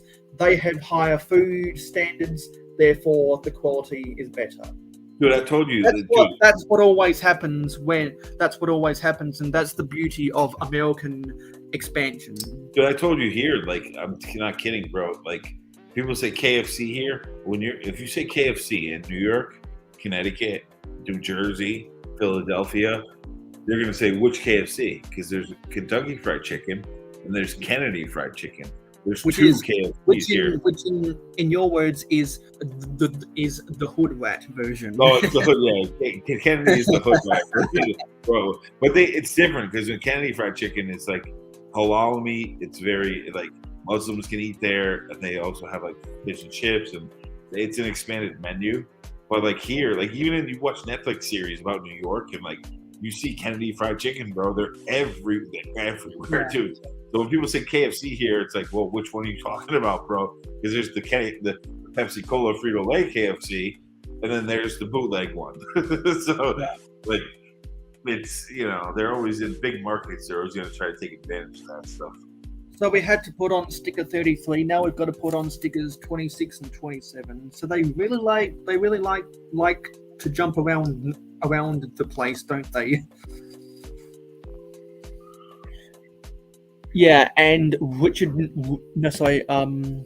Eggplant has says been lurking and building. What's up? Yeah, tell me what are you building right now? Are you building a time cruiser set? Because I'll tell you what, whenever I'm ready to turn that script into an actual video, we need to get in touch so that you can get me some footage of your time cruises collection, because I don't own any of the time cruiser sets, and you're the only person I know that does that I can get hold of. So whenever I get around to doing that, we should definitely do a collaboration. Dude, those hood rats. Because if anyone's ever watched the live streams where Eggplant has been on my streams, we can talk about time cruises until the cows come home. Dude, those hood rat Kennedy Fried Chickens though, they're good. It's not bad. I mean, it's not like there's many times where I would go there because they're open 24 hours before even Taco Bell was open 24 hours before Taco Bell was even here. Like, that was one of the places in the middle of the night where you'd be like, all right, I can go and get fried chicken at this place, or fish and chips, or like. So I've gone to the Hood Rat Kennedy Fried Chicken many times, dude. It was one of those places that they were like, all right, you're gonna have Kentucky Fried Chicken. We're gonna stay open 24 hours in the hood, and they make good money. Now we need sticker 45, and there's a flame that goes out there. Let me rotate this. Let me put my phone over there. So let's put this on. Which way does this go? That goes that way. Says just working on the mountain right now. Oh, okay. Some terraforming. Right now, it's getting pretty big and absolutely mayo. I'm actually about to start building one of the mountain labs into a mountain on the castle outside. Oh, nice! You're going to convert the Twisted Time lab. No, sorry. You're going. So I'm guessing you're going to integrate the Twisted Time lab set into the clips. That'll be really, really good. Tell you what, you've got to at least make YouTube shorts. You know what? You should be able to. You know what you should do is when you get a smartphone, you should screen record, or if you've got a computer, screen record your Instagram reels. Save them to a folder and upload them as YouTube shorts. Speaking of department stores, I was in TJ Maxx, like, I don't know, I was probably Zissou! Just after the holidays, I was in TJ Maxx, and they had elf sets, like a pallet of elf sets. There was only 2 of the wave, and it was like a whole pallet of those 2 sets, but they were selling them at retail, like tons of them, dude. I was shocked. But that TJ Maxx does that. They get like old stock from places and put it out. But dude, those elf sets are from like probably, I would say, 7 years ago, and I just saw them there in like February. It was nuts, dude. Yeah, you should let Adore Build know about that. Anyway, Well, now that Zissou is here and we're vaguely talking about vintage Lego, we've got to throw this up. Paradisa, sun is shining all day. I am making a tour of the city soon and gonna post my first video on YouTube. Oh wow! Congratulations! Soon. I saw Emma Solis made Kelly Clarkson's show. Yes, I saw that as well. She was on Kelly Clarkson's show for an epic Lego City and thought, oh, it's time to throw my hat into the ring. Absolutely. And speaking of throwing your hat into the ring, the election for Mayo City was a no contest. Mayohosko ran unopposed in the election on for the city update of April 2023. So March, so May. So for the because we have quarterly elections, in Mayo City because it is still growing, and so there is kind of a time loop, so to speak. Yeah, there's a time loop because realistically, a city of my size couldn't be built that quickly. Because after all, I am building from the ground up, and I have been building from the ground up for almost 2 years now. So yeah, a little over, yes, for over 2 years now.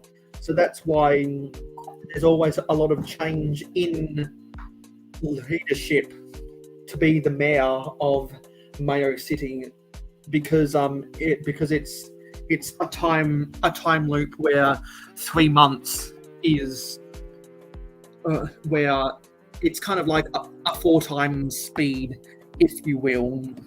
So anyone that wants to get on the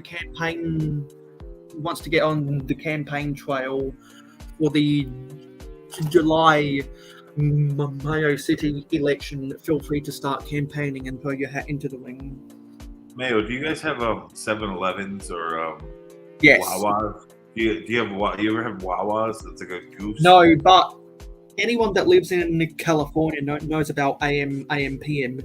There are in my state we actually have some AM PMs.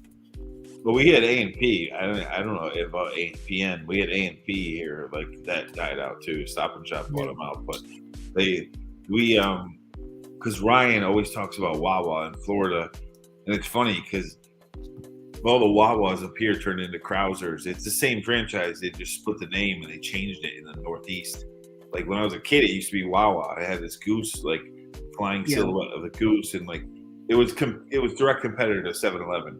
They actually had a great, like they had a grill section. You can go in there and get a steak and cheese. Like they had a deli. It was better than 7-Eleven in some respects, but they changed the name. Like down south, it's still called Wawa, and up here it's called Krausers now.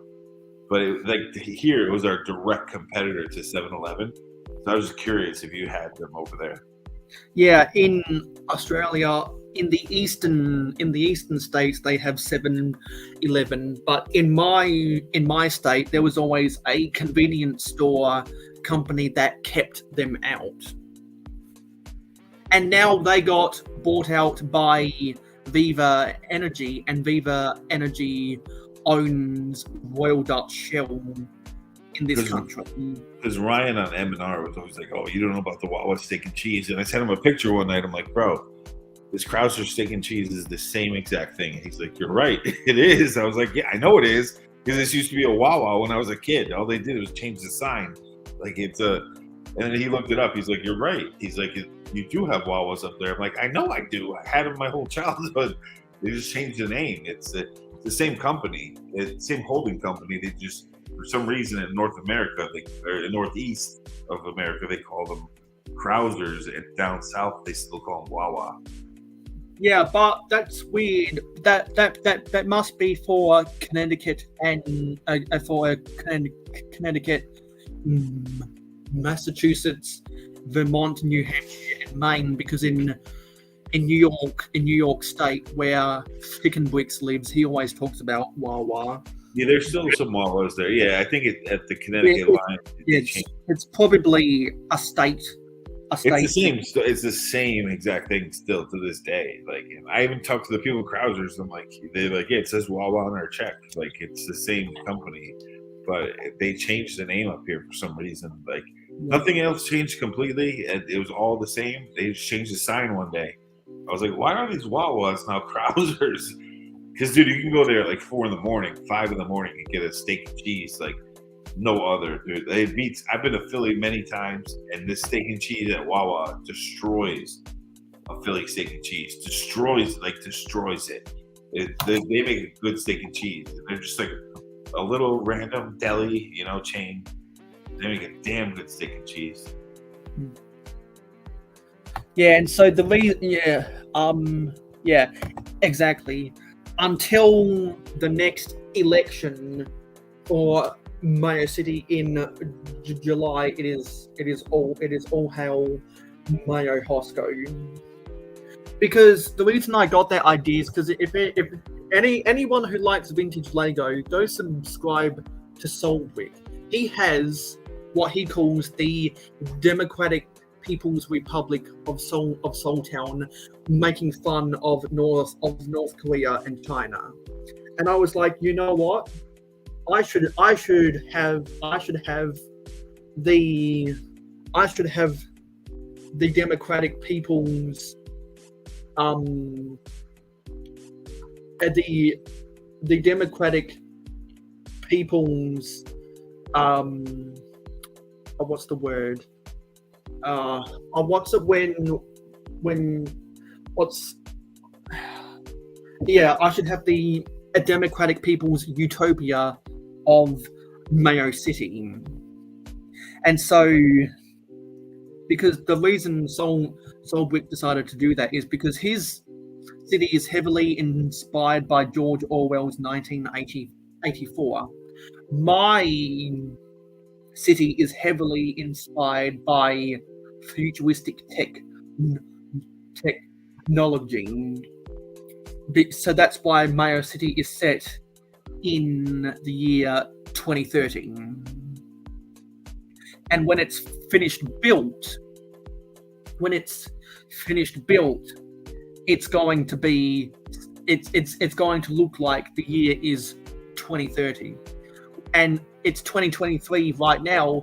I'm going to finish my Lego city before 2030, and a city my size, starting from scratch, theoretically would have taken 20 years to build if it was real life. So you'll see how the time loop works. And the reason why I say time loop is because that way I can incorporate in the future time cruises references into my city. That's a good name, Mikey J. Mayor Humdinger. He sounds like he's corrupt, bro. Mayor Humdinger. If anyone in the Lego community wants to get on the campaign trail as Mayor Humdinger to challenge Mayor Mayohosko, get on the campaign trail and submit a 30 second political ad, and I'll feature it on my Instagram reels and as a YouTube short on the last day of July. That's a good name for a mayor, dude. Mayor Humdinger. I love that. Mayor Humdinger. Because I'm sure everyone watching this video believes in democracy.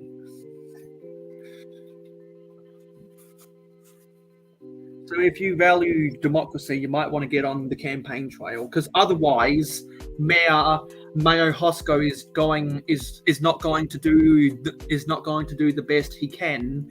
And if there's a new mayor that gets re-elected, they might want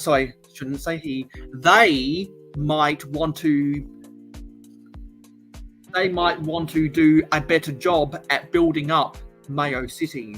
Oh man, so those who really want to see Mayo City grow might want to get on the campaign trail. You got a little under 3 months. You just triggered Hillary Clinton. How dare you say a female can't be mayor? Hillary Clinton was That's why I had to correct myself and say they. Yeah, well, she was corrupt as shit, so it doesn't matter. But I see your point. Yeah. I mean, because I just got inspired by Solbrick, the Democratic People's Republic of Soultown, and I thought, you know what? Why can't we have the Democratic People's Utopia of Mayo City? But I never understood that when like Hillary Clinton tried to be president. It's like, bro, your husband got caught catching BJs in the White House, and he lied about it. And now you're trying to be like the president of the United States. All these waspy Republicans in New England are not going to accept you because your husband was a dirty fool. But hey, that turned out the way it did, and we got Trump as a president. So it is what it is, dude. They like that's how bad Hillary Clinton was. Say what you want about that. That's how bad Hillary Clinton was, that they let Trump be president over her. Like that's how like the thing I always notice about when people complain about American politicians, they always bring up this is the best we can do, which really is both a dilemma and a Sophie's choice. Oh, you're right. I mean, you're right. I'm not into politics because they're all shady, and they have like that's what politics is, dude. They it's a shady industry, and it's all about PR and like getting the public view. Well, like, dude, like she was shamed so badly that Trump became president over her. Like that, that shamed her out of politics. Like, and she's not a bad woman, but like, dude, yeah, she was a respectable secretary of state. Oh, she was a governor of New York. She was the governor of New York for a long time, dude. Like, so I mean, her senators, like she had her, she did her thing. She's a smart woman, but her public view, it's like that's how much people thought of you in America, that Trump beat you. Like that's it. It's just a joke, dude. That's why I'm not into politics. Yeah, but you know where the politicians aren't shady? In the Democratic People's Utopia of Mayo City. Because in the Democratic People's Utopia of Mayo City, the elected officials actually care about their constituents, unlike some places around the world. Anyway, it's time to build open bag for it. Yeah, I'm not a politics dude. I mean, I'm an artist. I'm not into politics, but I'm anti-politics. But it was just funny to see that happen. It was just like, damn, dude. Like, because she was the respectable choice compared to Trump. But although Trump is very good with economics, and like he did, Taco Tuesday. That's a good reference. He's a smart business dude, like, and he did his thing. But that was just funny to see her just epically fail against him. It was just like, wow, this is welcome to fucking America. Wouldn't it be funny if someone wants to get on the if someone wants to throw their hat in the ring and get on the campaign trail to be the mayor of Mayo City as a joke and do vote for me, and Taco Tuesday will be coming next week. You need you need Mayor Miracle Whip. Mayor Miracle Whip. Yeah, someone should do that. Someone should do that and get on the campaign trail. Mayor Miracle Whip versus the city of mayohosko. Yeah, and if I ever get my hands on a Chewbacca minifigure, I'm going to create a storyline similar to that person. How do you not have several Chewbaccas? How do you not? Who's that? I forget that person from Alaskan politics. The last name Chewbacca. Oh, she ran for vice president. Kelly. What's her face? Kelly Chewbacca. She ran for vice president to the U.S. and like her son was in some legal trouble, and that caused a big thing in politics here. Yeah. I know what you're talking about. She was from. Yeah, because if anyone's ever watched, this is going to be a name that'll trigger you. If anyone's ever watched Brickitect, you know that Clark calls Luke Skywalker he calls Luke Skywalker Jenny. If I ever get a Chewbacca minifigure, I'm gonna call him Kelly. Oh, that was killing me. What her name was? The chick from because SNL made fun of her all the time, dude. Wow, what's her face, dude? SNL always make fun of. Well, every politician they make fun of, like they don't hold back. That either side, they don't care. They make fun of them. But she was, what's her face, dude? She wanted to be vice president. Her scandal unfolded. She was from Alaska too. I don't know if she was a governor or a senator there or a congresswoman, but it's gonna kill me, dude. Her name will pop in my head eventually. But yeah, that was it.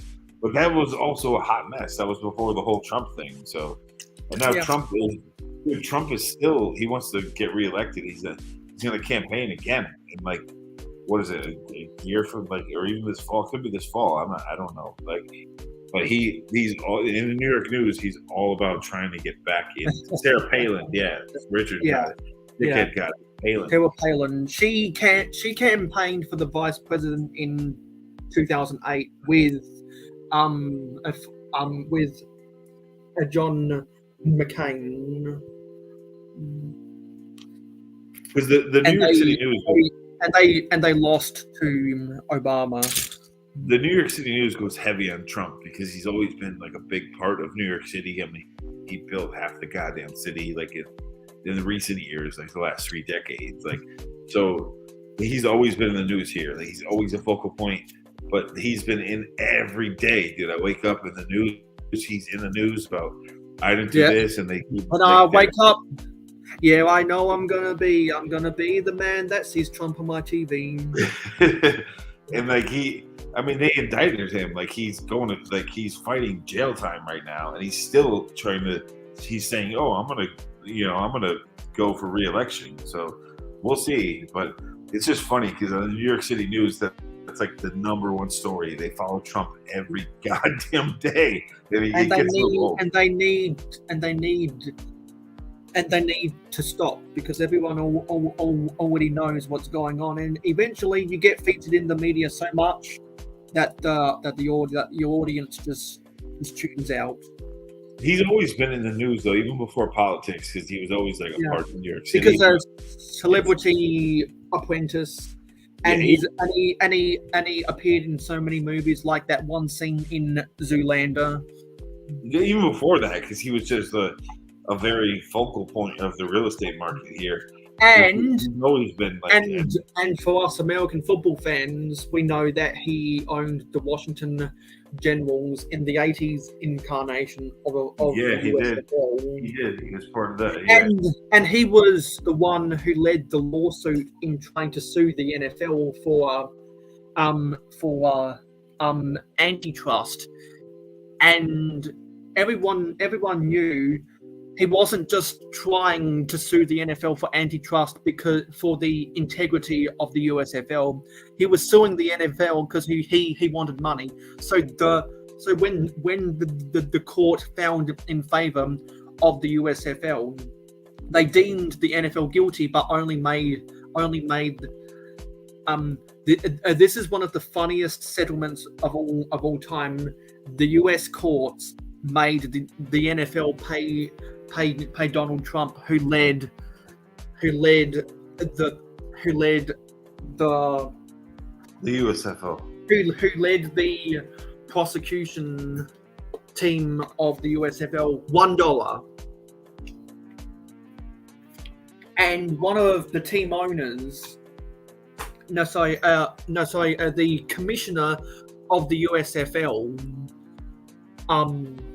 he got the settlement papers of the settlement to pay the USFL $1 in the settlement, and he hung it up in his office. They did a whole ESPN 30 for 30 documentary about that. And if anyone wonders why, when I talk about vintage Lego on my Instagram reels and stories, I always use "everybody wants to rule the world" was because of that ESPN 30 for 30.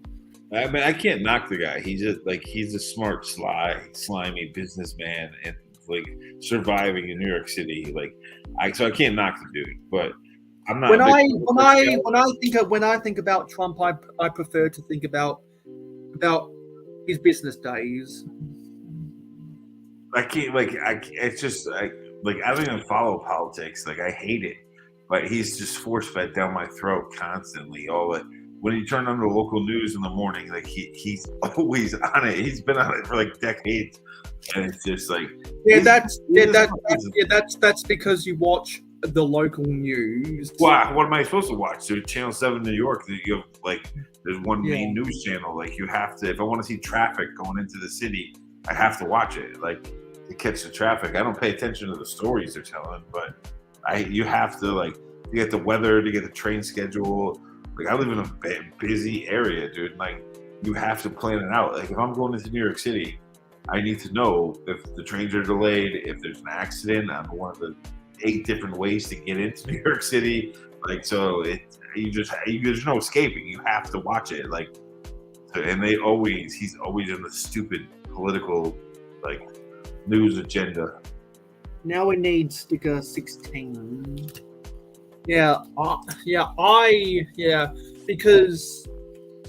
Because I watch since I am a swing voter, I'm not registered to the Labour Party or the Liberal National Party in this country. I'm a swing voter, so I watch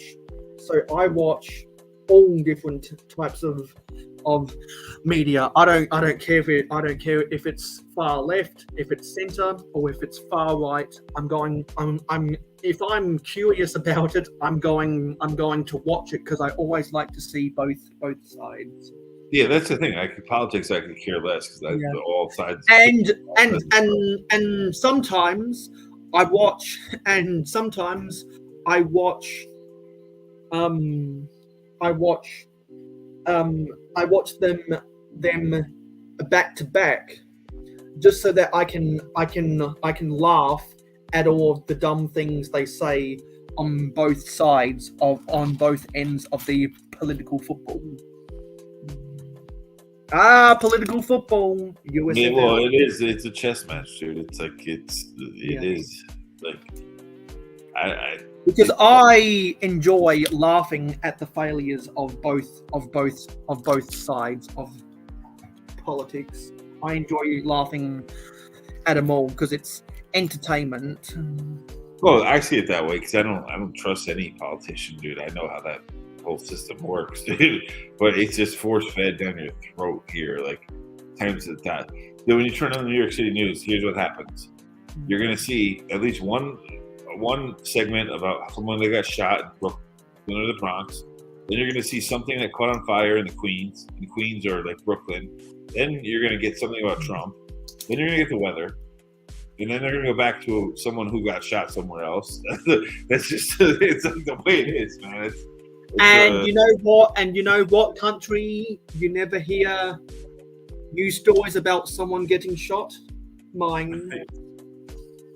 Yeah, they can't get it under control here with the gun thing, but that's kind of America was founded on the freedom of that. So everyone can go and everyone can talk about that until the cows come home. I know, but it's not going to change because our constitutional rights that say that you can own a gun. Because people try to make swooping changes when it comes to that stuff, but what people fail to realize. Changing the politics isn't going to change anything. You've got to change the culture, and it's very hard to change the culture. Well, the problem is America was founded on that freedom, dude, to bear arms, man. Yeah. So it's a very hard thing to change now. Yes, it's a problem. It's a big problem. I live in the problem. And God bless the people who live on the West Coast and Compton. They live in that problem. I get it. I see it firsthand, man. I was paying a parking ticket at the Bridgeport courthouse, and one of the Bloods knew one of the Crips was there in line, and he shot up the entire courthouse, dude. I barely escaped my life. 70 people got shot. He shot up the entire line of 200 people waiting to get into the courthouse. Like they rolled up with automatic weapons and just blasted everybody. So I get it, bro, but it's like the foundation of America was founded on that right, and it's like such a political beehive to change it. Like, and it's not a good thing. It's not a good thing, but it's not going to change here, unfortunately, dude. It's a mess. but even though that's a part of the Constitution, it's still a cultural issue, not a political issue, because you can have anything in anyone's constitution. You can have any advertisement on TV. Doesn't mean you have to participate. It doesn't mean you have to buy it, because everyone in the free world has freedom of choice. Yeah, but not So everyone. that's why it's actually not a political issue. It's a cultural issue. Not everyone in this country is smart and responsible. bro. Yeah, for good or for bad, it's a cultural issue. Not everyone And here. you can't you can't change the culture when it gets passed down from generation to generation. You can't change the culture, unfortunately. It's a problem, dude. A lot of people And live outside. because if you ever study areas or different places around the world, you start to realize places where it's easy to make changes at the political level are things where the culture does not care as much about. Because if a certain culture is hell bent on something, then it's very hard to change politics. But if it's something really tiny that the people do not care about, and therefore it's not ingrained in the culture, then it can easily be changed at politics, and no one's going to care about it because it doesn't impact them. Well, like I said, I'm not I can't stand American politics because it's so shady and like PR and advertising, like the world I come from. Hey Sky, It's so crazy, but it's like rooted into the American culture that we fought our freedom in the Revolutionary War, and like the right to bear arms and fight back and protest is part of like our culture, and like it's blowing up in our faces. And I don't know, maybe one day it'll get solved, and that's well beyond me, man. But it's definitely an issue here. I'll tell you that. I mean, you see it. Everyone around the world sees it, dude. People in America kill each other. That's what they do. It's crazy. And the reason I'm trying to say a lot without saying anything is because I'm not here to offend anyone on YouTube. Now on Twitter, I'm going to roast the fuck out of you. So if anyone wants to see me roasting motherfuckers on Twitter, come and follow me, because you're never going to see me ever trying to offend anyone here on YouTube. Because Twitter, because everyone says that Twitter is a cesspool. That's why I like it. Twitter is a cesspool. It's entertainment. I love it when people get into fights on Twitter because it's a form of entertainment. Dude, you're right though, Richard. Like you see, and I used to see it when I lived in California too, in the metro big areas, like when I lived in the Bay Area, when I lived in LA. But when I grew up here, like around New York, Bridgeport, Connecticut, like Philly, like the mental health issues on the street is a problem because these people don't get help. And half the crimes you see on the news are these people with mental health issues that never got support from the government or help, and they're killing people. They're like, so I get it, man. That's a major cog in the wheel, but I'm not a politician. I can't fix that. You know what I'm saying? I agree with you, man. Like it's a big problem. And then people blame police for doing their job, but it's like, well, you have all these mental health people that are just screaming. I'm like, I walk out of my building. There were people just screaming on the streets, like screaming at you, like, and you try to ignore them. But I get it; they have mental health issues, so I don't want to upset them. But they're like violent, screaming at you. Like you just walk past them and do your thing, and like you never know what they're gonna go do. Like they have an issue that needs to be solved, and it's a major problem, dude. Especially like I said, in big metro cities, dude. I deal with it every day. I see it every day, and it's sad, man. It's sad. Yeah, and I always enjoyed a lot of YouTubers say no politics, no religion, nothing, blah blah blah. But I'm like, this is a free channel. This isn't the Democratic People's Republic of Mayohosko. This is the Mayohosko channel. So I don't know. It always tickles me when people say no this, no that on someone's channel, unless it's trying to protect children, then yeah, or unless it's trying to protect human decency, then yeah. But I think some people overreact to a lot of crap that goes on.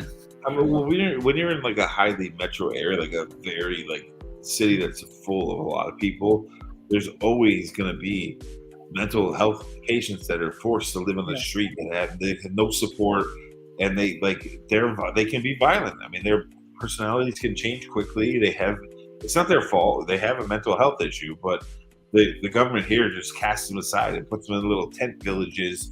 Like in San Francisco, there's a whole tent community. In New York City, they have a whole community where they push them on the Lower East Side. That doesn't solve the problem. Like there's still fortunately, unlike other Australian cities, in my city, we don't have tent cities. We have a few hundred homeless. So we have a few dozen homeless people in the CBD, and a few thousand homeless people in the suburbs who are living out of their car, or they live in a homeless shelter. But I've never seen anyone that clearly has that. I've never seen a homeless person that clearly has a mental disability on the streets where I go, which says a lot positively about how we definitely about Australia.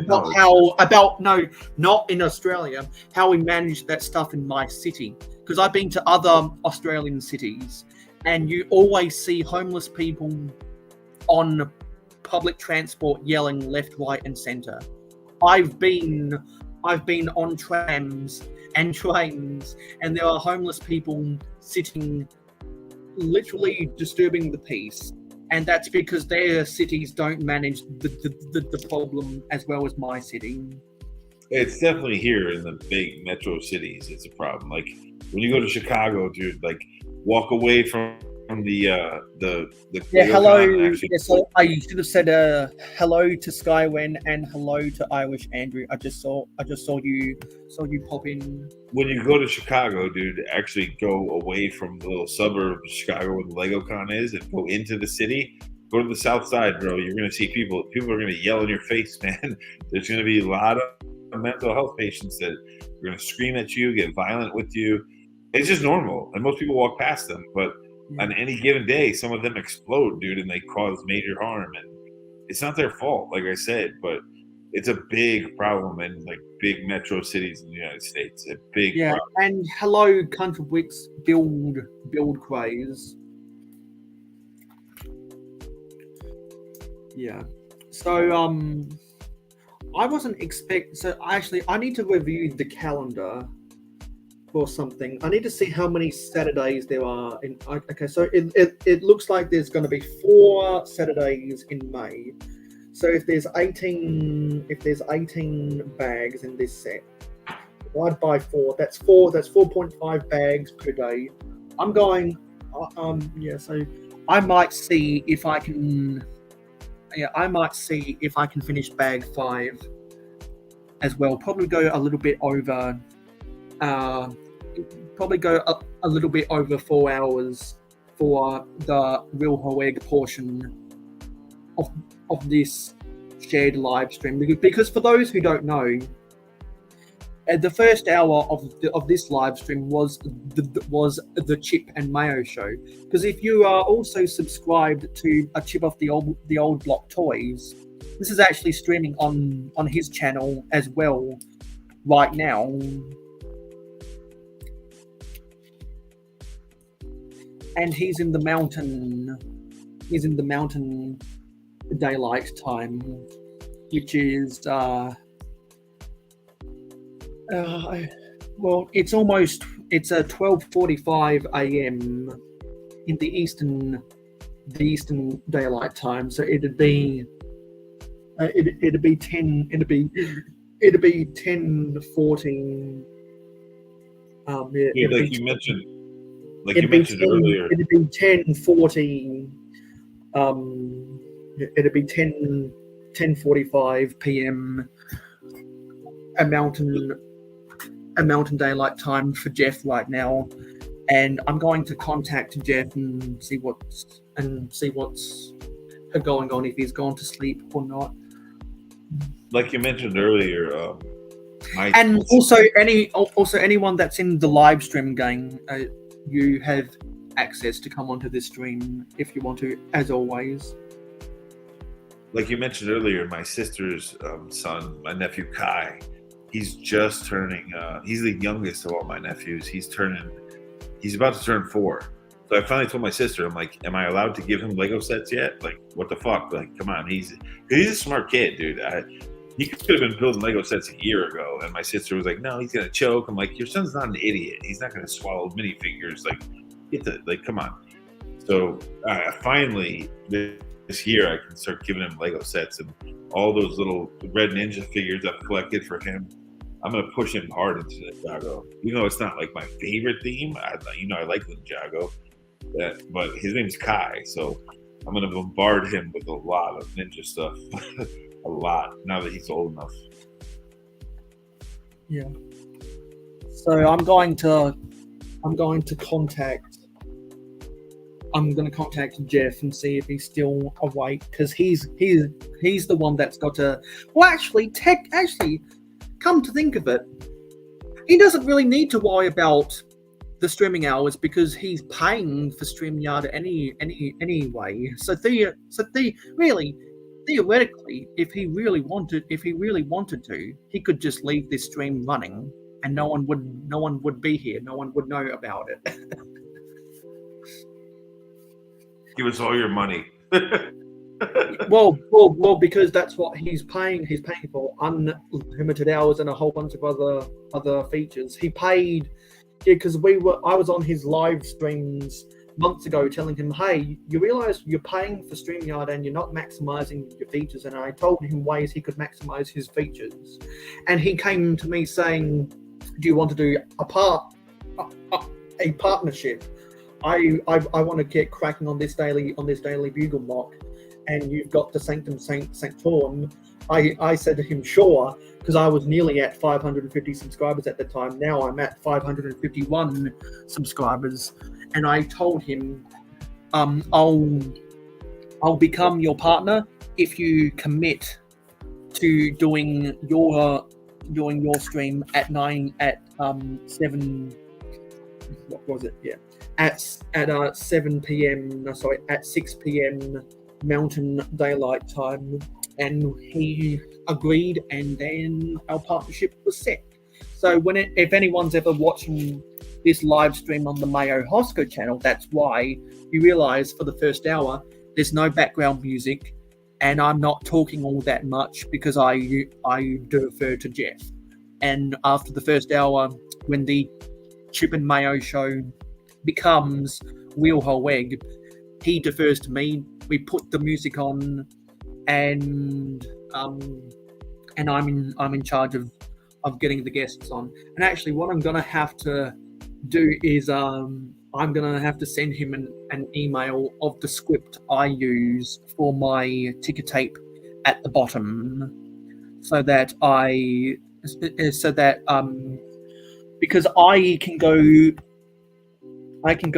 to the banner. Yeah, I can go to the banner. Hey, Counter. And I can go to the banner and I can change the banner if I really wanted to, which is good. What's up, Counter? I didn't understand what he's saying. The rebuild the world little that one that you're putting up. I didn't. Do you mean like on some of the like accessory builds? Because the old Lego manuals used to have like multiple builds for one set, but I don't like. Do you mean on specific sets, or do you mean on everything? Like I don't understand what you're asking. You know, Mayo, like the old sets used to have like you could rebuild it a few different ways, which now became 3-in-1. Yeah. I don't know what he's asking though. Like, is it rebuild the world is something they put on the instructions. It's not. It's not instructions. It's just words of motivation. Yeah, the tagline. It's an advertising tagline. Yeah, because they have a whole page on their website about the Rebuild the World. It's not really a program; it's an initiative. It's a marketing tagline, dude. It's the best way to describe it. Yeah, it's an initiative. Yeah, it's a good slogan too. It's a really good slogan for the brand. I mean, because there's not many other better ones I can think of for a brick building toy company. Yeah, no, that's a really good tagline. Like it's one of the best they've had. Yeah. I mean, they used to have the whole Lego Maniac thing, but now they're aiming at adults and children, so they switched it up. But some of those commercials are really good too, from an advertising point of view. What Counter was saying, the really old Lego sets used to have instructions where you can build it like 3-in-1 several different ways, and they've made that just for the 3-in-1 sets now, so it's changed a bit. But the older sets, they used to give you like a little bonus instruction to say, hey, you could build this and this, like. But that's because back then they didn't. Back then they had a bigger budget for their instructions, and if you really notice, they stopped putting the alternate builds in the instructions when they did their cost cutting to avoid going bankrupt in the early 2000s. Well, I'm glad the new instructions are the way they are, because old ones, like whenever I buy a non-brand Lego set, it reminds me of the old Lego instructions where it's like 8 different steps in one little picture, and it's highlighted all funky, and you have to figure it out. Like the old Lego instructions were horrid compared to what they are today. So it's that's definitely changed. Like that's the one thing when I always keep my bricks separated. So if I buy an off-brand set that I like a Zelda set or something, I don't mix it in with my bricks, but I'll build it, get the build experience. But the instructions are notoriously bad for those off-brand sets. They cram so many steps into one little page. It's confusing. It's very confusing sometimes. Yeah. I often go back and look at my old instructions for the Victory Lap Raceway and the Victory Cup races and other vintage Lego instructions like that to get inspired to build vintage Lego, and that's why I bought those new in box shell promotional sets on eBay, is because I wanted the 1999 pamphlet. I can go and get that pamphlet. No, so I'll go get that pamphlet after we built bag 4 of this set. Well, you know what I'm talking about, though. The old vintage instructions were different compared to like today's instructions. Because they didn't highlight. They didn't do as much didn't have as much highlighting and direction or information. Yeah, they were much shorter too. Like they would come on like 1 or 2 or 4 pages. They were very small, like crammed instructions, and Lego realized that they have to change it up, and they did over the years. Like, but that's what makes them the top of the category. You know, like that's one of the things that makes Lego the best of the brick built like model companies. Yeah, well, they're not only the best brick built toy company. They're the biggest toy company in the world. Oh yeah, no, that too. But you know what I'm saying? Like when it comes to the old instructions versus new, that's what I'm talking about. Like it's night and day. Yeah. Like, night and day. Yeah, thanks for popping on by. Also, I must remind everyone and I'll be doing another giveaway for during Brickworld Chicago. So as you're earning exclamation jars right now by being active in the chat, you are earning exclamation mark jars that you can use to buy exclamation mark tickets to enter the exclamation mark giveaway. All of those are commands from Streamlabs, and you can check the leaderboard of exclamation mark jars by using the exclamation mark top. So I'll do it for example. Exclamation mark top.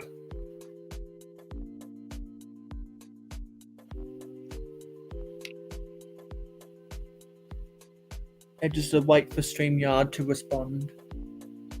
Yeah, there it is. So you can see that Michael Fujiwara and Nate Mr. Blue are the leaders. And it cost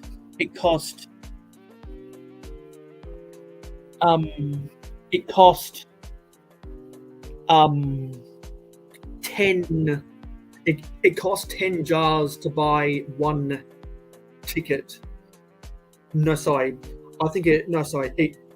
It costs 5. Yeah, it costs 5 jars to buy one ticket. So be as active in the chat as possible to earn as many jars as possible, so that you can buy as many tickets as possible to enter the giveaway. And I should classify, whenever I host these giveaways, you've got to log in to Streamlabs to buy tickets.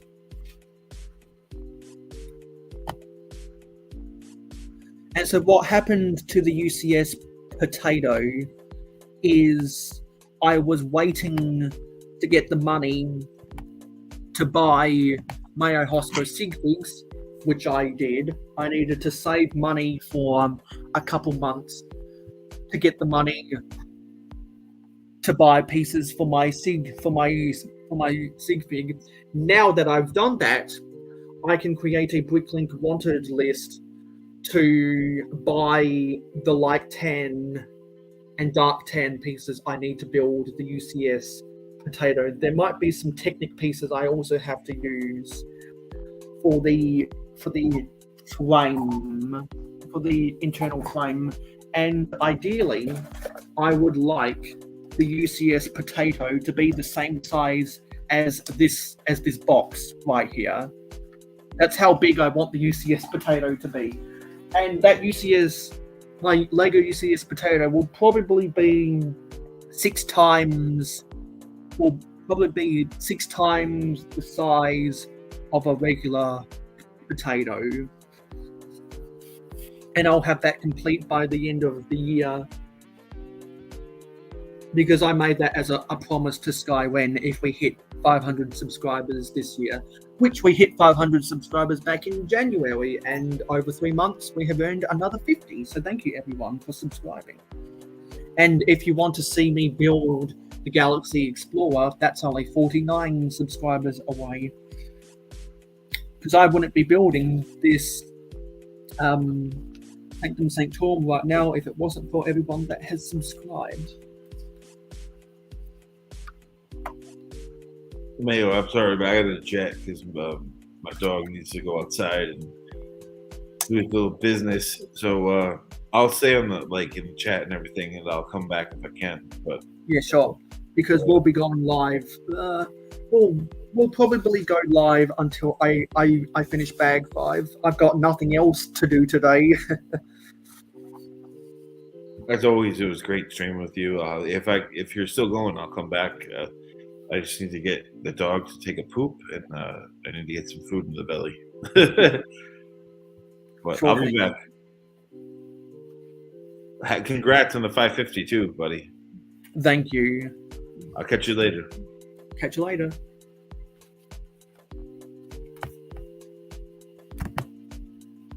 Gonna make my solo layout again.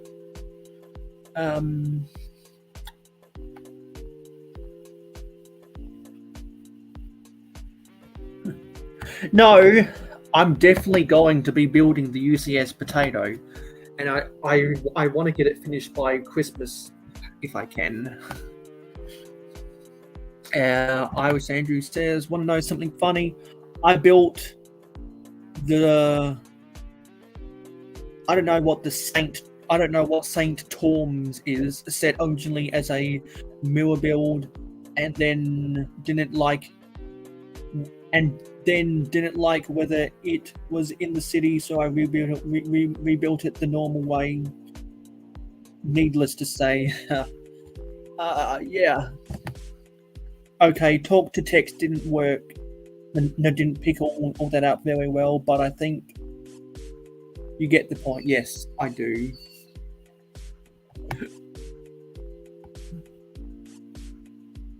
And if anyone hasn't already clicked on the links that Streamlabs brings up, you should definitely click on those links, because there's a whole bunch of goodness coming your way when you click those links. We've now hit 5 hours.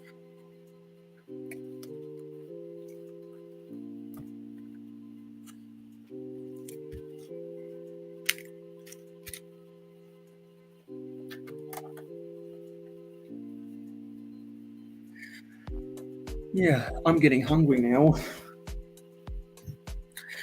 So,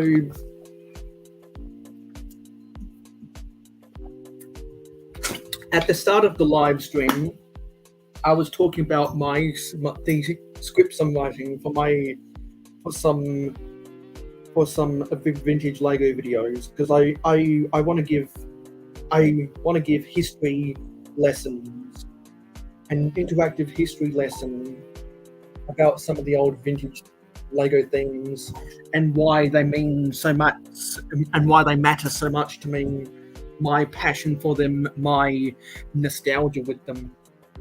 And yeah, that's stuff I'm doing all on the side, and I'll keep on writing those scripts gradually, and hopefully those videos will get released by the end of the year. I didn't know how long it was going to take me to write these scripts, so I apologize for not being quicker with writing that stuff.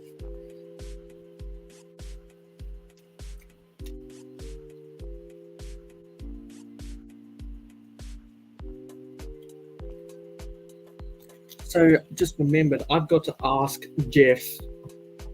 So yeah, I've got to get Jeff to put up my banner. So I've got to email him that script.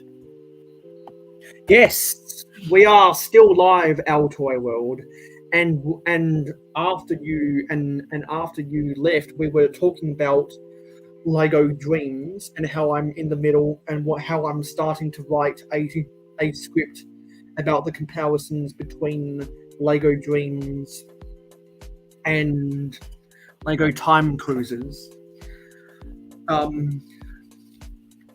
Richard Cranium in the chat, who we affectionately call Eggplant Head over here, he is trying to integrate the Time Cruisers Twisted Time Lab into his Cliffs right now, and he said he's going to try and make his first YouTube video about that, which is going to be really, really exciting. I've been badgering him to make YouTube stuff for a while now. He's only like 2 months into Instagram, and he's really popping off over there. So definitely go follow from blocks mocks with underscores between every word on Instagram. And I've been talking about how I'm in the middle of writing scripts for vintage Lego trains, which what I'd like to focus on is specifically for that, everything made, all the trains made from 1918 to 2005. I'm also up to the year 1982 in my script about vintage space, which I classify as from 1978 to 2002. And I'm also in the middle of writing my script for the castle theme in general, talking about the classic castle from 1978 to 1983 was very simple to talk about, but there's a whole lot of words I've been writing about for the Grey Castle era, which was 1984 to 1992. I've covered the years from 1984 to 1986, and I need to start writing in the section of that script for 1987 to 1990, because that was when the Forestmen were introduced, and that was when the Black Knights were introduced. And in terms of my vintage space script, I've covered the years 1978 to 1982, because I'm going to delve deep into that script about why 1983 is my favorite year for the classic space theme. Because I just love the year 1983. So there's a whole lot of vintage Lego scripts I'm writing in the background, and we talked about all that good stuff, and I nerded out on a whole bunch of vintage Lego. So there's definitely replay value. There's definitely replay value for all of the AFOLs out there. Hashtag AFOLs Unite. Get that trending on Instagram and Twitter, everybody. Hashtag AFOLs Unite. And because we hit 550 subscribers yesterday, that allowed me for the month of May to build the Sanctum Sanctorum, and we're almost at the end of bag 4. Exactly, AFOLs Unite. And now I'm going to, whenever I make a vintage Lego mock, I'm going to have to put that as the hashtag on my Instagram posts, and one of the hashtags in the descriptions every time I make a YouTube video about that. Yeah. And so people out there may get confused between AFOL and AFOL. AFOL is an acronym for Adult Fan of Lego. AFOL is an acronym for A Fan of Old Lego. And as I've historically explained on the mayohosko channel, whether it's on my live, or whether it's in my anniversary videos 8, 9, and 10, or my YouTube live streams, because we get new subscribers coming in every month, and they haven't heard all of my spiels in the past, so I do it over and over again, so we can get the new subscribers up to scratch. Since I inherited a whole bunch of Lego from my brother, who practically grew up with the Lego in the early to mid 90s, which is why I inherited a whole bunch of his Ice Planet and Blacktron sets. That's why I love vintage Lego so much. And when I'm writing my script for the vintage Lego space themes, the two most enjoyable things that I know personally I'm going to enjoy writing about the most is a half a page, probably 2 paragraphs, about why 1983 is my favorite year for classic space, and definitely one whole page for Blacktron 2 specifically, and a whole page for the Ice Planet theme, because those are the 2 space themes I have the most nostalgia for. Though that's what I'm looking forward to most in that script. So there's a whole bunch of goodness, and I want to do, and after I finish writing those scripts, I'm going to do follow up videos after those, which will require scripts about how I think those respective themes have gone downhill over the last decade or so. Because whether people realize it or not, the Lego Movie was a monumental change in Lego's business model. Because after that, they realized with the commercial success of the Lego Movie and the fact that at the time Disney had acquired Lucasfilms, and so they came out with the Force Awakens, which at that time was the fourth highest grossing film of all time, and therefore their sales for Star Wars sets went up.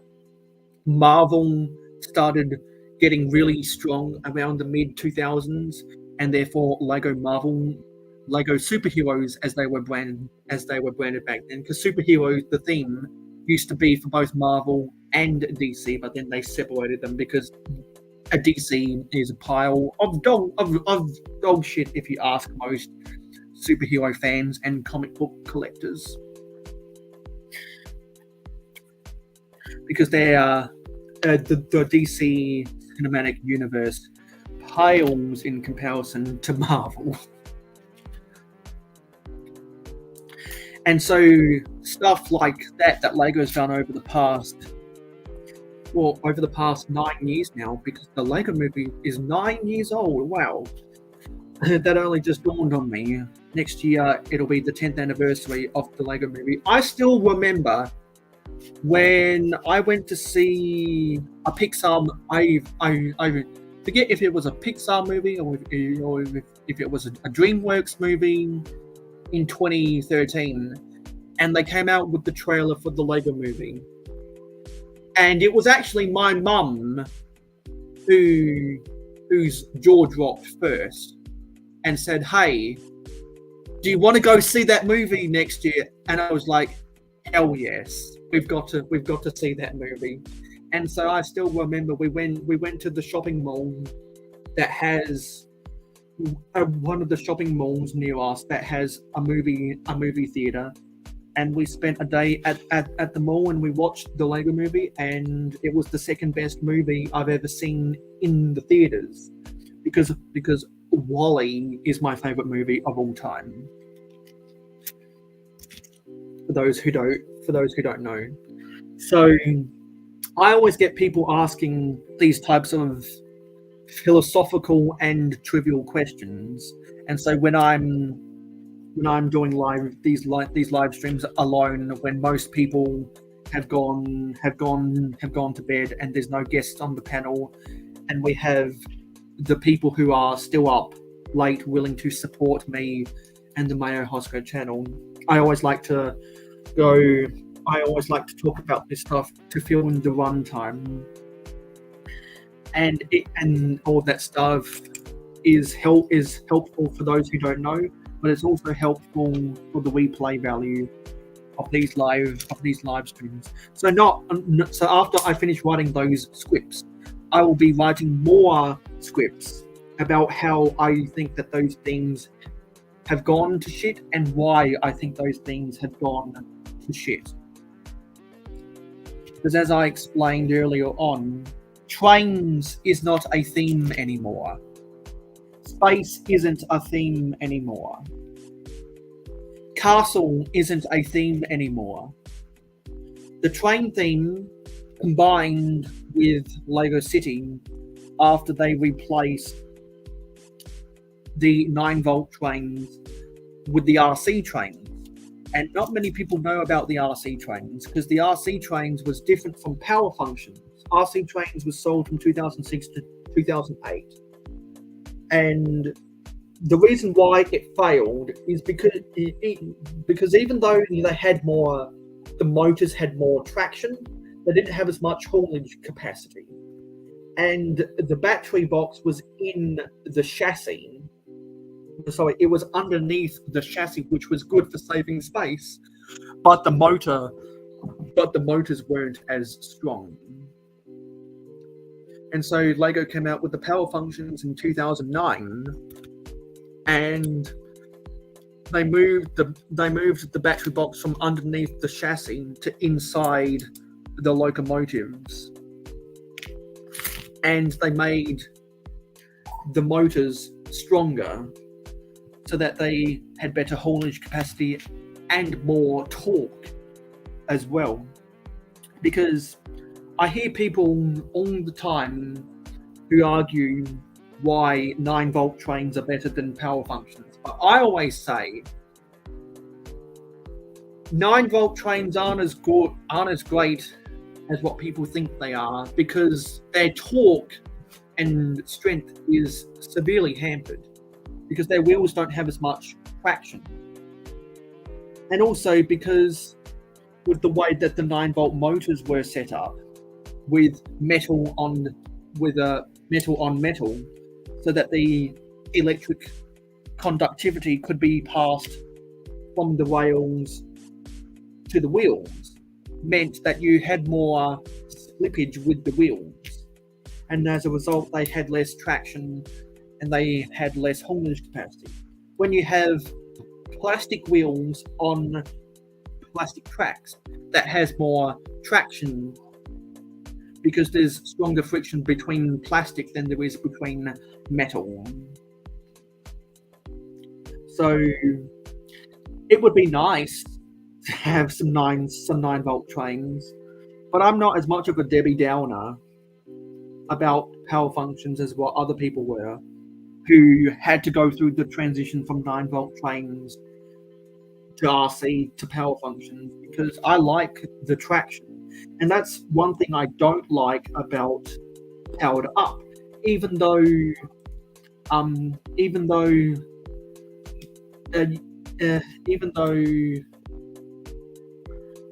the amount of space the powered up functions take up is a smaller space than power functions.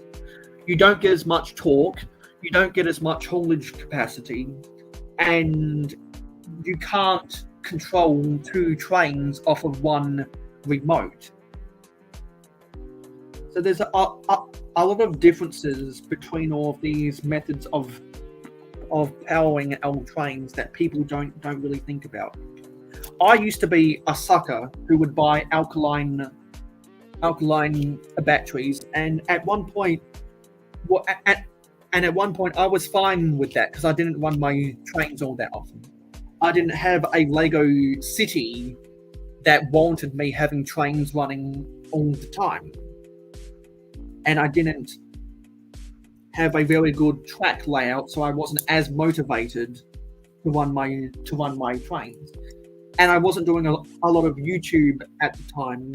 Anyway, I wasn't as active on YouTube 7 years ago as what I am now. So I had more of an incentive to run my trains. So around the time I turned 20, I turned 22 last week, by the way, I was like, you know what? I need to explore options to not use alkaline batteries. And sadly, that was just after they retired the rechargeable battery box, because they had switched over to powered up. So they discontinued all the old power functions, therefore no more rechargeable battery. So I explored rechargeable battery options, and my parents found me an Energizer with rechargeable battery cartridge. So now I use rechargeable batteries for my Lego trains, and we still have a Wii console.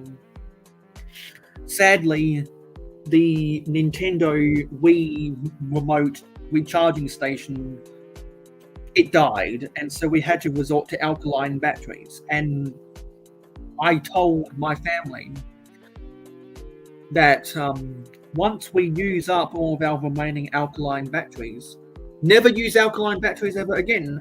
Buy rechargeable batteries, and you can give me your batteries and I can charge them up for you. So when my friends come over to play Wii,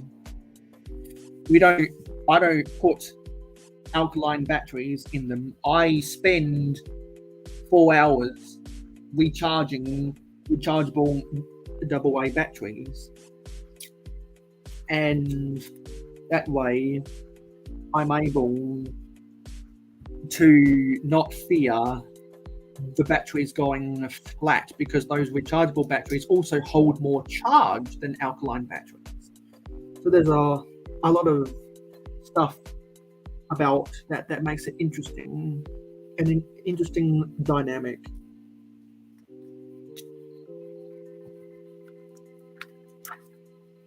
So where does this go? This goes right here. Got to wedge this between some bricks. Ugh. So if you can't afford 9-volt trains, definitely invest in a rechargeable battery system. I use energizers. It works well for me.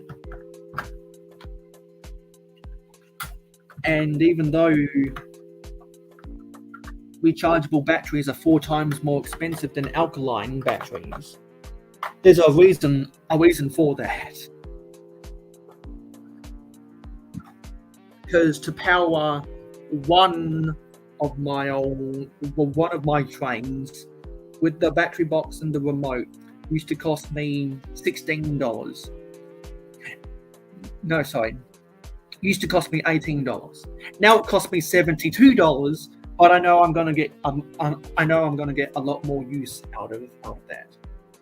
And actually using rechargeable batteries over alkaline batteries has actually encouraged me to run my trains more, because I don't fear them going flat and having to go out and buy new batteries. And for 4 rechargeable AAA batteries, which is what Lego uses in their train sets, it only takes me 2 hours to get a full charge.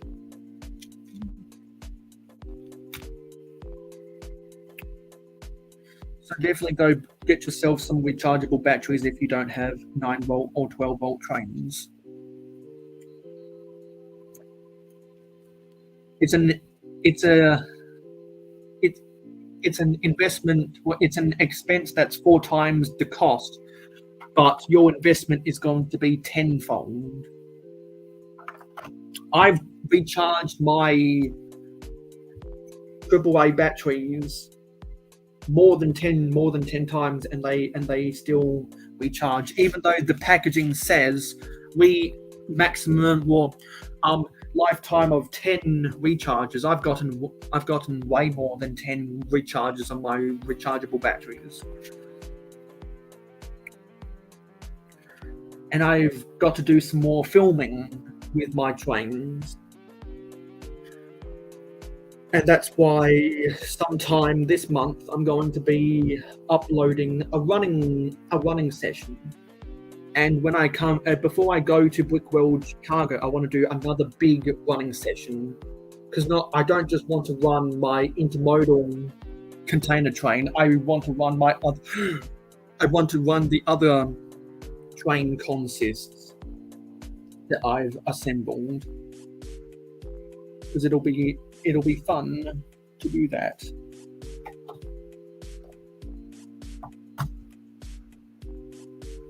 It'll be fun to do that.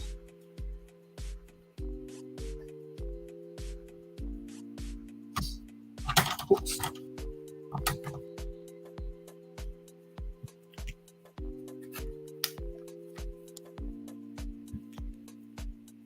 What time are we at? We're at 5.5 hours.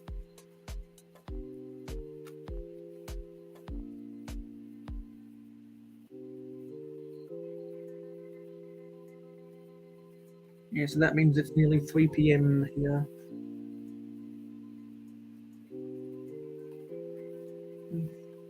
Just gonna take a break to see what's on Forge of Empires. If there's anything I need to do.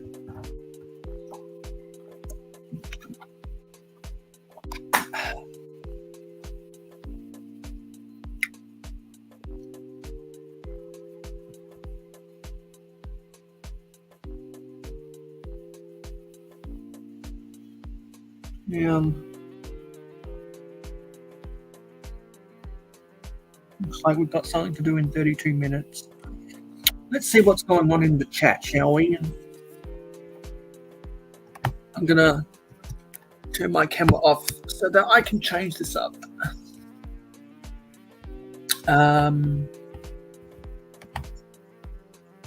Oh, okay, nice. Bet just followed you.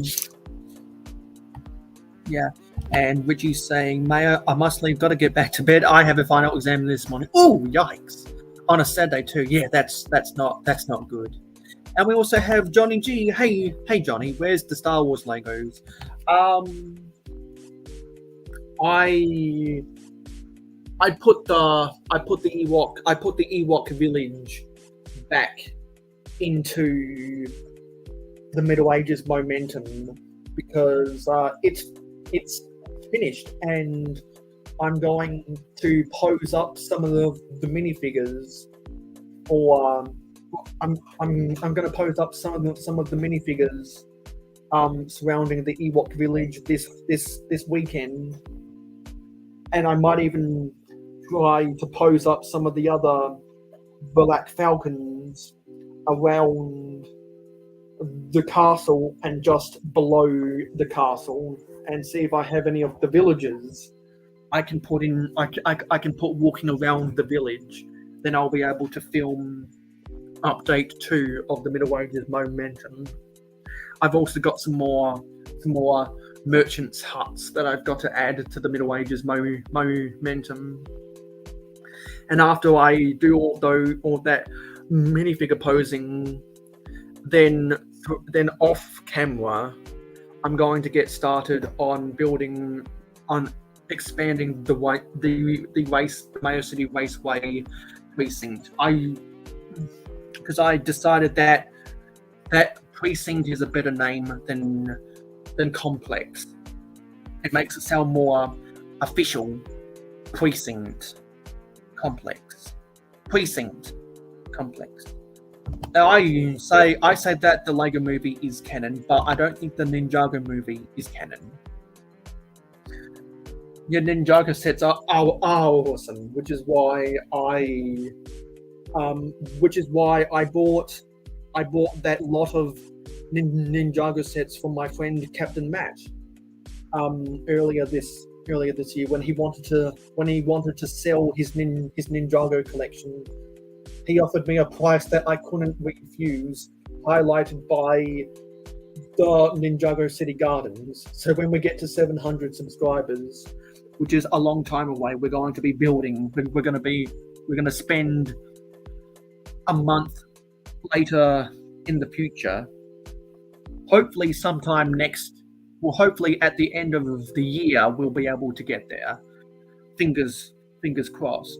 Or maybe early next year. Hopefully we'll get to 700 subscribers then.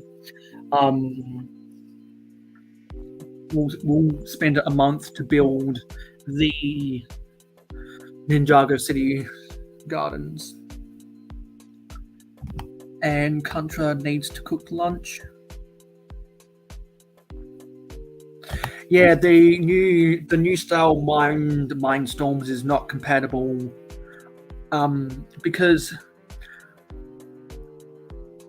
Mindstorms came out in 1999 and they had a yellow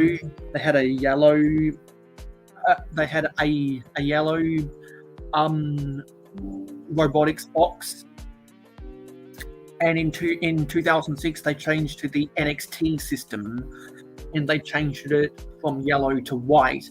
And instead of trying to be kind of like a toy you would find at Radio Shack, they made it into a more higher quality premium toy that robotics classes or the education system would use, which is why you see a lot of robotics clubs in high school and at universities using the NXT Lego Mindstorms. Exactly, rechargeable batteries are always handy to have. And whenever you run a train, whenever you run your trains weekly, and before you do a live stream or before you film a video, definitely make sure to charge them up.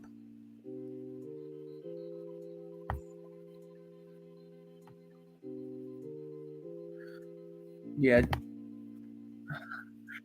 See, those cheap Kmart batteries aren't as good as the rechargeable batteries, and you end up gonna, yeah, that's why you switch to Energizer. Exactly.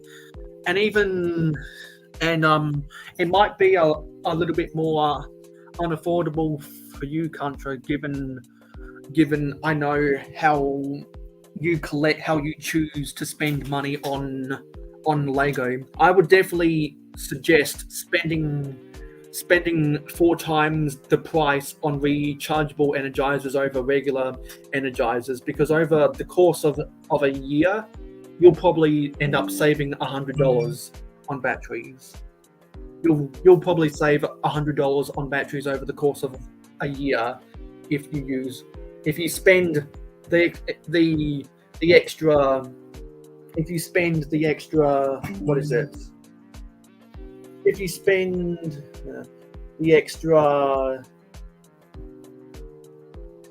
$58 up front to get rechargeables over alkaline, you'll save $100 across the whole year.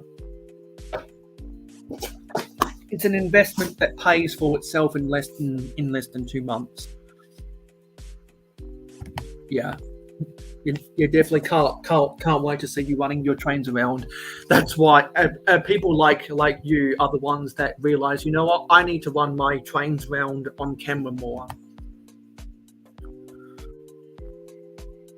Yeah, awesome. And that's just about every comment that we had to catch up on.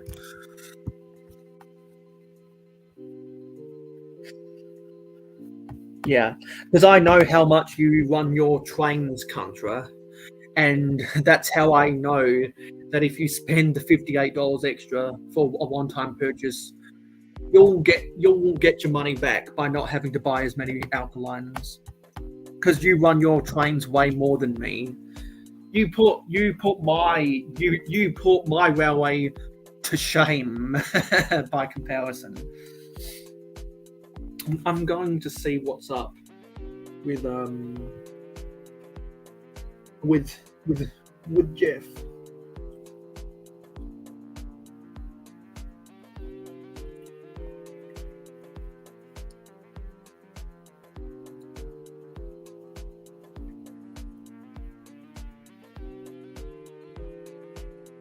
I'm just messaging someone right now.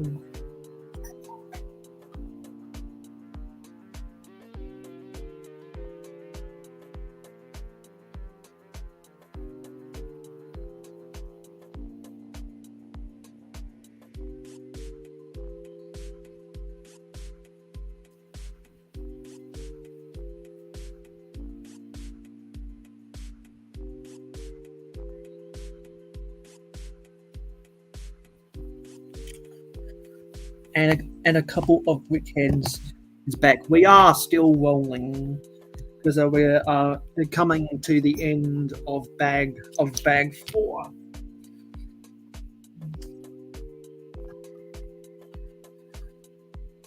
Coming to the end of bag 4, and I hope you had a good episode of ACOB yesterday, Sean. I was watching the Lakers wet the bed I was watching the Lakers wet the bed in game 2, so I didn't see the latest episode.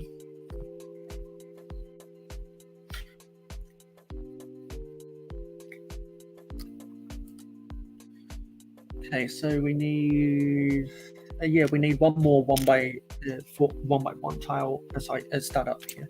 Then we need to get this tile on top to place that connection.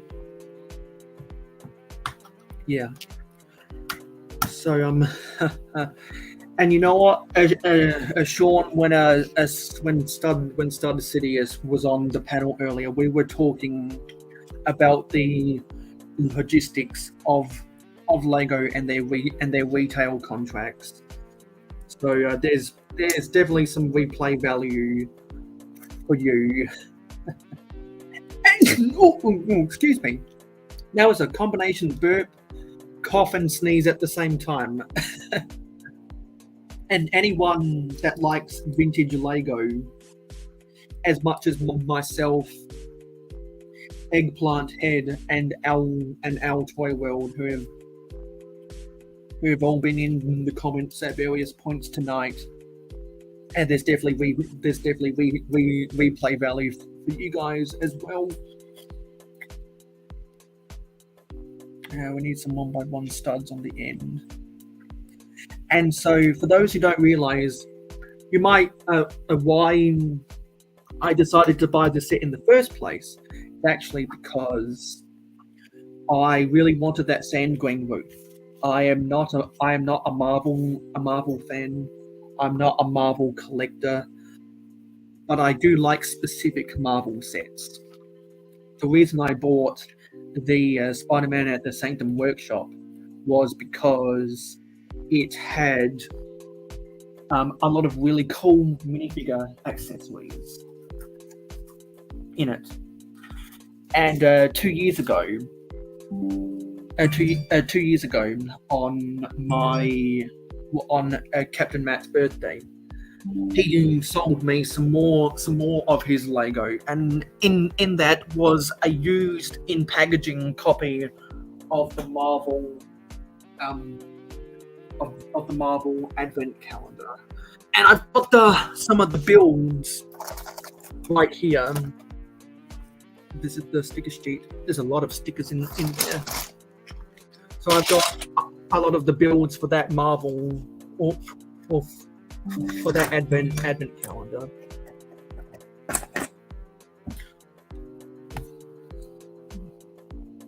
I wouldn't have bought that if it wasn't for my friend and if it wasn't cheap. But I decided to buy it because of this right here. I put a lot of the minifigure scale builds onto a dark bluish grey 8x16 base plate, and there are a lot of really cool minifigure accessories in here.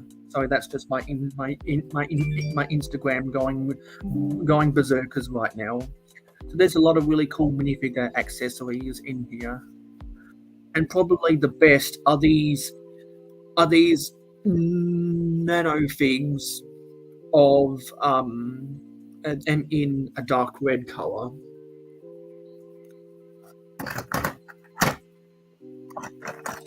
So eventually what I'm going to do is I'm going to film with those builds from, I think it was the 2021 Marvel Advent Calendar, or it might have been the 2022 one. I can't remember exactly.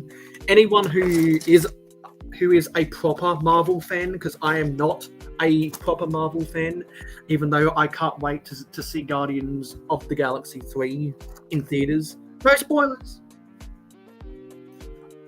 I'm just waiting for my dad to come home so we can go see the movie together, because he likes Guardians of the Guardian. He likes Guardians of the Galaxy. I like Guardians of the Galaxy. Why not go see the movie together? And before we go see that, I'm going to go back onto Disney Plus and rewatch the first two movies, because I've actually never seen the full movies. I've only ever watched half of each of the movies. I've never seen the full movies in person, which you'd think is weird, because it is weird. So that's the end of bag 4. So there are 4 Saturdays in the month of May. The 4th be with you. Just had to do that. There are 18 bags in this set, so I need to average 4.5 bags a day if I want to get this done. So what I'll do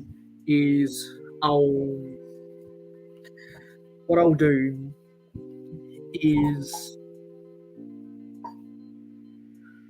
on the last Saturday of the month will be a mega live stream, because not only will that be the crowning jewel of this set when it's all finished, but it's also going to be the last live stream I do before I go away to Brick World Chicago. So I definitely want to get other people on the panel, on other people who are going to Brick World Chicago, to come on to the panel, so we can all get excited for Brick World Chicago together. I'm gonna have to put an APB, and so I'm gonna have to put out a memo for all of us YouTubers who are going to Brick World Chicago, who do regular live streams, to come on, so we can all get excited like schoolgirls about Brick World Chicago. Because I'm super stoked for Brick World Chicago. I've just got to print out some more documentation to show at the customs border, and I've got to get my SIM card in order, and I've got to get my travel debit card in order, and then I'll be all ready to go to Brick World Chicago. And I saw that Joey Jones from Brick Trains is also going to be going to Brick World Chicago, so I'll definitely want to try spend some time with him, because if you don't know, Joey Jones from Brick Trains is the host of the A-Fong podcast. And when our Toy World and myself say hashtag A-Fongs Unite, the term A-Fong was pioneered by Brigzar, and that became the name of the podcast he does with Brick Trains and Mardi Gras Man 2-3, the A-Fong podcast. And so I haven't shown what just for the last 20 minutes or so, since I'm now done with bag 4 of the Sanctum Sanctorum, I wanted to, because the Sanctum Sanctorum is a modular set, I wanted to plug in these Technic pins to the Jazz Club and put them side by side.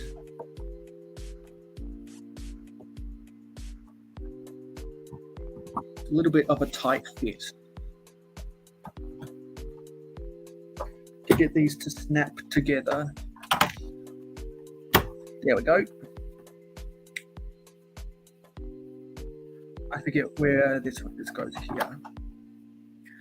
So this is the comparison nobody asked for, but this is what the Sanctum Sanctorum after bag 4 looks like connected to the Jazz Club. So for those who don't know, I'm not going to be putting the Jazz Club into Mayo City, because there's simply no room for the Jazz Club. So that's why I'm going to do some modifications with the way I store my Lego, because my bookshelf, where I keep all of the small builds and my books, I'm going to do some changes with that. I've got the mini modulars up front. I need to actually rebuild some of those mini modulars. I made some custom mini modulars years ago, which I need to disassemble because they just don't look good. And I ultimately concluded that I do not like building in micro scale. I've also got to rebuild the 2018 60th anniversary 4-in-1 vintage Lego GWP. There are pieces missing from there, so I thought, you know what? Miles will rebuild those completely, find the online instructions and try to put them back together manually. And since I'm now going to do a new live stream series called Miracle Whip from 8 p.m. to 9 p.m. Eastern every Sunday night in North America, which is in between hauling and bowling and clicking and bricking. I'm probably going to do that project on my Miracle Whip live streams. So, and the reason why I wanted to start that live stream series is because first of all, if you're not subscribed to the Hauling and Bowling, go subscribe to Hauling and Bowling. Fick and Bricks always says he never knows what Lego livestream is next afterwards because it's very inconsistent.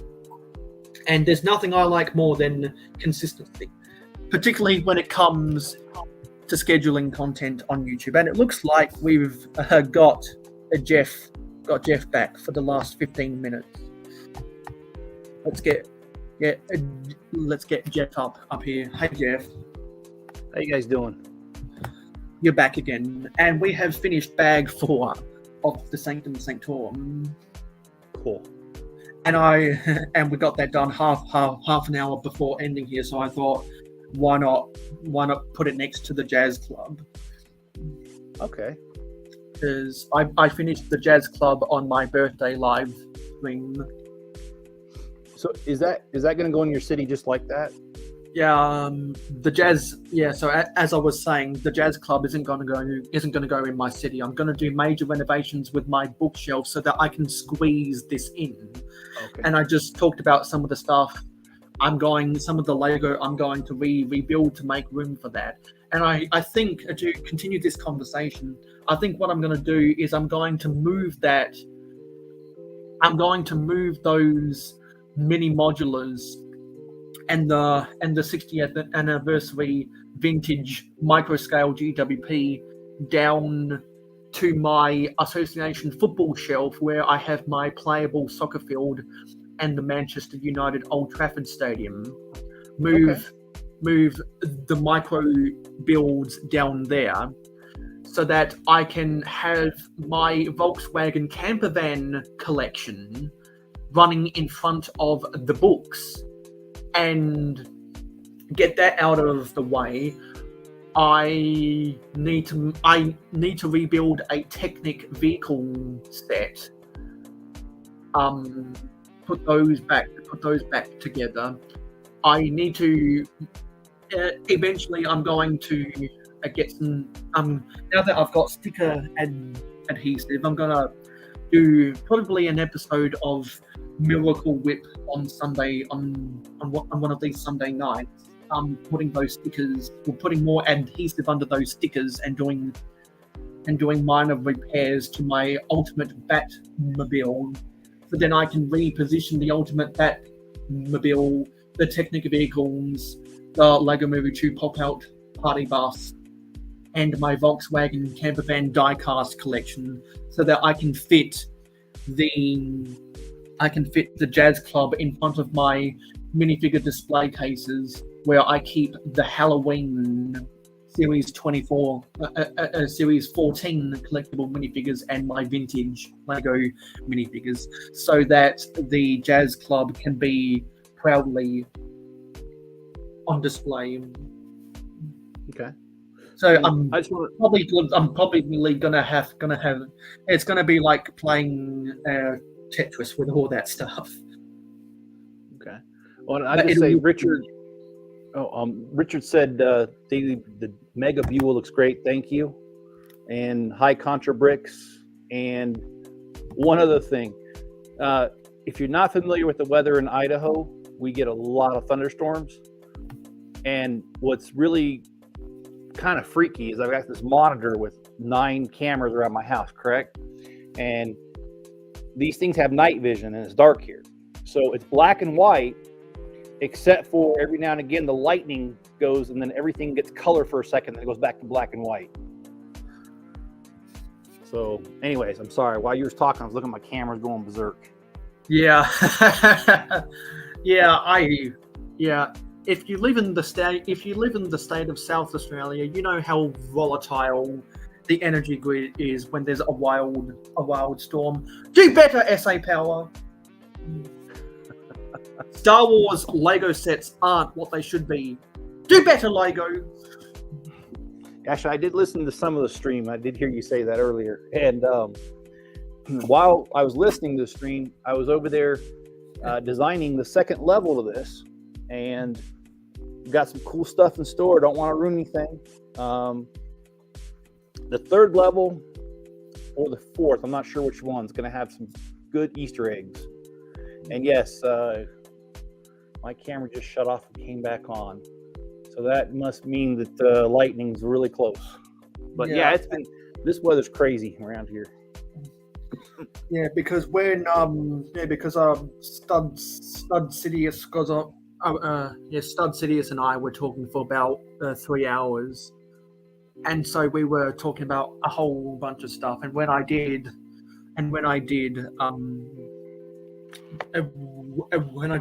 the rotten eggs rant, that's when I shouted from the rooftops, do better, Lego. Because I can conclude a lot of my rotten eggs rants with do better, Lego, and then I throw to the intro to conclude the segment. This one is a running! Rotten eggs! It's rant time! Yeah, SpongeBob, man. That's one of my favorite scenes from SpongeBob history. I love that episode because it's the one where SpongeBob gets sun bleached. Yeah, I love that episode. It's been a long time since I've seen SpongeBob, but I do remember some things about it, like when they swear they make the porpoise sounds, the other stuff. Yeah. Contra saying sounds cool. Can the security camera take pic of the lightning? You could get some good pics. Yeah. Well, actually, they're motion activated, and so when the lightning goes off, I've noticed that the red box around the screen is saying it's recording. So I've probably got thousands of pictures of it, because the way the lightning's going, it seems like about 1 or 2 a minute, sometimes more. But anyway, it should be interesting. But I tell you what, there it goes again. Wow, it's just really weird because, like I said, it's black and white, and then with the lightning being so bright, it goes to day mode and it's completely color for like maybe 3 seconds, and then it goes right back to being black and white again. And there it goes again. So I guess that's 2 strikes in about 10 seconds. Yeah. Right now. Three strikes and you're out. Baseball pun. Yeah. But I tell you what though, I really wished I would have moved to the country 20 years ago instead of just a year ago. In fact, I just celebrated being in this house. A week ago today was a year that I've been in this house. So. I wished I would have done it 20 years ago, I'll tell you that. Yeah, so this has been a productive live stream. I need to check. I need to check one of the statistics on here. Just shy of 20 likes. This live stream has performed decently well. Because that's what I'm used to getting on this stuff. So I'm gonna on behalf of both Chip Off the Old Block Toys and mayohosko, I'm going to go back and list off everyone who left a comment on both of our streams. So we had Red Coat Kyle, Mrs. Chip, Gladiator Bricks Productions, Owl Toy World, Wets Builds, John Sapola, Axel Plate, Just Build It 2023,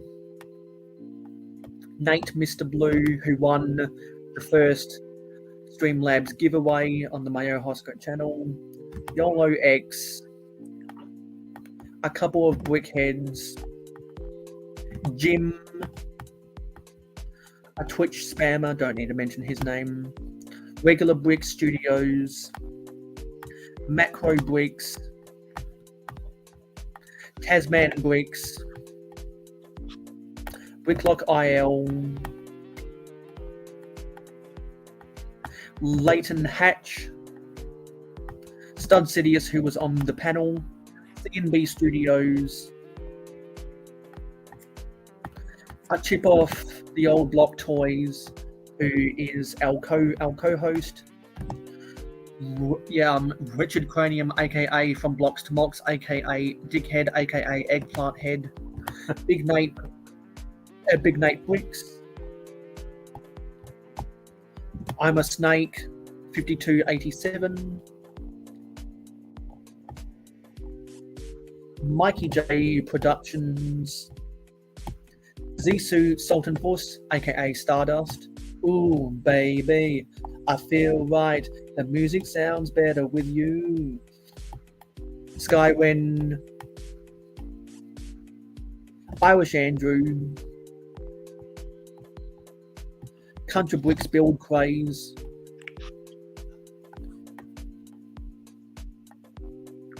who else? Owl Toy, yeah, I think I already said Owl Toy World.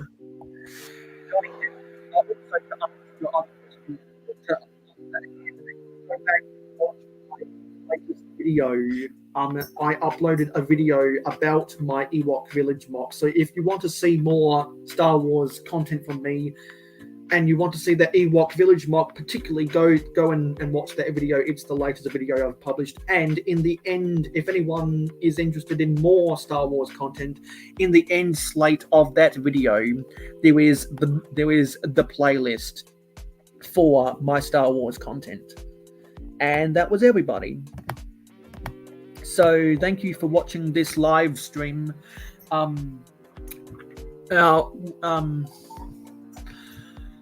Where can we find you on social media, Jeff? Mostly on YouTube and also on Facebook. I've got a page called Chip Off the Old Block Toys. I am on Instagram. I don't post there that much though. And also, if you don't mind me saying, I thought I heard that Richard is starting to do some videos. Yes, he said that in the comments about an hour ago. About 2 hours ago, which has got me really excited. Well, Richard, if you ever want to team up and do some videos together or live streams together, please reach out to me on Instagram or Facebook. I'd be more than willing to.